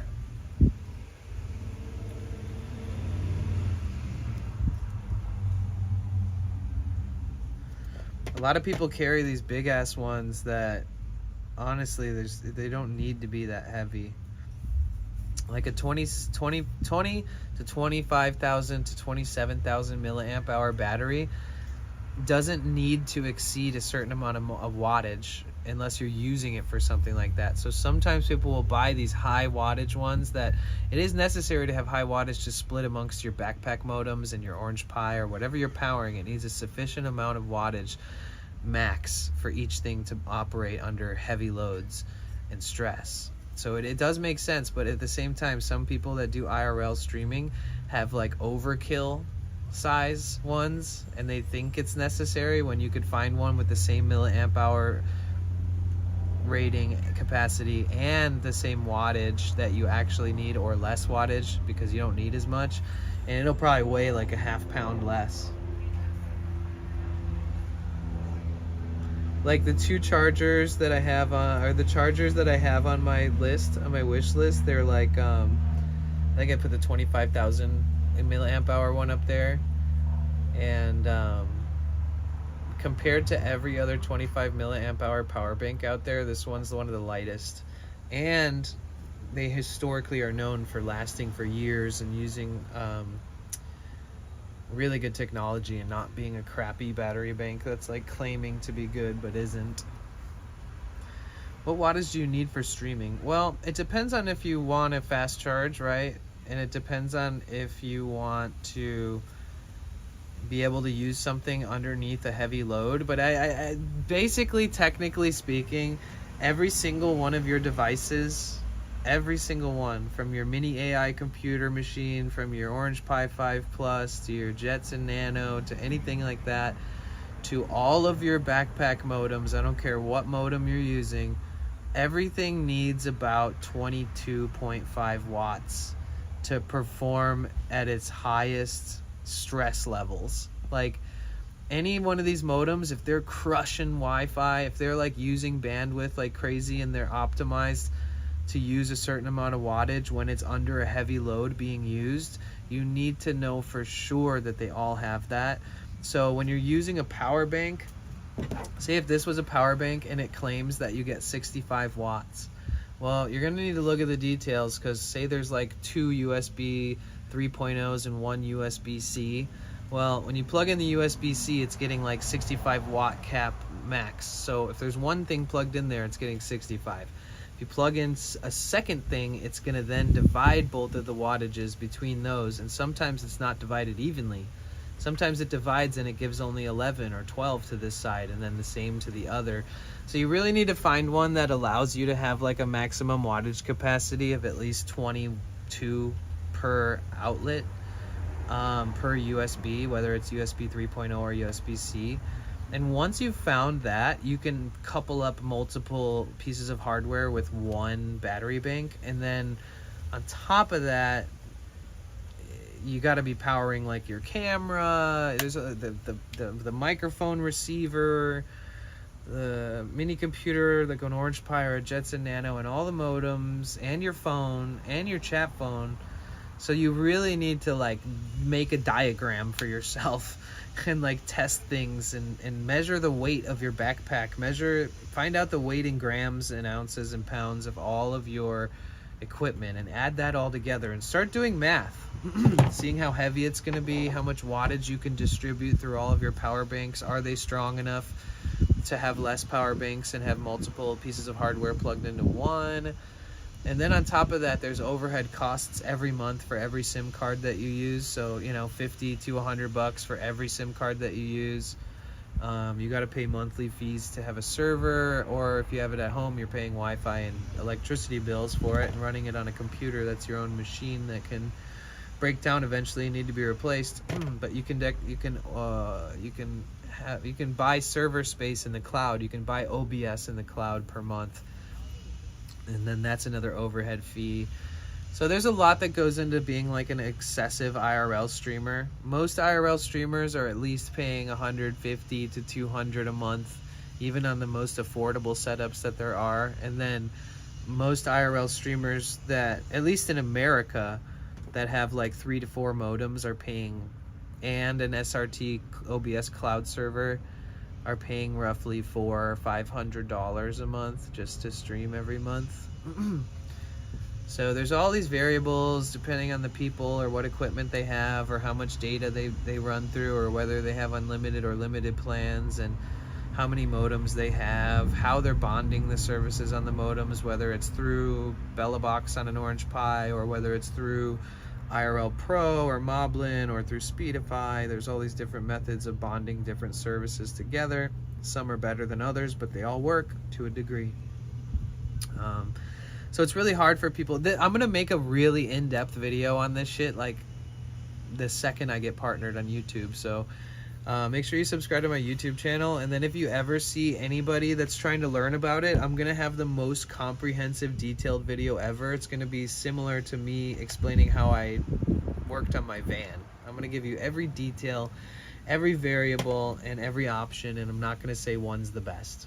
And so that it leaves a lot of room for people to choose what they want and not feel pressured to go in a certain direction, especially if they have certain resources and certain finances.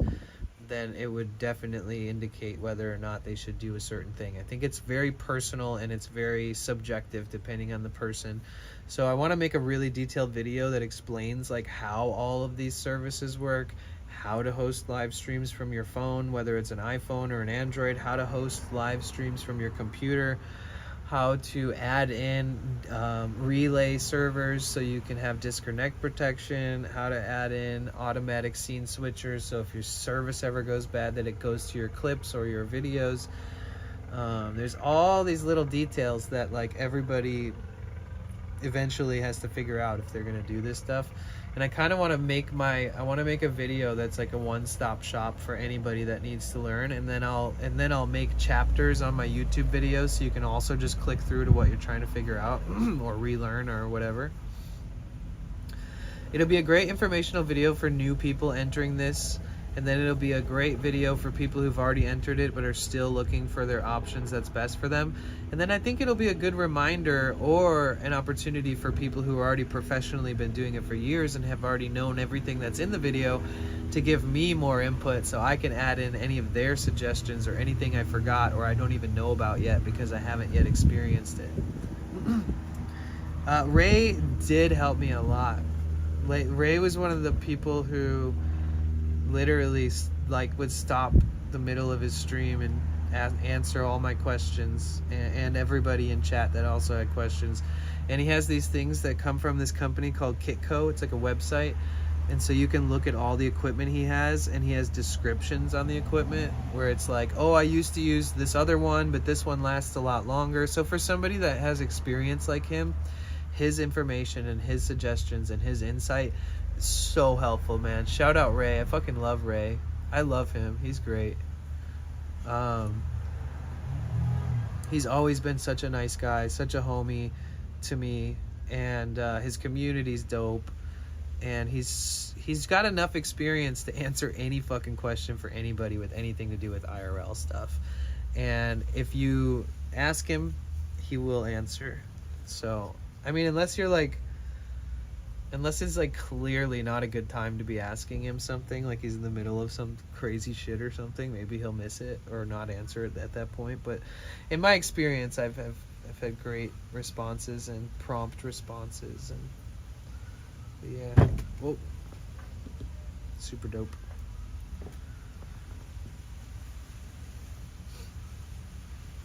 And it becomes like annoying to have to explain it a million times, you know? I feel like probably that's my guess.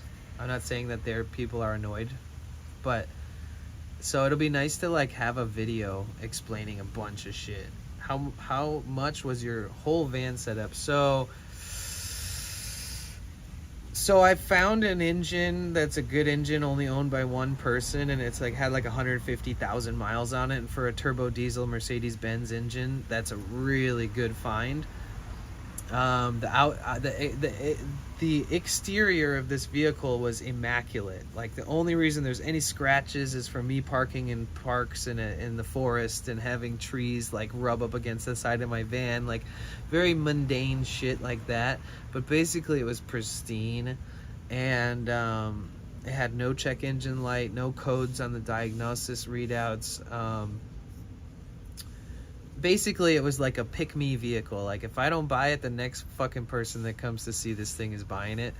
So, with all said and done, and after I talked them down a little bit, like 48 hours of me purchasing it and going to the weigh station and getting a smog and going to the DMV and paying a 10% use tax fee and registering it and paying for my insurance. To be real AF, I'd say when I really tally everything it costed overall, I'd say about 16 grand, and then wood, tools to build a simple ass bed, very basic stuff. But then I put like another over $1,000 into buying a bunch of really unique subset of tools to work on a German engine like this one.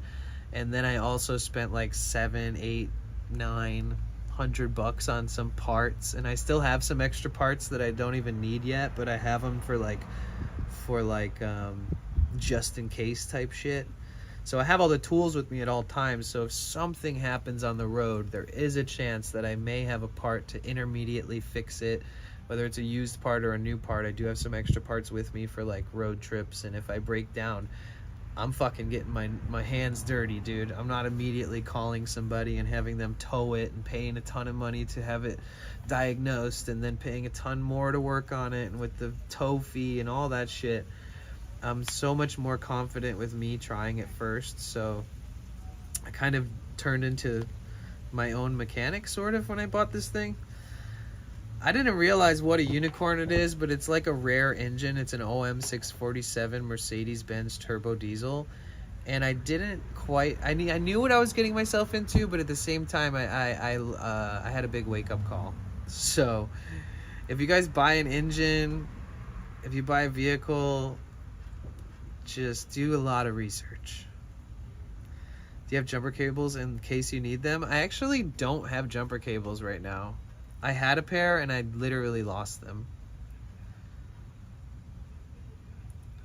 That's why that battery bank is on my Amazon wish list. The one that, like, 'cause at least I could jump myself and somebody else with it, but it saves a lot of space, so you don't need jumper cables. Yeah, I need that thing. I have had to jump my van like 2 different times when I like left my lights on accident twice. Rip. Never again. Expensive AF.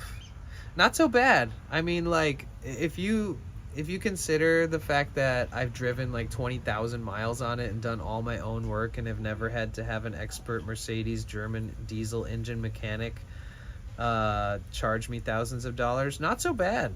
We got a good year out of it already. We've driven across the country and back. We've gone through mountains. We've gone through some of the highest summits on the West Coast.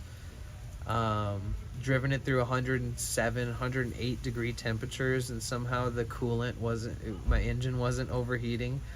Like somehow I was operating in a very healthy way. But yeah, so these engines, they have a 26.5 gallon, or this vehicle has a 26.5 gallon diesel fuel tank. And you can get 600 miles. 600 miles, guys. I'm talking 1,000 kilometers off one gas tank. So there's like most vans this size, they get like 5 miles a gallon. And they use gasoline, not diesel. So there's all these different aspects to why it's more beneficial for somebody that wants to do what I decided to do. I would lose gas mileage if I did a permanent build on the inside. This is basically a no build, meaning I can take my bed out, I can take my desk out, I can empty this whole van out in 5 minutes. If my life depended on it, I could do it in 60 seconds. A full build, rather than a no build, would have roughly 1,000 pounds extra because of foundation, walls, ceiling. Everything would be built from the floors to the walls to the ceiling. And then I would have solar, I would have extra batteries, I would have max fans, I would have all kinds of different things that would add up so fast. And one of the reasons I've been able to stay above 20 miles a gallon for the last year is because I didn't add like 1, 2, 3, 4,000 pounds of weight. This van weighs about 4,000 pounds by itself, and most people that have a build, like a really heavy duty build, it's usually like 7,000, 8,000. You're getting on like 3-4 tons. So yeah, there's all these reasons why this worked out, and I haven't had as many issues or things to work on as much as say most people. What's up, Effective? Welcome in. My name's Danny. Just hanging out talking about the engine and the van. I'm 6'2", I probably wouldn't be able to stand up in there. No. Even if you bought the dude, unfortunately, trade aid, unfortunately, even if you bought the highest Sprinter that they sell, even if you bought the tallest Transit that they sell, even if you bought the tallest ProMaster that they sell, unfortunately, you in particular would have to think about a minimalist build as far as the floor and the ceiling goes. What model? Van looks nice. This is a 2006 T1N Sprinter. So the T1N series is the first of the Sprinters that were ever made. And luckily, these engines were made without DEF fluid, no diesel exhaust fluid. Between 2002 and 2006, they had 2 different turbo diesel engines that they used, and then towards 2006, they made the first engine obsolete and then put an OM 647 Mercedes-Benz turbo diesel engine in there. So yeah, it's kind of a collector's car. Granted, you guys are seeing the skeleton. Like, this is very much the commercial look, like if you're using it for like delivering and commercial fleet type vehicle work. But it has been such a relief to not have it overly engineered and have not invested too much money into it, because God knows, who knows what's going to happen in the next 12 months of your life if you're going to invest several thousands extra buy $1,000 extra worth of tools specifically for those projects, and you're gonna get way worse gas mileage. And if you build out the whole van and slam on your brakes on a downhill incline or decline because somebody brake checks you on the bottom of a hill, there's a likelihood that everything you constructed can break off. And I don't care how good you mount it all, it's possible. I've seen people slam on their brakes and everything they built just came apart, and like that's a tragedy. So luckily I don't have to deal with any of that. And I've seen like, what are my sacrifices? You know, what is my compromise from living this way? What do I absolutely need? Because I'm not gonna like strip myself of my basic necessities, but I am gonna learn how to optimize and be more sustainable, sort of. Sorry, I'm ranting. But yeah, 2006 T1N Sprinter. It is coined, labeled Dodge, but every part, every panel, every seat, every window, every mirror, every button, everything under the hood, everything is Mercedes. Because Dodge owned Mercedes Sprinter rights back then, and they would make them in Germany and then ship the vehicle here and then sell them to Americans as a Dodge Sprinter. But then after 2006, Mercedes got their shit figured out. Now they just distribute them as Mercedes Sprinters. So there's a whole backstory. This is like the collectible version of the van that a lot of people would prefer, because you can also work on this one yourself. If you have a new Sprinter and they cost like $70,000 to $120,000, there's gonna be stickers on every single fucking component in your engine that's gonna say, "Don't touch this. If you break this seal, we'll never give you guys this, or we'll retract our insurance," or like there's all these things that scare people away. But if you buy an older vehicle, the only person you're fucking over if you take apart the engine is yourself. And that's it. You're not like, you won't have to worry about being declined, having help from a dealership. Basically what I'm saying is that the new Sprinters are 100% a scam. They are 100% a van life trophy. And even if you lived in a place like Venice or Santa Monica and you had a tiny driveway and you wanted to get an epic vehicle that fits in your driveway but is not an RV, is not huge, but it's big enough to call your travel vehicle, it has a big strong diesel that gets good mileage and a huge diesel fuel tank, I still would not recommend buying one. I would recommend buying one like this for 10 to 15 grand and then dropping another 10 grand in it and making it your dream RV or dream travel vehicle. It'd be way more affordable. At that price, at that rate, you know, you're saving 50, 60 grand or more, and you could put a brand new engine in it and a new transmission in it and still be saving 50, 60 grand more. The $100,000 Sprinter gang is not worth it. It's absolutely just a flex, and it's a gimmick. And if you buy a new Sprinter, you're probably gonna regret it. I know I've driven the newer Sprinters for different jobs that I've had. The older ones are better. I know somebody who bought a brand new Sprinter and it fell apart. It was like 120 grand or something they spent on that fucking thing, and it just fell apart as they traveled across the country. Cabinets started breaking off the walls, like shit started not working, issues with all the wiring, issues with leaks, like engine problems, ball joint problems, axle problems, brake problems, like unique engine problems that take like a million different people to look at it and charge you thousands before they even give you an idea on what they need to do to fix it. It's not worth it. Unless you're fucking balling, then don't listen to me. Are you serious? If you're fucking balling and you're like a gajillionaire, you're like a multi-millionaire, dropping 100 grand on something that's gonna cost you for sure another 100 grand during your life on work and shit and modifications, for sure do that. I don't care. But if you're on a budget, just Transit is 6.7 ceiling. Yeah, the only problem is that like usually you have to take into consideration, like, okay, you see these beams going across right here? Your wall, your ceiling wall, right? Your ceiling is gonna at least be as low as this. So you're already losing 2 inches.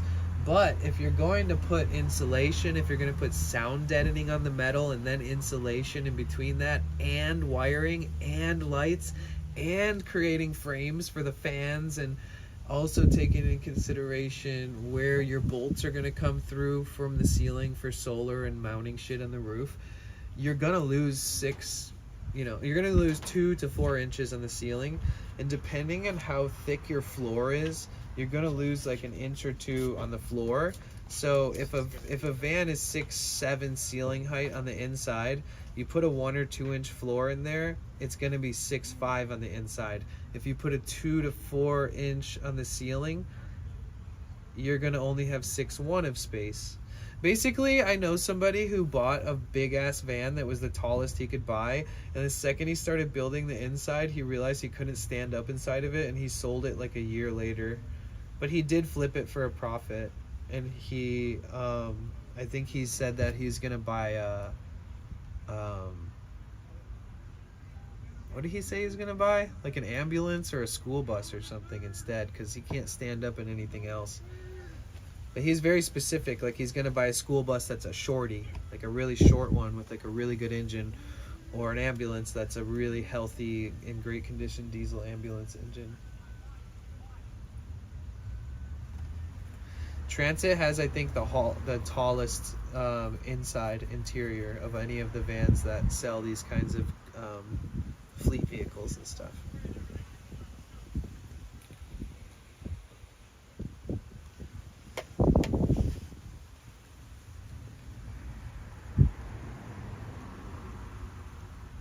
Yeah, I can't even stand up inside this thing. So if I ever built it out, it would just be for comfort, not for... I would never be able to stand even any more than I already do. But I do have flooring in here. This is the one professional thing that was installed here, is this really epic flooring. It's been such a blessing. Came with the van. I got lucky. Luckily, the guy who owned this van has a business that does like high-end interior designing for like fancy houses in Los Angeles and like in Malibu and all these beautiful prestige homes. So they did the floor like as prestige as they would do one of their jobs. They cut it, measured it, did really weird angled cuts all over 2 panels of woods across the whole van. They did it very meticulously. Man, I'm gonna have a giant pimple on my cheek. I can feel it. I swear. Every time I use that sunscreen on my face, like I always like lock up a pimple and turn it into like a gremlin pimple. Like one that's not really a pimple, but it will be there in like 3 weeks. Just in time for TwitchCon, I bet this shit will be like a giant bump on my face.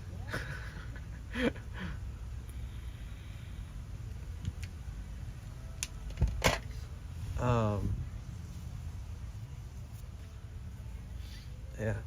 Here, give me a sec. I'm gonna run over to the restrooms, you guys. Be good, talk amongst yourselves. I'll be right back.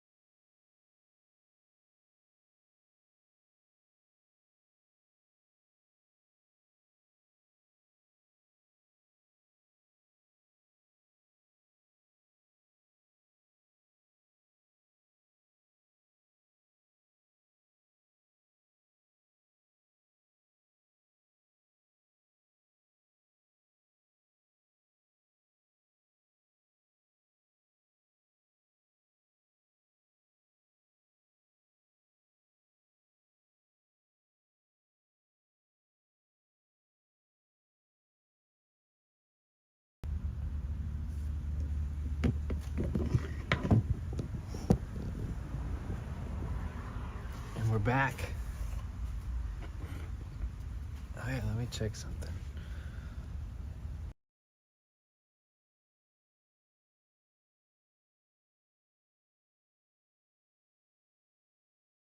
See that? I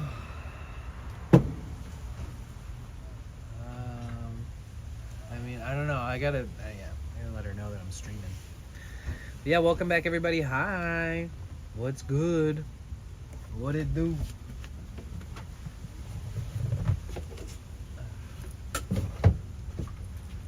Cleaning up.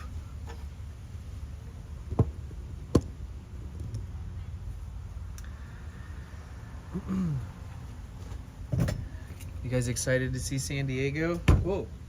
And see TwitchCon? Fruit fly immediately coming in.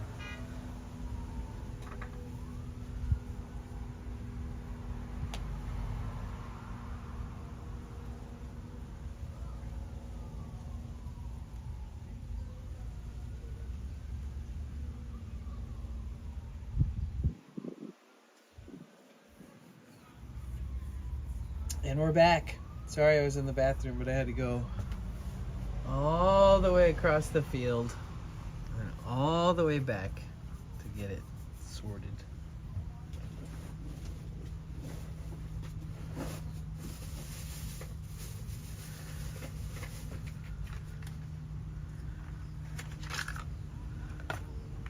Let's see.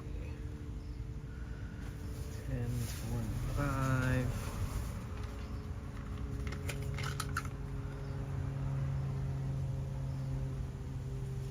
2:26. Okay, that's newer.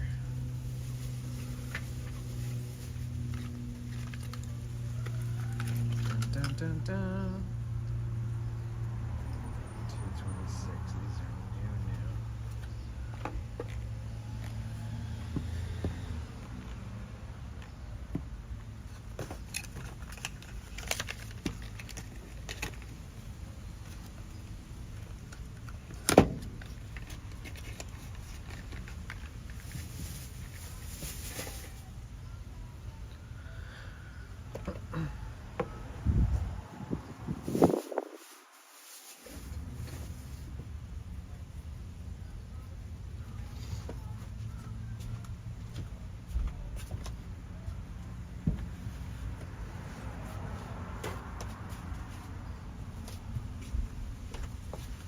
Yo, what up, Dragon? How's it going? Welcome back.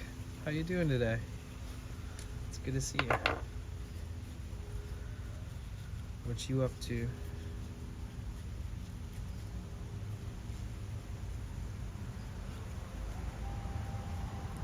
Dragon, you think you'll be going to TwitchCon this year or no?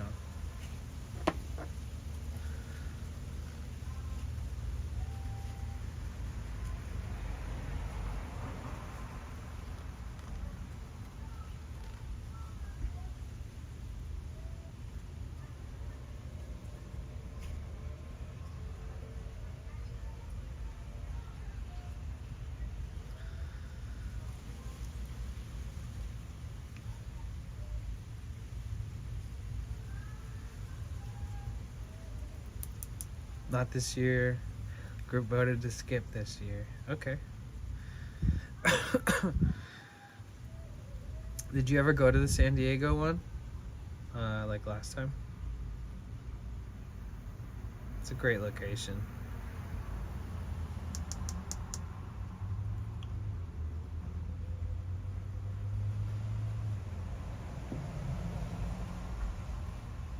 Several times. Nice.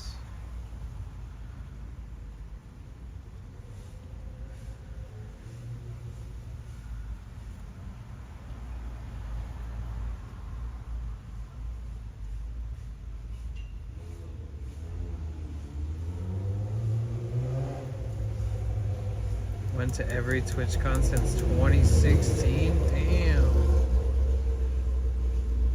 That's impressive. So what makes you skip this one? Why did everybody decide against it? Just life, or just because you've been to like 7 or whatever of them already.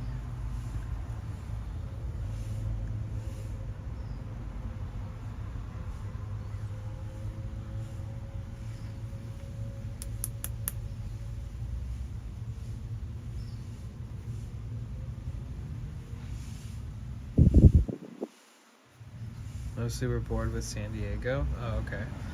I love San Diego. I'm so excited. We're going there early. You get to see San Diego through my lens. So you won't be missing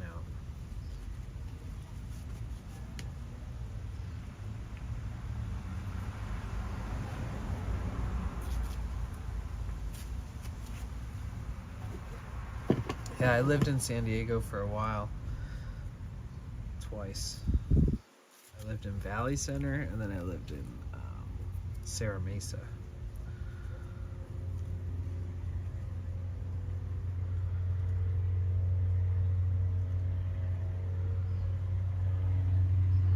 Figure we can plan a group meeting outside of TwitchCon, thinking Universal or Disneyland. Oh, okay, cool. Nice.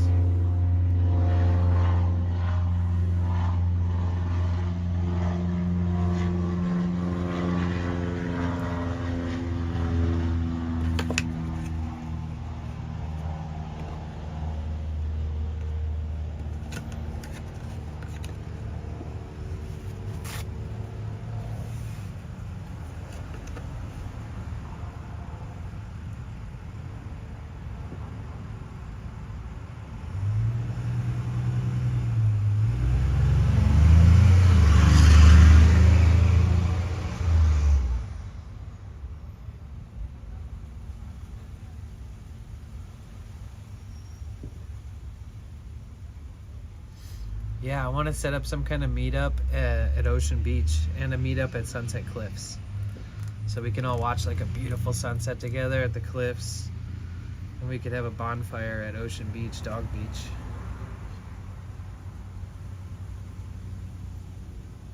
Should be good. Should work out.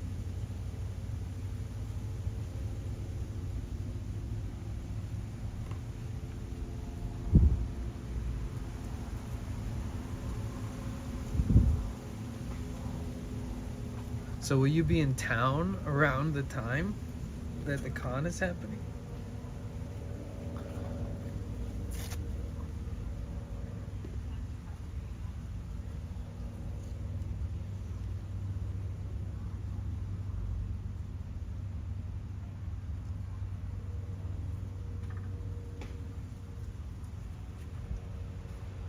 I feel like it's like always find a reason to be like, oh, I wish I could have gone. Like if I miss it. So I gotta go. This will be my 3rd TwitchCon. I haven't been to as many. So I've still got the lust for the con. I still like when the con ends, I look forward to talking about how I'm going next year. Like Monday after the convention, I'm like, who's going to TwitchCon 2025? Let's go. I'll see you there. Fuck yeah.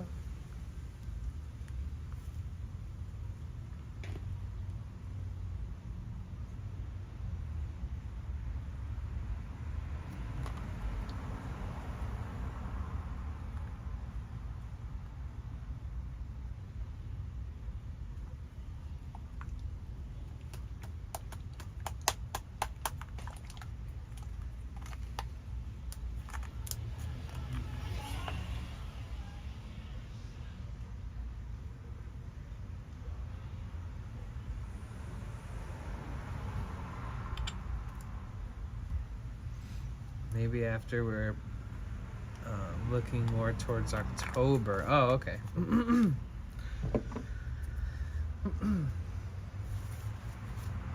I'll probably fly across the country and see my family in October. Store my car somewhere, store my van somewhere safe, at a friend's house.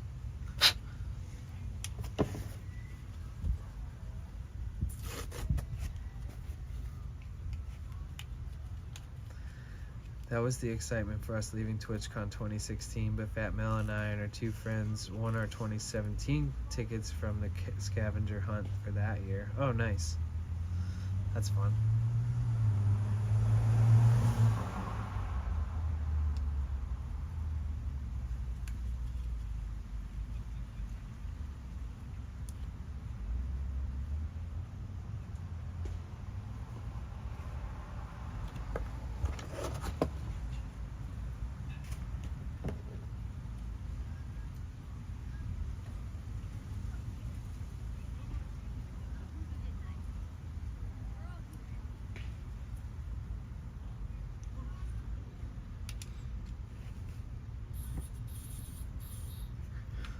Plus, it feels good because I knew there was like this evolution of like becoming a part of TwitchCon versus like just going.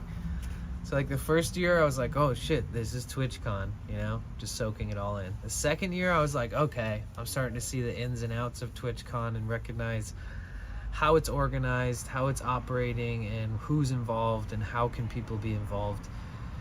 And then I was like, fuck, I want to be a part of TwitchCon. Like, I want to perform, or I want to have some kind of, you know, something special that's unique to myself and my community and some other streamers. And so this year, we are going to be performing at the Lo-Fi Lounge on Saturday and Sunday morning. So it's exciting to get the first year that we're actually a part of it, contributing, and get our tickets compensated for being a participant instead of paying to just be there and walk around. So it's nice to be a part of it. It's nice to be a participant finally, and I feel like there's an evolution with it, you know. And this is even us just testing the waters with participating. So I feel good about it just being like a very modest participation effort, and like being able to build off that and learn more every year. See if we can be more involved, whichever way we can. But hi everybody, my name is Danny, also known as Potential Bliss. Welcome to my live stream. We are simulcasting on Twitch and YouTube at the same time. If you're watching on Twitch, thank you so much. Love you guys. If you're watching on YouTube, I appreciate you over there. Feel free to jump across to either way. If you're watching on YouTube, you can come check it out on Twitch. If you're watching on Twitch, feel free to go check out my YouTube channel. There's tons of good content there. Hello, YouTubers. What's up, Trend? Welcome in. But all that being said, welcome. Thank you so much for being here. I appreciate you guys. Welcome to my home on wheels. Welcome to my life. We're really close. We're like a week away from having done this full time for 11 months, almost a full year. So shout out to everyone who's been here and who's stopping back in and being a part of this community. Shout out to anybody new who's here. We love you guys. Yeah, we're so close to 11 months. It's crazy. And then, if you guys don't know already, I run ads once an hour. The ads only happen once an hour, and they are going to happen in like the next 5 minutes. So this is your warning. You can avoid those ads completely by supporting me at the same time if you use your Amazon Prime. You can subscribe for free once a month to somebody on Twitch with Amazon Prime. I could be that person. We have a goal where we try to end every month at 100 subs, and we've been able to do it for 3 months in a row, and we're trying to keep it going. Those finances go straight into this van life and go straight into everything that we do here, straight into investing in new equipment, better equipment. To your channel for Yo, thank you so much for the sub. Let's go, Dragon. Thank you so much for the tier 1. I appreciate you. Yeah, thank you so much. Yeah, if you guys want to be a part of this 100 sub per month goal, it is harder than it looks, and we're above 100 right now, but sometimes it drops 20 in a day. So if you want to help us keep up and hit that milestone again, please feel free to contribute with your Amazon Prime, because it's free. If for some reason you haven't used it or you don't use it, this is the perfect channel to use it on. It's a big deal for us to end the month at 100 subs. We celebrate. We have a community appreciation stream the next day, and we just chill and have fun. And but yeah, shout out to everybody who's watching. You can also avoid by using your hard-earned cash and paying for a subscription, or you might get lucky and get gifted a sub. Or you can use Twitch Turbo, which is the last option I would ever consider using if you don't already have it. But thank you guys so much for hearing me out. Thank you. Whoa, dude, Dragon. Let's go. Thank you so much, dude. Damn. Here, let's write these names down. Let's start this list in strong. Okay, so we have these pieces of paper where we put everybody's subscription name on. Thank you so much, Dragon, for the 5 tier 1 gifted. Man Potion, Smooth Stone, Spooky Meatball, Resin, and Ran Out of Thoughts all just got gifted a sub. Thank you so much. Holy shit. We hit our sub goal. Let's go. Hold on, let me start writing all these names. Yours first. GJ Dragon. 7K. So, if you guys don't know, if you're new here or you're watching or whatever, wow, you got gifted a sub and you weren't even following. That's crazy. What is Twitch doing? I mean, I guess that's a good thing. Hi, my name is Danny. I don't mean to sound sour. I just mean like, I never knew that it could gift a sub to somebody who's not following you already. That's trippy. I didn't know that was a thing. But welcome in. This is my sub wall. Everybody who's subscribed this year, and it's starting on this back wall here. And we're gonna start putting it over my bed. So right now we're gonna fill in some of those names. Welcome in, Smooth Stone. Dude, I had a friend who had a very similar username to that, like a real life friend. And the second I saw that, I was like, is this who I think it is? Do we know each other outside of Twitch? By chance? Thank you so much. We did it. Holy shit. 130 is crazy. And next month is September, so there's gifted donation or gifted discounts, and there's sub discounts and extended month sub discounts. So yeah, that's all happening next month. Major, what's good, dude? How are you? It's good to see you. Okay, let me go through all these names. Man Potion. My nose is stuffy all of a sudden. What is going on? Spooky Meatball.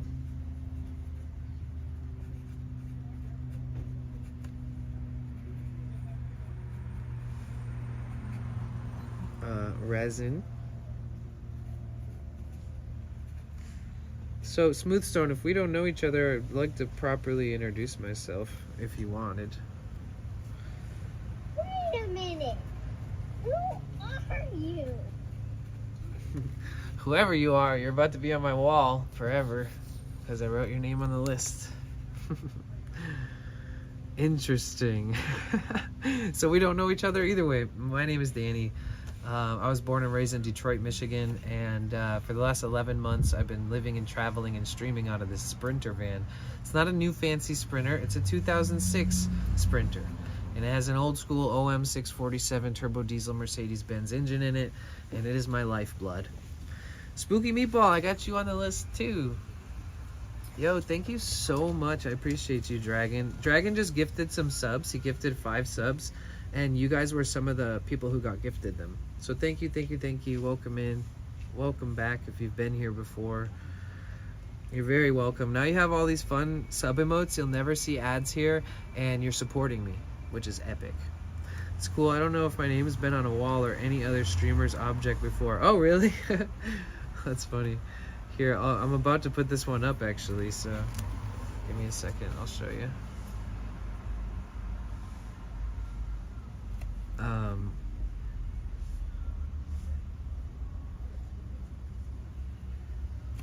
Let me check something.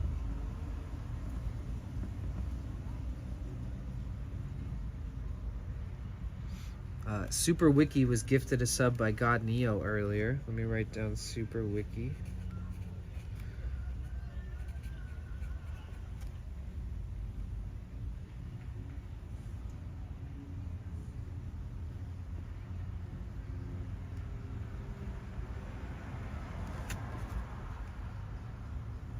Yeah, I don't have a bunch of overhead costs except for like my van life stuff and my streaming stuff. So everything that comes in through here, you guys, goes straight into that.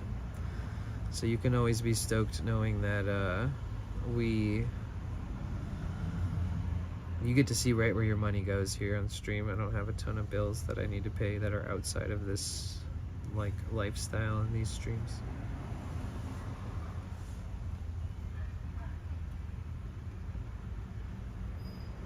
All right, we're really close. Okay, so essentially when this paper gets filled up all the way, I'll put it up on the wall right there. So we're starting in this corner and going across.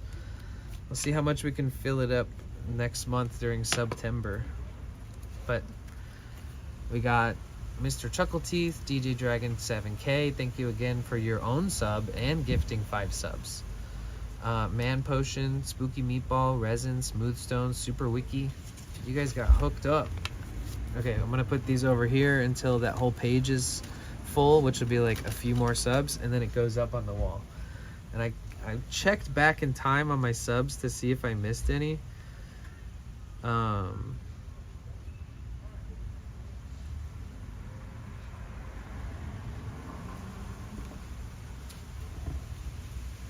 Oh yeah, I gotta put MFBP 1968 on there because Rainbow Raccoon, a mod here, gifted them a sub.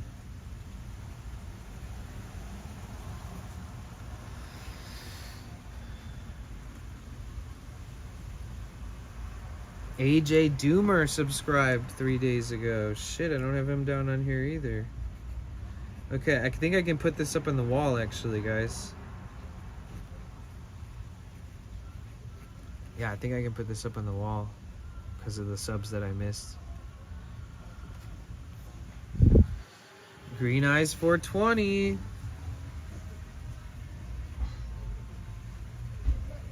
All right, this is it. This is it. This is it. Look, full page, guys. It's happening right now. Damn, you have a lot of points. You just forgot to follow. No worries, no worries. Well, I'm glad that you hang out sometimes. Sorry if I broke you out of your lurk mode. My bad. So here's everybody that I just managed to get on here. We're gonna put this up on the wall right now.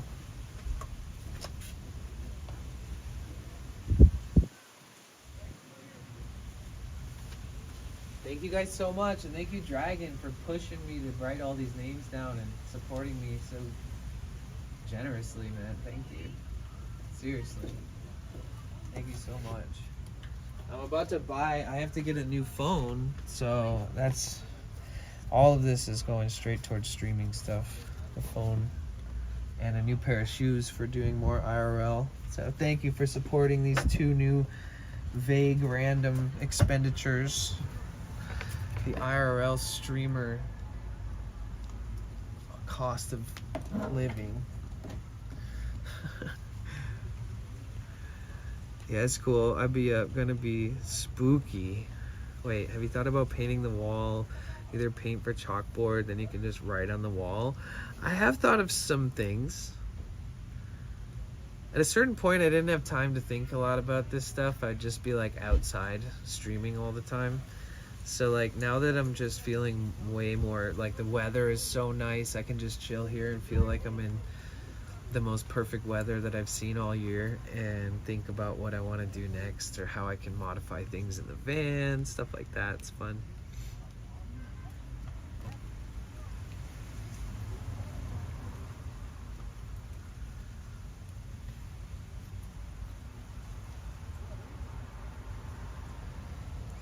Wow, dude, I can't believe we just smashed that sub goal. Sheesh. Epic, epic, epic. So basically, if you guys are just showing up right now, today I've been hanging out thinking about going to San Diego, thinking about who's gonna be there, thinking about what I'm doing here right now. Like I gotta tie up loose ends with work and pay for work and stuff, so I contracted some work when I got to LA so that I could make a little extra money and not have to try to like make that on stream or anything, which makes my life a lot easier when I need to get something quick. So I was lucky and fortunate enough to pick up some decent contract work where I could make a little cash, and now I'll be able to trade my phone in and get an upgraded phone because I stream with my phone mostly, and I have a bunch of other streaming equipment too, but the phone has been my go-to and it's been so useful, and I've used it for hundreds and hundreds of streams, and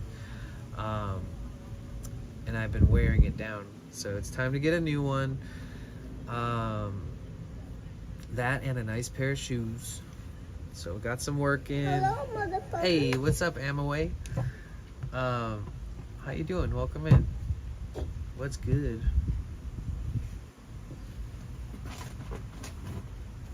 Ooh, protein drink for the win.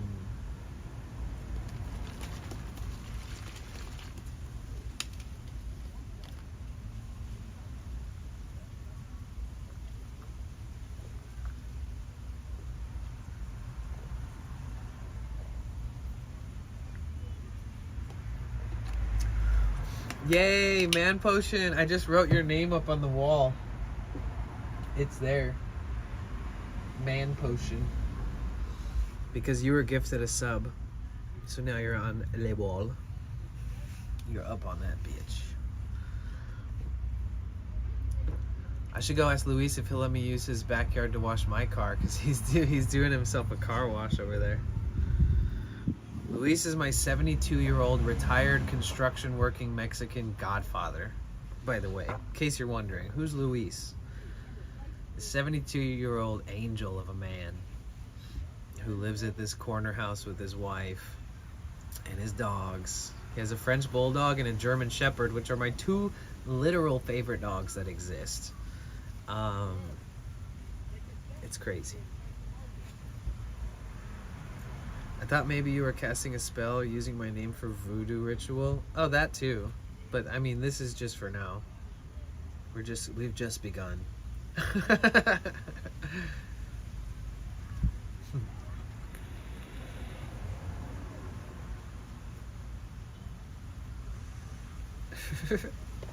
Oh yeah, now you have all the emotes though. Let's see, hold on.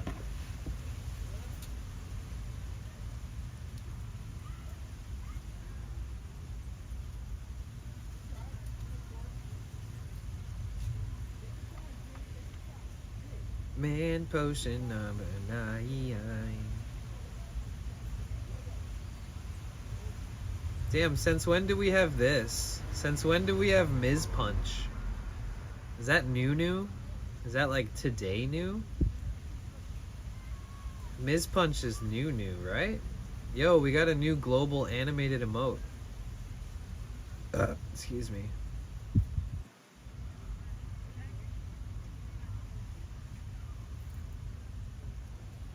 That's cool. But now you have all of my emotes. All of those of you who got gifted a sub or subscribed on your own. Now you have all these epic emotes. You can speak through my emotes. If there's ever a dance party, you can do jammies. If you're ever in someone's stream and everybody's spamming really cool emotes, you can use this one, the Seed of Life, to frame their emote. So like if they have a cool emote, you can put one of those before and after it, and it like will frame the emote like this.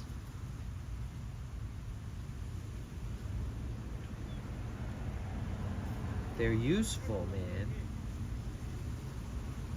They're useful, dude.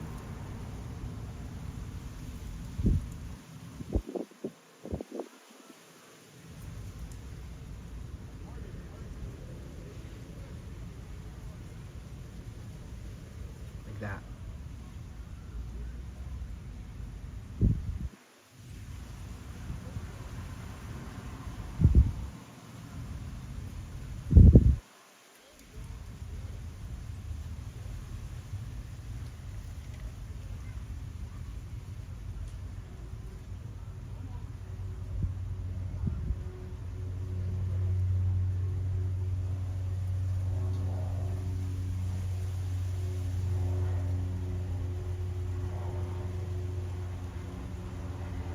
And Nodders is always a good one. For sure.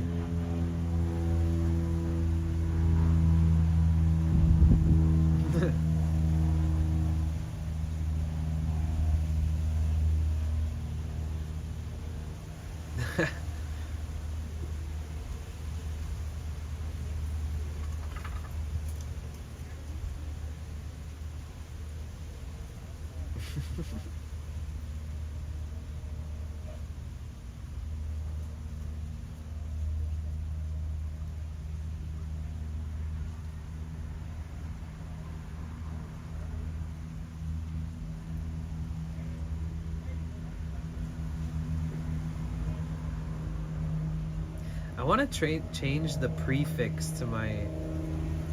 I want to change the prefix to my stuff because it says like, what does it say? Potent 1. I should just change it to Bliss. I think I can change the prefix. Do you guys know? Can you change the prefix to that, or is it permanent? Do you know? We weren't spying on you. Oh, no worries. Yeah, we weren't. No, I'm kidding. That's a nice van. Thanks, I appreciate that. Have a beautiful walk. Yeah, thank you. It's a short one. I'm going back to the car. Oh, I'm okay. too old for this stuff. Well, at least you got out there anyways.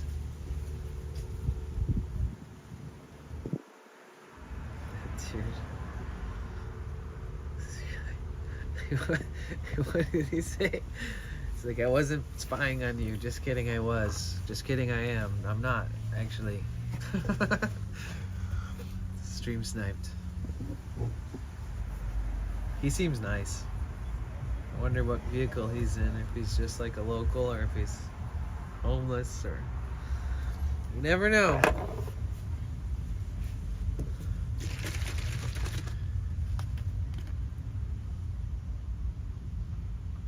Hello, Hey Rainbow Raccoon, welcome back. How's your day been?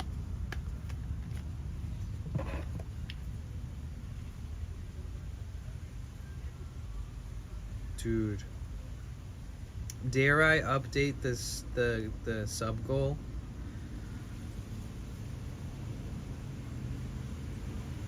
Probably.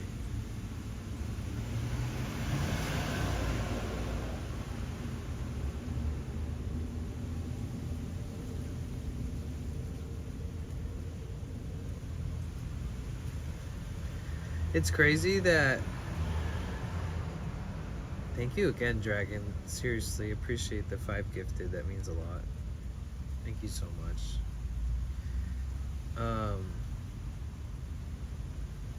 It's crazy that we hit that goal, because usually we don't have this many subs. We'll update the goal. Pretty good. Nice. What time is it now? Like, what time is it right now for you, Rainbow Raccoon? I mean, I know what time it is here. It's like 5. 5:20. Not bad. So it's like 8:20. Are you tired yet? Did you have a long day?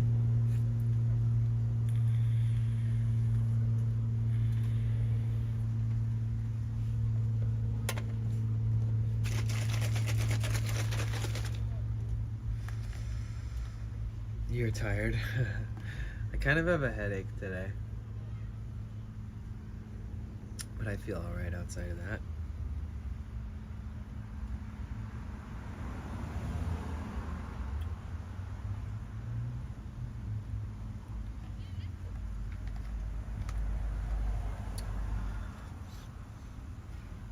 Did you ever used to stay up really late, Rainbow Raccoon?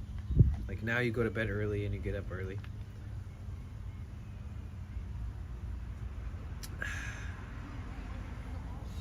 Yeah, are you gonna watch that to go to sleep? You guys, check out this 58-minute or whatever minute, less than an hour. Most relaxing video I've ever uploaded to YouTube is that video right there. Check it out.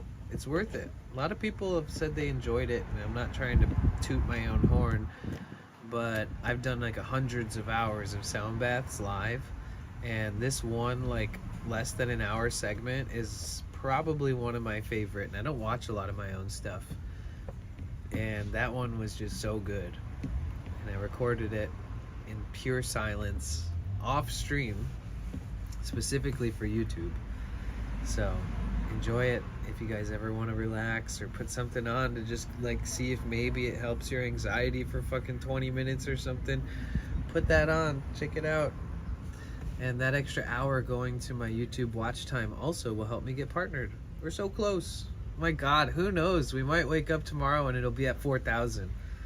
We're so close. Like it's gonna like we just gotta We just got to keep promoting the playlist and keep asking people who haven't yet gone and checked my channel out to go check. There's tons of videos. My channel, I've had it for many years. I've been filming and recording. I've been filming and editing and publishing content for many years, non-Twitch related. There's all kinds of shit on there. There's music videos, my old guitar and singing playing performances, the concerts that I played. There's so much random little things, from travels, travel vlogs, Hawaii, Costa Rica, Central America, just like Mexico City, Teotihuacan, Pyramids of the Sun and Moons, different parts of Mexico City that I love, like La Condesa and La Roma and Coyoacan, where Frida Kahlo is from, and Cholula and Puebla. All these different places I explored and traveled and made videos and stuff. And then there's like 100+ videos from stream, because I simulcast on YouTube and Twitch at the same time. So there's all my past shit on there.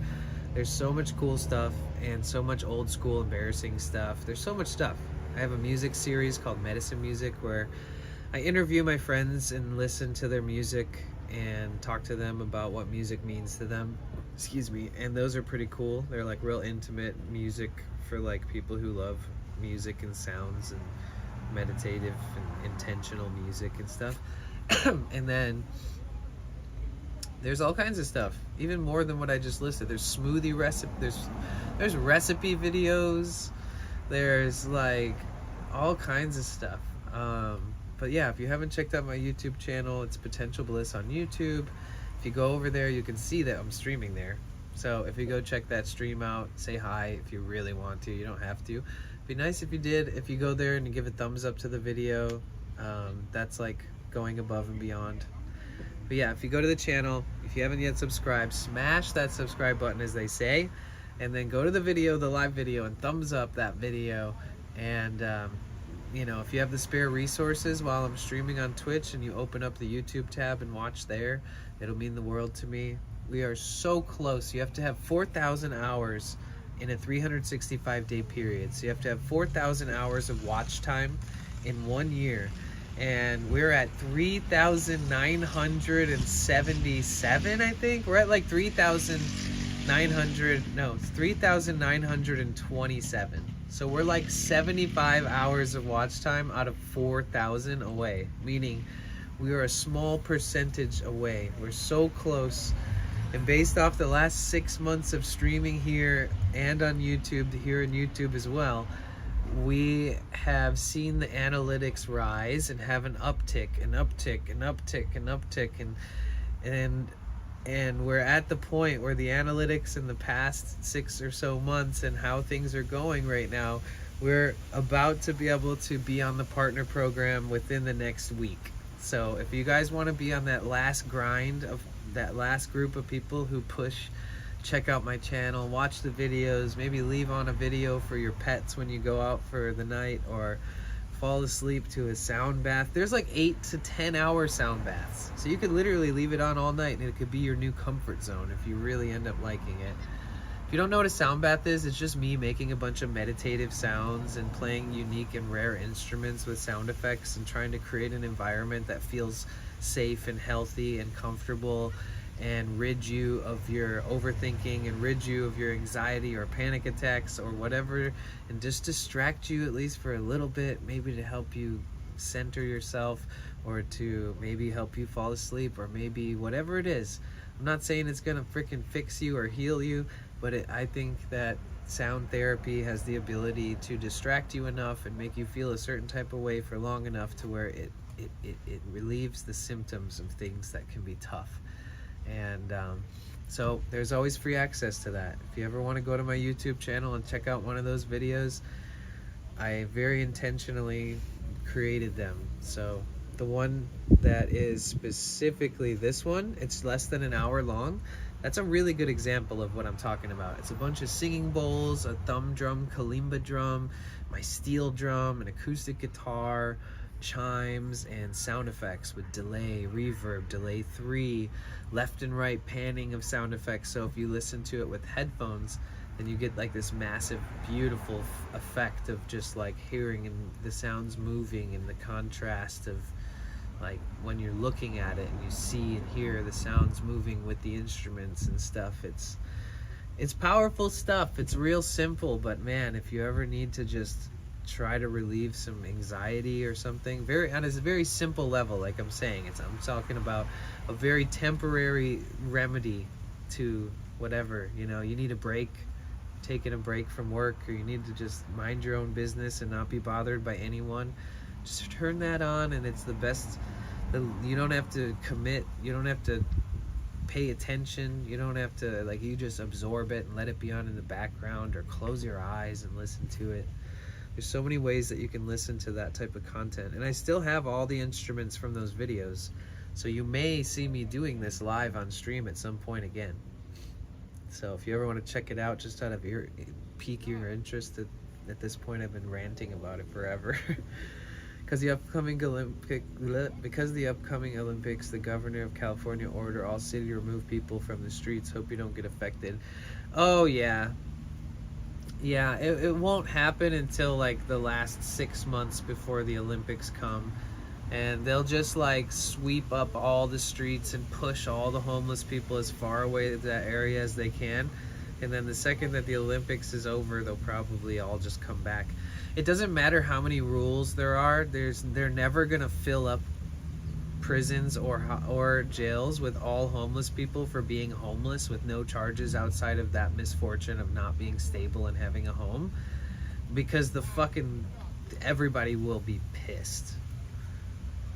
And so they'll just move them around, and then even if the signs say, nope, you can't do that, remember, we moved everybody out of here for the Olympics and now it's permanent, sorry guys, you have to find a different neighborhood to sleep all over, they'll just come and sleep there. They don't give a fuck.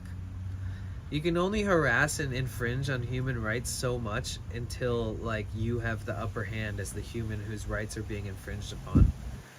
If you're homeless, because you can sue the county, you can make fucking bank. At a certain point it becomes like terrorization by city servants, like police. So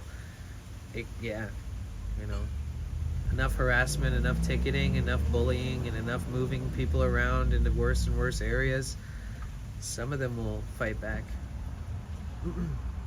Because at a certain point it just becomes demoralizing, and you get pushed further away from stability as a homeless person if you're constantly being ticketed and harassed and moved and poked and prodded and all that kind of stuff. So, and I've said this before, the more that they move homeless camps around, the homeless camp is in an area, they learn the resources, they learn the ins and outs of that area, and some of them look out for each other and they kind of group up.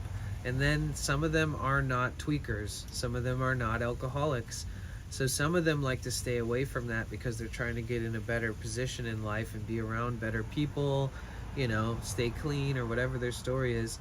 And what happens when the homeless people get pushed out of these areas is they have to find a new safe space. They have to make sure they stick around people who are staying clean and staying not breaking the law and not getting arrested.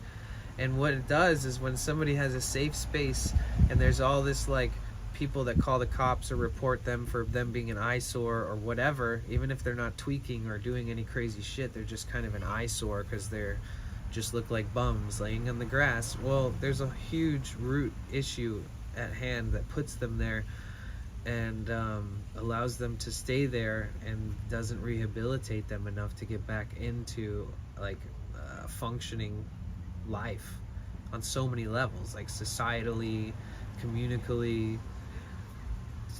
physically, mentally, financially, as far as their job goes, professionally. But what sucks is that there's a lot of people who are almost getting back on their feet, and then when this homeless sweeps come and they push everybody out, they push all the tweakers, they push all the people who are a menace to society, they push all the drug addicts, drug dealers, and then they push these clumps of people who you might not be able to differentiate them from the tweakers and the criminals because their misfortune makes them kind of look stereotypically like the rest of the groups. That those nicer groups of people who are really trying to get back on their feet, they also get swept away from that stability into a new area, in dangerous areas, around more drug use and all that kind of stuff.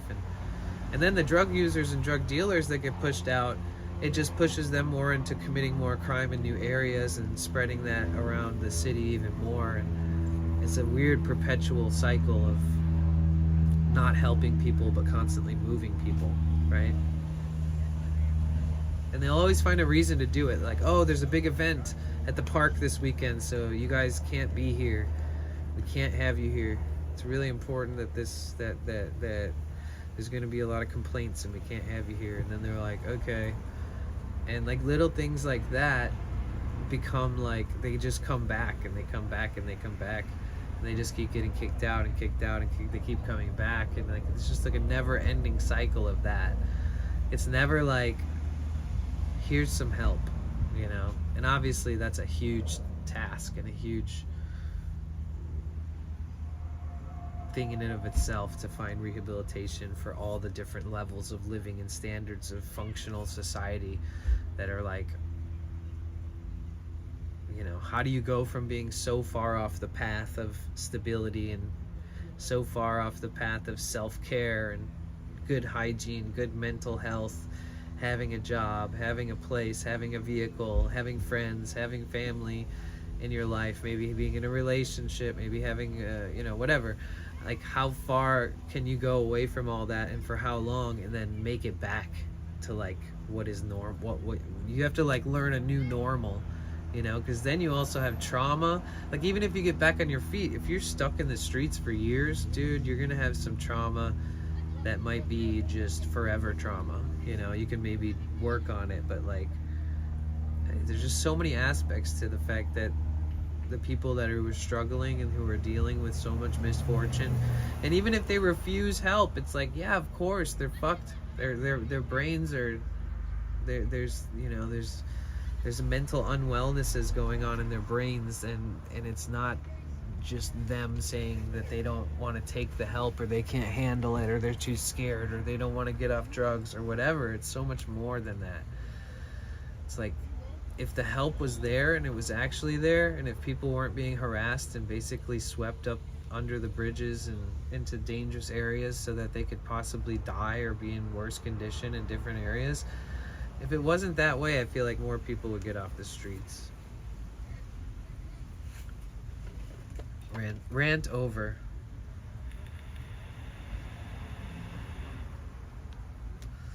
Well, yeah, choosing to live like this opened my eyes to like how people are treated here, how many locals are nice about people that are homeless, and how many treat it like, ugh, what the fuck, look at that, why, honey, we pay so much to live here, why is there just some homeless guy sleeping in the grass with a beer bottle? It's like, will you treat it like that, or will you look at them like, oh man, this guy got, you know, wish him the best, man, I hope this guy, you know, gets a better chance at life soon, you know? And there's like so many people with different opinions, that the more people that call the cops in states or cities or countries where there's homelessness, the more of a nuance, and the more likely that they have to finally tell them to move or leave. Or it's like, and they don't walk up to them and ask them like how they got there. They don't go up to them for days on end and hang out with them and build their trust. When you're talking to somebody who's been ostracized from the world, who's like homeless and has been on the streets forever and has been assaulted in multiple ways, has been robbed, has been beat up, has been run down, has been starving before, has been on and off drugs, you can't just walk up to them and be like, get the fuck out of here. It's like, what? Like, you gotta give them some compassion, dude. You gotta build up the trust like they're a wild animal now, because you basically, if you're that homeless, and then if you're in like a place like LA, you basically feel like you're not a human anymore. You feel like you're a wild animal. You feel like you're the unlovable human part of the human percentage, that somehow just that you're gonna be homeless and no one's ever gonna help you, and you're never gonna be good enough or strong enough or smart enough to make your life better. And if you can, and it sounds degrading, but you have to like build up the trust like you would a wild horse, you know, like, or a wild animal. Like, you got to learn to trust them, and learn that they got to learn that they can trust you. And you can't just expect to, like, if you walk up to a group, a homeless encampment, and be like, hey guys, I know of a rehabilitation place that'll get you off drugs for free. And everyone's like, no, I'm good, man. It's like, well, then people walk away and they're like, they don't even want the help. They all said no. And it's like, well, fuck you for walking up to a stranger and being like, here, let me send you into this building that claims they're going to fix you. You know? It's annoying. So they do want help. They do want to say yes. But you have to build up trust with people, and they have to learn to trust you. Thank you, Caroline. But yeah, and that's that. I've already said this. If I hit the lottery, if I win stupid big, which I don't even play lottery, if I become like an almost billionaire, I won't even jump on the political bandwagon with it, but I 100% will just dump my money into homeless, like, whatever the future for homelessness looks like in the United States. And I would just I would just dump all the millions that all these greedy motherfuckers in the United States don't want to dump into making homeless encampments. They pretty much work. You just build like a nice system, have like 100 units or 75 units in trailers, and you have like a gated community with security guards, and you have a check-in and check-out, and you have applications to get in, and you have very simple system. But not enough people are willing to drop like a few milli on building it, and then $1 million, like, you know, a year to run it. But I feel like if you were like a billionaire and you were passionate enough about like making at least an impact on those who are struggling the most, which are usually those who are without a roof over their head, without a phone plan, without medical care, medical attention, without family, you know, widowed or whatever, an orphaned or whatever, that there's so many people that would benefit from just if somebody would just, you know, invest as much as they could into all this stuff and have it approved. But if one person says, I'm going to dump $10 million into like 3 different states, you know, like one in every major city, like 3 different across the country, and then having like, you know, or like something like that, where it's like, okay, how much does it cost to set it up and build it and build the infrastructure and hire all the people and set up all this shit? How much is that? 4 million? Okay, sweet. And then how much is it to run the system? Estimate for the next, till I die, for the next 40, 50 years.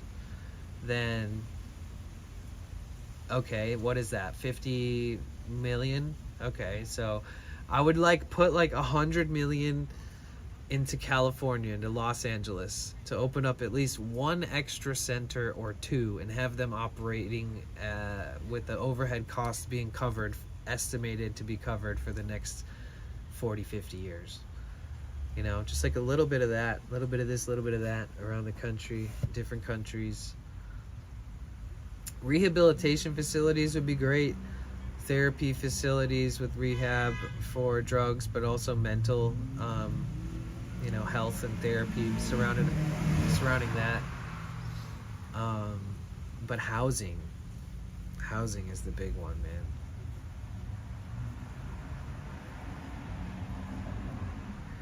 I mean, at the rate of inflation and the rate of like the housing epidemic of, like, you know, everyone's price gouging, real estate's going up,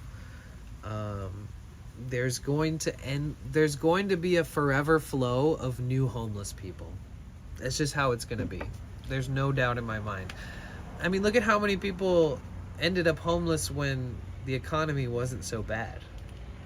We still had shit tons, tens and tens of thousands of homeless in every major city, like, even when the economy wasn't bad. Now it's like at an all-time high.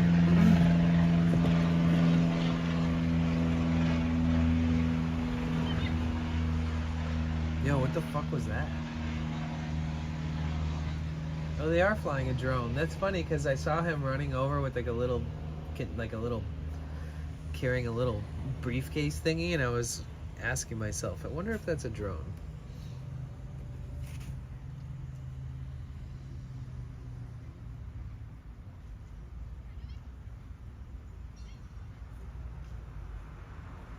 Yo, let's go. We're only 10 followers away from our follower goal. You, let's go. If you've been hanging out here, there's a little button. It says follow. If you ever want to click that, just feel free to click that shit.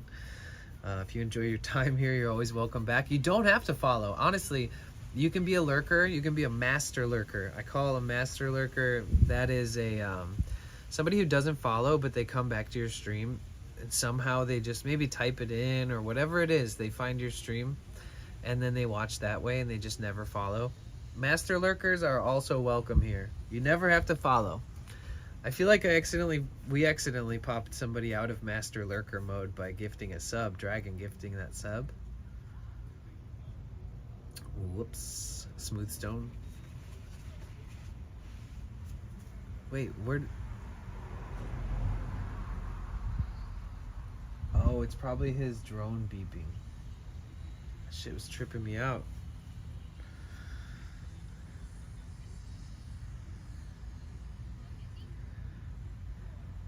$5.51, guys. $5.51.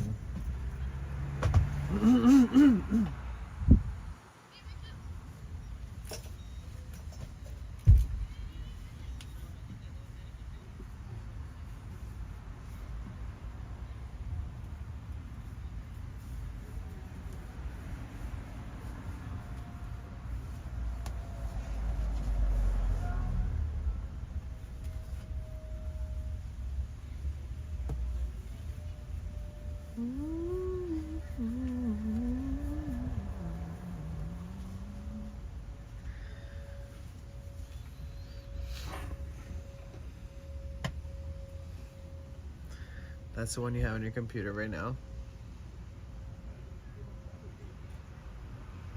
Oh, nice. Yeah, that's a long one, too. 8 hours. I do have Instagram and Twitter, X, TikTok, all that stuff, too. I don't know if you guys use it all, but feel free to check it out. Lots of content on there.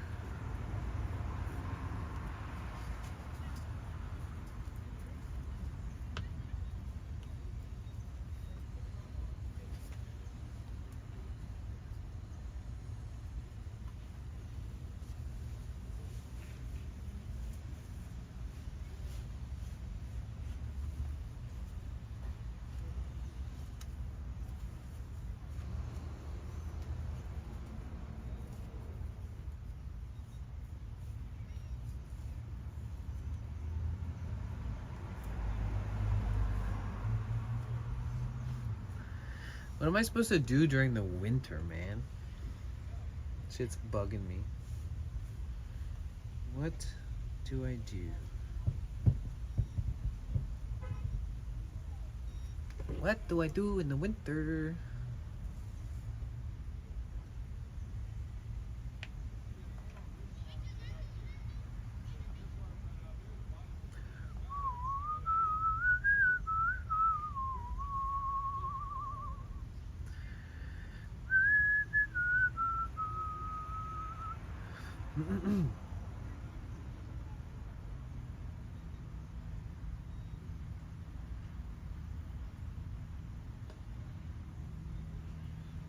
Oh shit, Tara's on. Rainy lakefront sesh and chat. Nice. So good to see her on.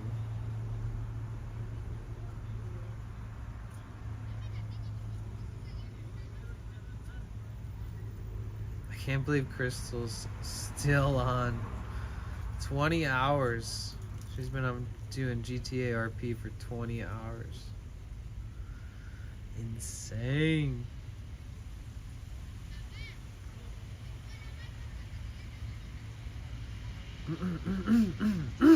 Excuse me.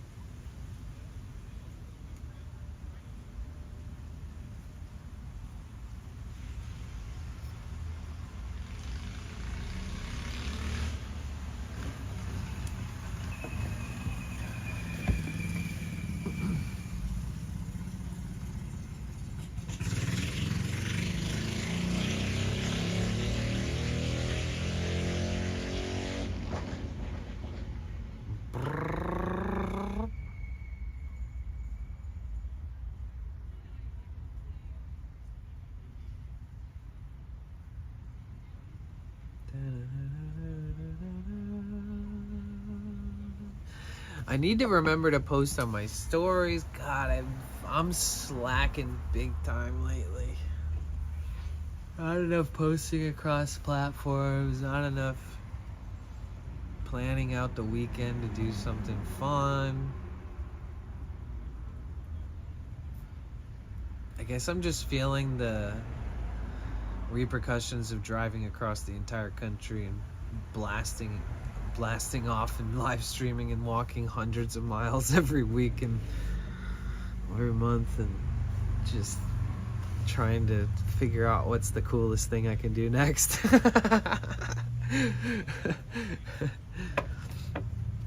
God, I love streaming. I don't have like a place to settle and chill and have a room and all these different things, so like a lot of my deep thinking about what I want to do and my planning for what's ahead is just done in the van or done taking long walks by myself or whatever. So I'm always trying to keep up and take good care of myself while living this unique lifestyle, but also finding fun things to do. And we haven't gone to an event in a while. That's what's freaking me out a little bit, is that it seems like all the events that we went to, we were really good timing, because we chose to just back to back events every single day, every weekend, for like months on end, because it was summer and there was just a ton of summer events. So now we got to find all the best like late summer, fall events and not miss them. Like we have to very much plan ahead in the next month, the next 6 weeks of time, where it's like everything leading up to October, because once fall hits, you just go sightseeing and you just go, you know, to, I don't even know, what do we do? Once fall and winter hits, it's like sightseeing, hiking, random offshoot streams, because there's no big production events happening in the winter. There might be some, but it's like so many less. Or what do? We fly to Australia. Yeah, because then it's summer in Australia during like November, December, January, February, March. And then maybe we just go there and go to events. But Australia is kind of small in a way. What do you do in Australia for 5 months? I mean, I guess you could find a routine for sure. There's probably enough like weekly events that happen with like beach stuff, music stuff out in the fucking jungle, all that kind of stuff.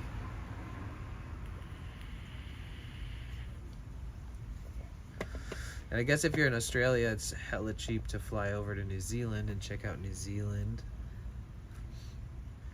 And then it's a lot more affordable to fly to, say, like Japan. I don't know what the best months out of the year to be in Japan is. Does anybody know that? Anybody listening want to type in the chat real quick? What is the best time of year to go to Japan? For the weather and for the activities combined. Not just like the cherry blossom blooms or whatever, but... Anybody know? Anybody ever been to Japan? I've never been.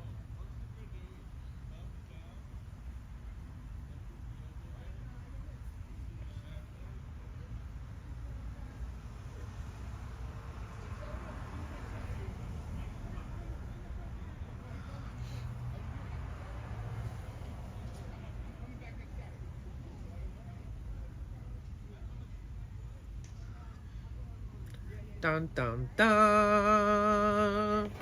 It's too quiet in here.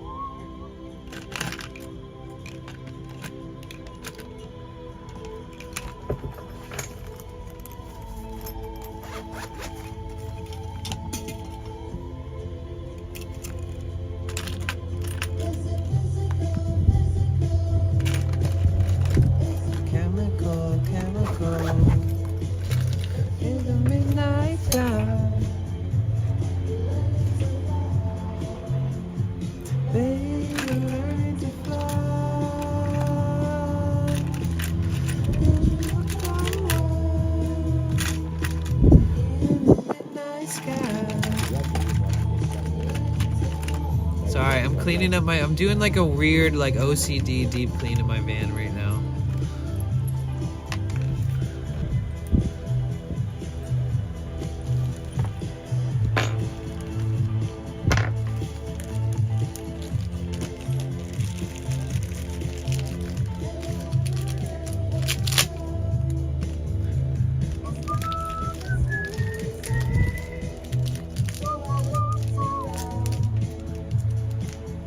And I looked inside. Good thing you're not a girl. Why? That's right, good thing I'm not a girl. I would steal all your bitches and your dudes.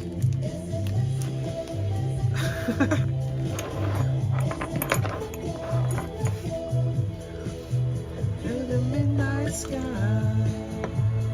learning to fly, baby, learn to fly.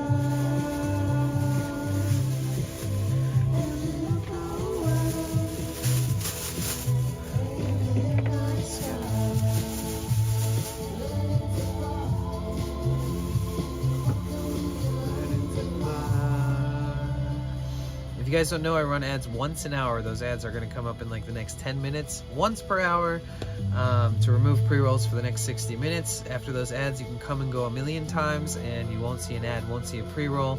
If you want to avoid those ads completely, you can use your subscription via Amazon Prime. That's a free subscription you can use once a month by connecting your Amazon to your Twitch account. And or you can use your hard-earned cash, or you could gift us up one day if you're lucky, but I won't bank on that. You never know, right? But yeah, if you subscribe to this channel, you support this channel. If you subscribe to this channel, you support me. And thank you for your support. Thank you for helping me along this journey.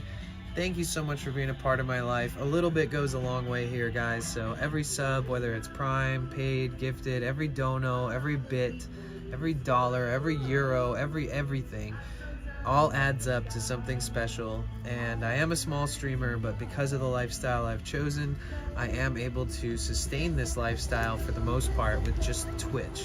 So we are about to be monetized on YouTube, and I'm so excited to say that. And moving forward, we will be able to collect some ad revenue from YouTube again. And so I'm excited about that. I have to open up multiple streams of income to sustain this content creator lifestyle. And luckily there's not a ton of overhead. I don't have a fancy rig, I don't have a fancy setup, but I do have a van and I do travel in it, so it goes into making sure that our stream equipment's good, buying new equipment regularly over time, upgrading over time. I do have a whole pro backpack IRL streamer setup that I don't even use yet, because I still there's still different ends and bits and bops and things that I need to kind of figure out on my end of how I want to operate it and when I want to use that, when I want to use my phone. But either way, everything goes into the streams. Thank you so much. Appreciate you guys. Thank you. I freaking don't know what I'd do without you, man.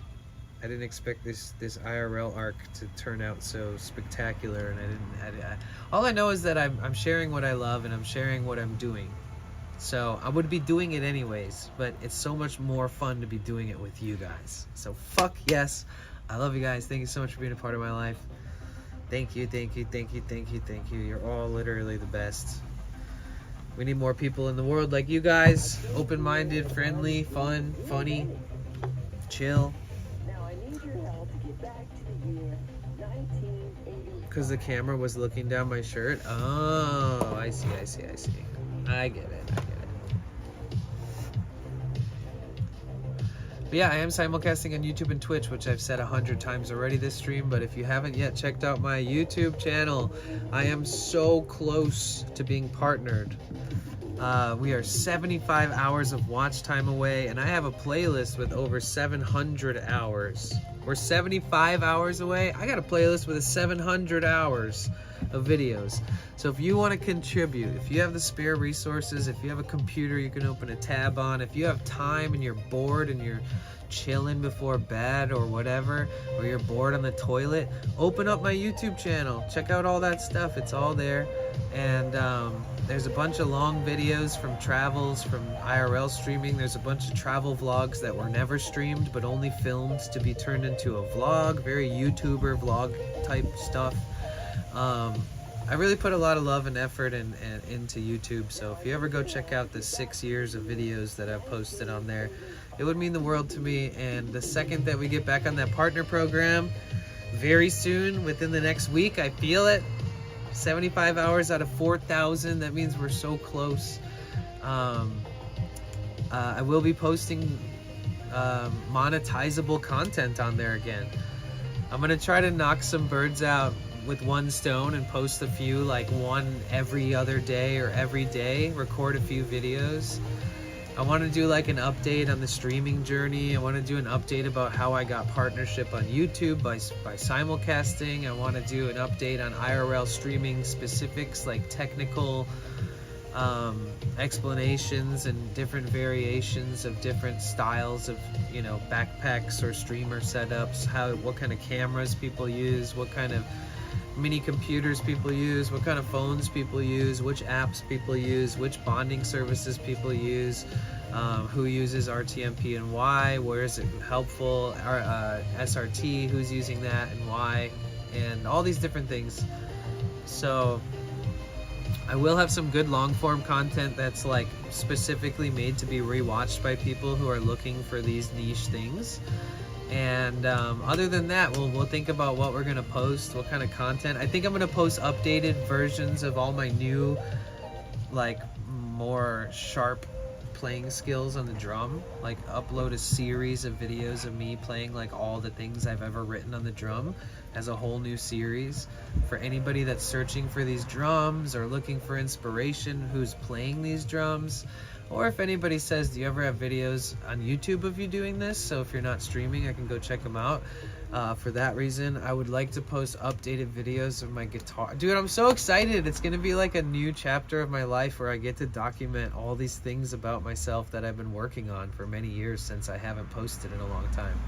So my guitar playing skills, my singing skills should be proven to be more, have been worked on and had a lot more practice and time and effort and attention put into them. And you can see the difference from the old music videos to the new ones that'll be coming. And all that and beyond, dude. I need to just start crunching out those videos the second that I get it back on the partner program and start publishing them. And I'll just record them on my phone. Like I literally could even edit them on my phone for all I care. I just need to get them up there and start publishing again and have monetized content. And then instead of sending people to the channel to hopefully get the hours up to become a partner and be able to monetize my videos, now I'll just send people to a brand new video that no one's ever seen that's off Twitch and off YouTube, and it'll just be a one video published, you know, about something. And then we can all go check those out together. Whoever wants to continue to support, if they're interested in that particular video, they can go check it out, comment it, thumbs up it, share it, whatever. Whew. Okay, with all that being said, the ads are going to come up in the next couple minutes. Thank you for hearing me out. I won't have such a crazy extended hourly explanation of the simulcasting after we get partnership. I will bring it up, and I will bring up the milestone of becoming a partner on there. But it'll be less intense and less repetitive. So if you guys have ever been like, wow, this guy's pretty balls to the wall about this repetitive, reminding us about the same shit every hour, it's because, man, there's new people coming and going. There's people who've never heard it, and there's people who've heard it 1,000 times. But it matters, guys. It matters, and I'm doing the best I can, and I can't be thankful enough for all your guys' support. Thank you so much. I love you guys. Sheesh.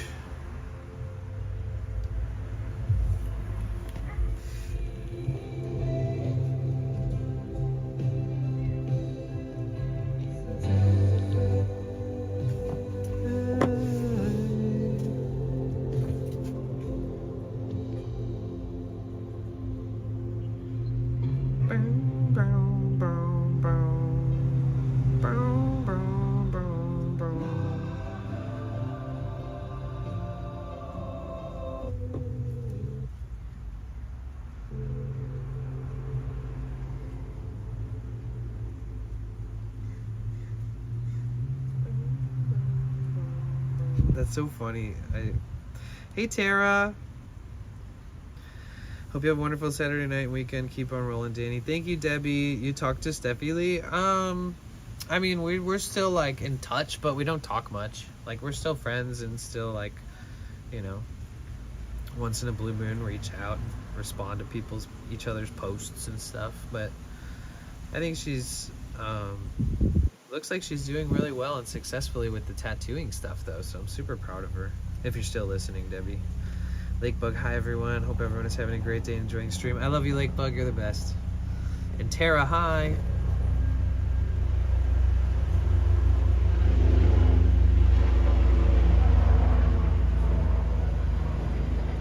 $12 thumbs up on the latest video, guys. If you haven't gone to my YouTube channel yet and thumbs up today's live stream, please feel free. Oh man, God, I hope I wake up tomorrow and that apply button I can click it. Like, if that happens tomorrow, man, I'm gonna fucking be so happy. So happy. And if anything, just keep pushing, keep watching, keep sharing, keep showing your friends, keep revisiting a video that intrigues you, keep relaxing to the sound baths, keep watching my old vlogs, keep watching my old streams, and check out the Golden Gate Bridge one, check out the Koreatown one with Tiki Taco Tony, check out the Pacifica one where we hike miles across these oceanside, cliffside, mountainous hills and go all the way to a Taco Bell. Please go to my old live streams on the YouTube and find Pride in LA. That was crazy this year. Krishna Festival, the Twitch streamer meetup where I met like 12 IRL streamers. We went to a Dr. Seuss art museum. We went to so many beach towns. Like, check out the Hermosa Beach stream, check out the Manhattan Beach stream, check out the Fiesta Hermosa event stream, check out the Mississippi Street Fair stream from Portland. Check out the streams of me and Tara's Canada Dreams in Seattle at the Space Needle and walking around. And I went to Brandon and Bruce Lee's graves. And check out the stream with me and Tiki Taco Tony around Berkeley and San Francisco. There's so many different things that you could check out. North Beach Festival was epic. That was so fun. What a long, crazy day. 4th of July, we watched the fireworks in San Francisco. I met up with SFO Yogi and chat.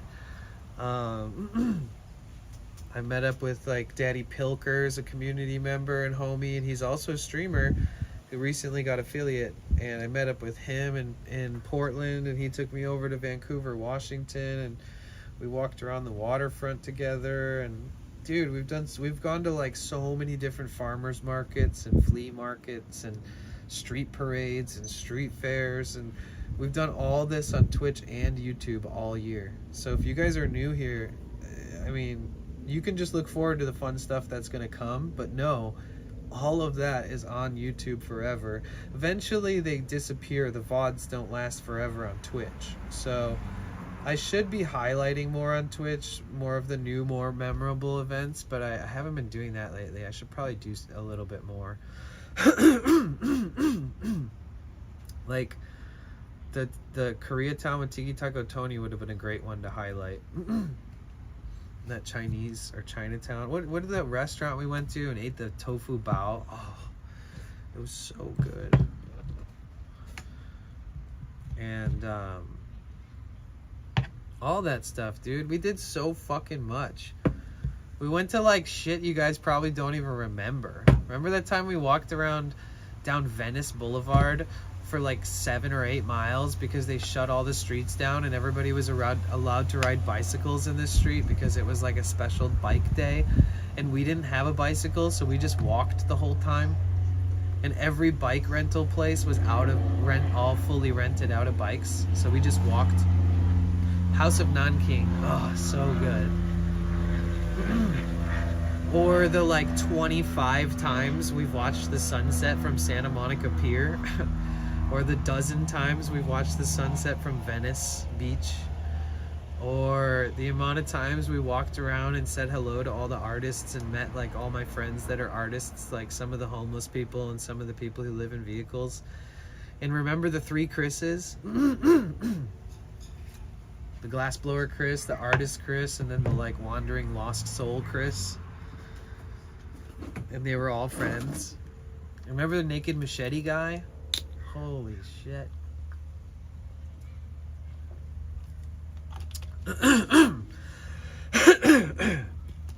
Excuse me. Remember when I went to Detroit and visited my family and I streamed bonfires in the backyard every day in below freezing temperatures and wind in the snow? I remember when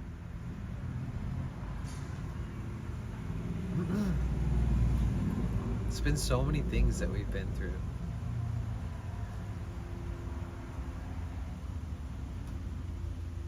Remember when we went to David Dobrik's place, that Dobrik's Pizza?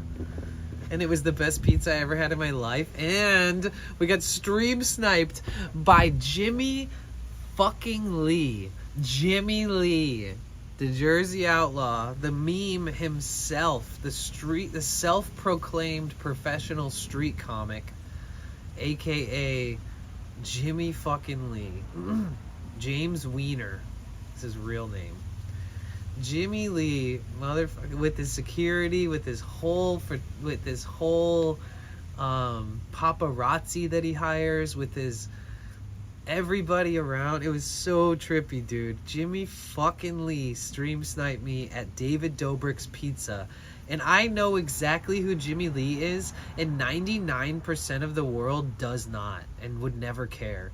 And only because he's part of a podcast that I watch occasionally, he's a part of it. And they always make fun of him, and they've even tried to cancel him out of it because sometimes he just doesn't say good things, or he like tries to reach out to fans that are from the podcast that are just trying to get closer to the there's this whole thing. But either way, Jimmy Lee from the H3 podcast or H3 show,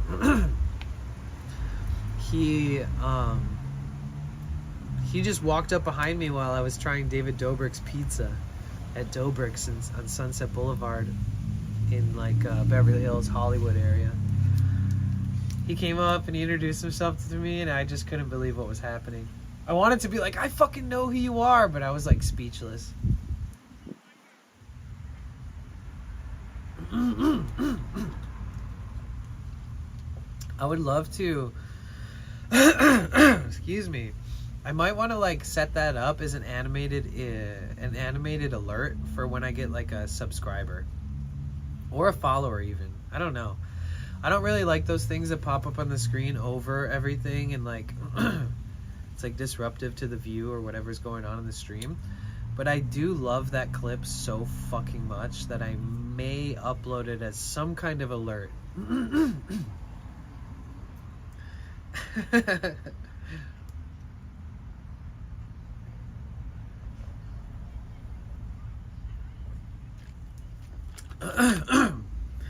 Damn, dude, I feel like I can't clear my throat enough. I've been talking so much. Hold on.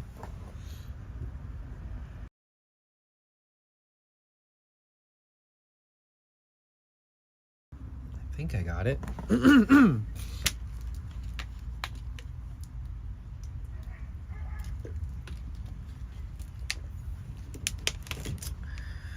Whew.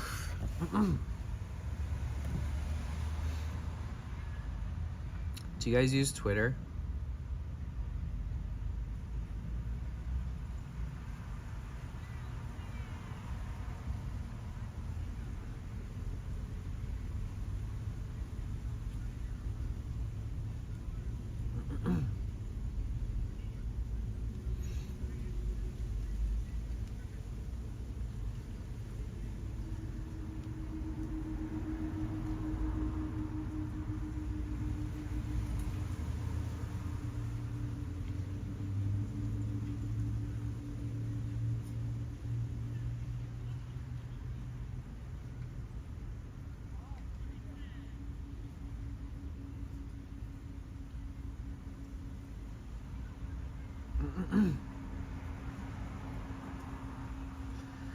Friends don't let friends tweet. Oh, yeah. I'm just curious. Excuse me.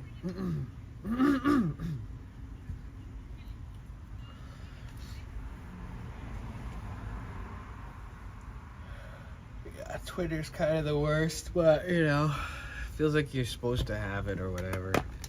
I made some connections through Twitter where it seems valuable, just like making friends. Get to know good people, that's all that matters. It's all I ever want to do on any platform. So I follow a few accounts that I like, and we seem to have similar viewpoints on whether it's a streamer, the streamer space, or whether it's somebody else, something else, whatever, music. Oh yeah. I post on there like every day, almost.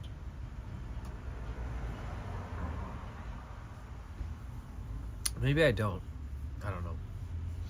I definitely like posts like every day.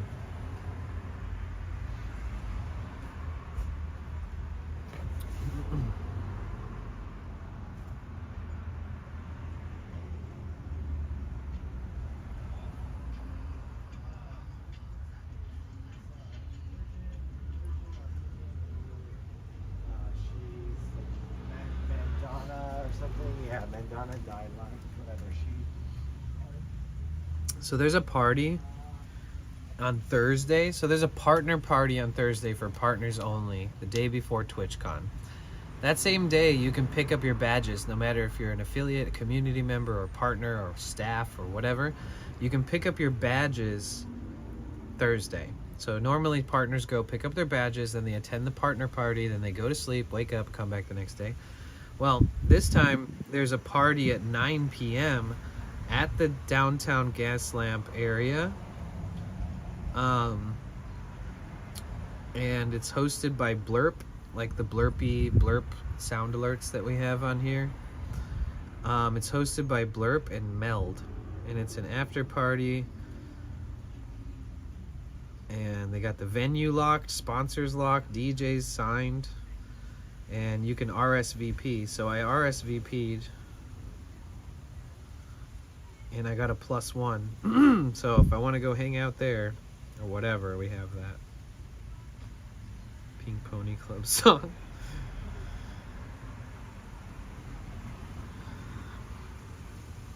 You really love that song, don't you?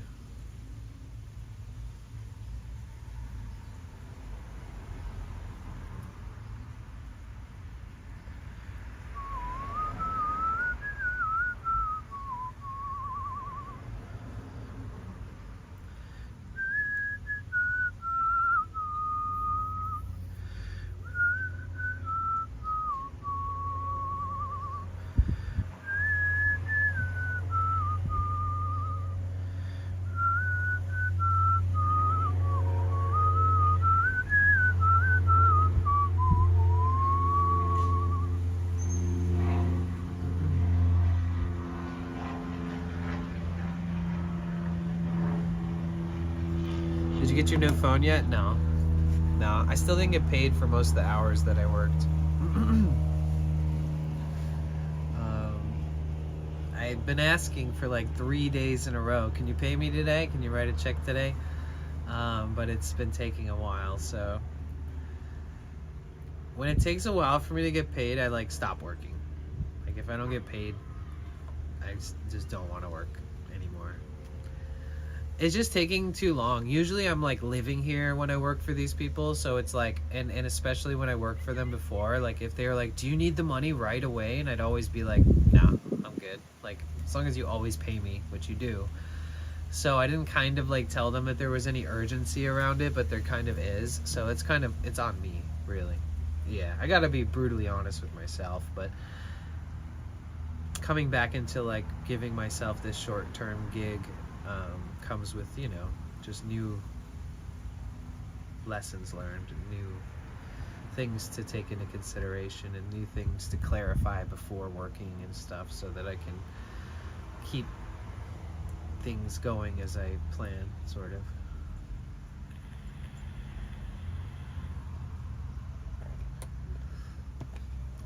Did you ever meet Tara yet? Kick some? she was like streaming IRL in New York City, and she started streaming this year. And it's super dope. She's like super 420 friendly, and she now works at a dispensary. She was working like a corporate job, and now she's working at a dispensary. Oh, okay. And she moved from New York City all the way to Seattle. So when I did this like northern cross country road trip recently, we ended up meeting up with Tara like 4 or 5 times in Seattle, and we streamed together a bunch, walked around the city, had sessions together, hung out on the rooftop. It was sick. We had a great time. But yeah, she's streaming right now.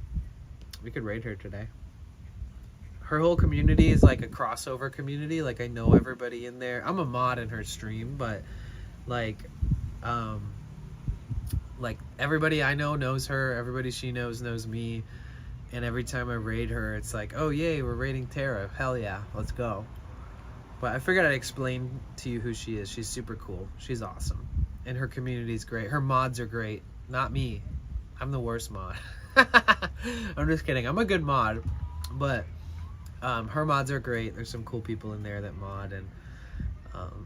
And she's so sweet and sensitive and caring and communicative and giggly and fun and funny. And yeah, I think you'll love her streams.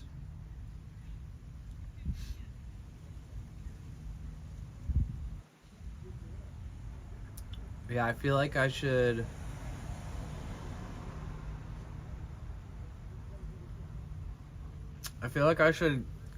get in contact with my friend who needs to pay me, and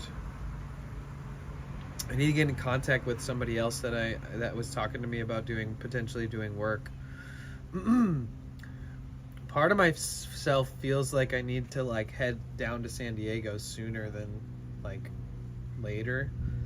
So like I'll talk to them about the potential work that they were talking about, and if it seems like flexible enough for me to pull it out without being like on call for them, because a lot of working in the art business is like you work for a few hours and then you do nothing for an hour, work for a few hours, do nothing for a few hours, then do a little bit at the end of the day. And for me, if it's a lot of running around and then a lot of waiting in between, it's like if it was all like, okay, everything you're gonna do for me every day can be done by noon, then I'm like, okay, I'll take that. I'll stay in LA for another week if I have like 4 days of work that I can show up early in the morning and finish everything by like noon, and then get paid right before leaving to go to San Diego. I'll stay for that because I do have an offer for work. I have to just see what they want. We still haven't talked about it. I need to contact them immediately after I stream. Them and the artist. I'm gonna go hang out with a few friends. I'll see everyone later. Later, No Bark. I appreciate you being here, man. Take care. Have fun with your friends. Tell them all to follow me. Tell them that they need to follow, and then they can see you more. Tell them, hey, if you want to find me, I'm in this stream. And if they judge you for it, just be like, yo, he's chill. Subscribe. Tell them to use their Amazon Prime and subscribe with it.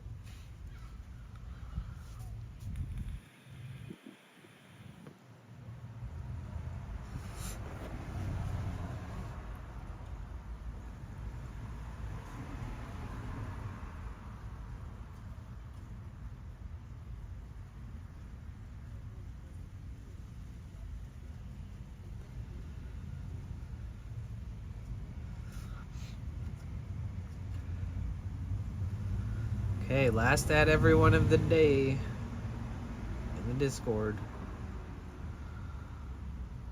If you guys aren't yet in the Discord and you want to be a part of a whole ass other Discord than all the ones you're already a part of or you host on your own, please feel free to join. We've had this Discord for almost 6 years. It is the landing ground, the community epicenter of all my platforms. So I'm always there. I'm always able to be contacted through there. I'm always updating on cool things that are happening every day. If there's nothing happening, I let you know every day. Very rarely do I miss updating everybody. but it's pretty active, and I take a lot of pride in having a really beautiful space and very organized, a million different subcategories people can post and share all kinds of cool stuff in. What's up, Shayna? How you doing? It's good to see you. Welcome back. How's your weekend? It's been such beautiful weather here. Oh, I'm gonna sleep so good tonight, I think. When it gets a little cooler at night, oh, it's so nice. When it's hot at night, did some errands, cooler here, so nice. I love it so much, yeah. Hot, sweaty nights is like, fuck that, dude.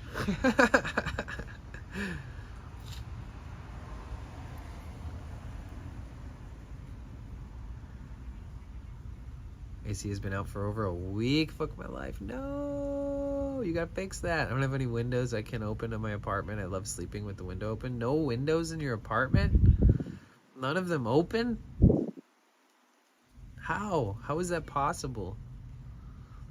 How could you live in a place that has no openable windows? Is that a thing? I feel like that's so rare.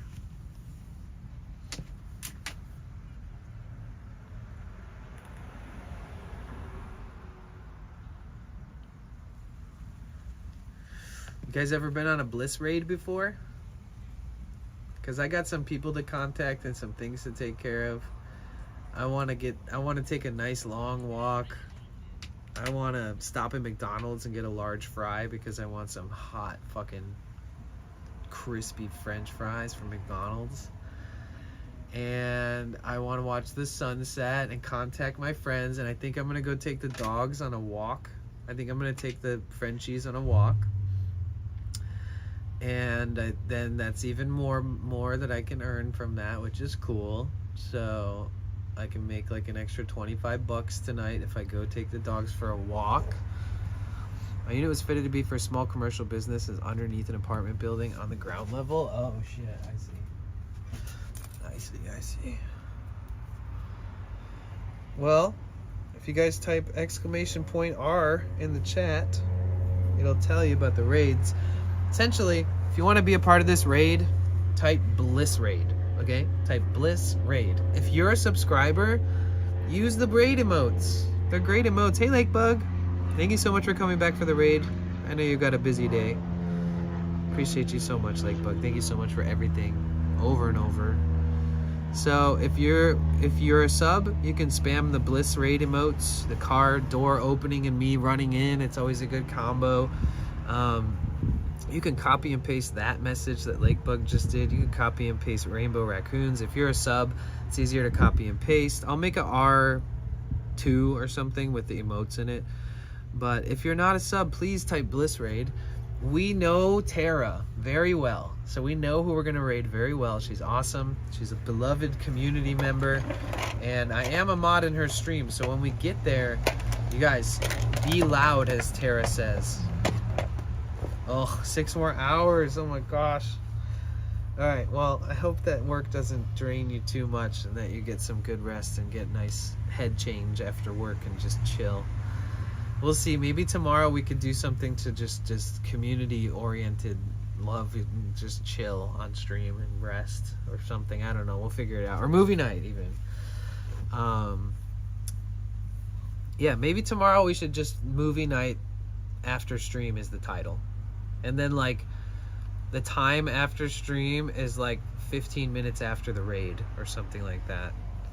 Everybody meet in the Discord. And then that'll be a good way to get a lot of new people in the Discord that haven't joined yet too, which is always good. But all right guys, get your Bliss raids ready.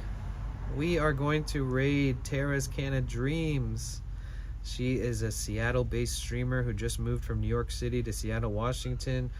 She is an awesome human. And she's riding around Seattle right now. Thank you guys so much for being here today. Thank you for being here every day. Thank you for making this community what it is. This is as much your stream as it is mine. Thank you for making it special. Shout out Mod Love. Thank you Rainbow Raccoon. Thank you Lake Bug. Thank you Cassie. Shout out to the regulars. Thank you Kicksum for becoming a part of my life and a part of our community. It's been so nice having you around. I appreciate you. Shout out to Yogi. Always good having you around. Problem starting the raid. Oh wait, did she get off? Did she get off? Or did I type it wrong? Oh no, I typed it wrong. Okay, so thank you so much for treating me so good. Thank you for being the best part of my day. I appreciate you so much. Please treat yourself with the same love that you treat me, because you guys treat me pretty darn good. Thank you. Yo, welcome in, welcome in. Oh, we're about to head out on a raid. It's okay, because we're raiding an IRL streamer in Seattle, Washington, and she's super cool. I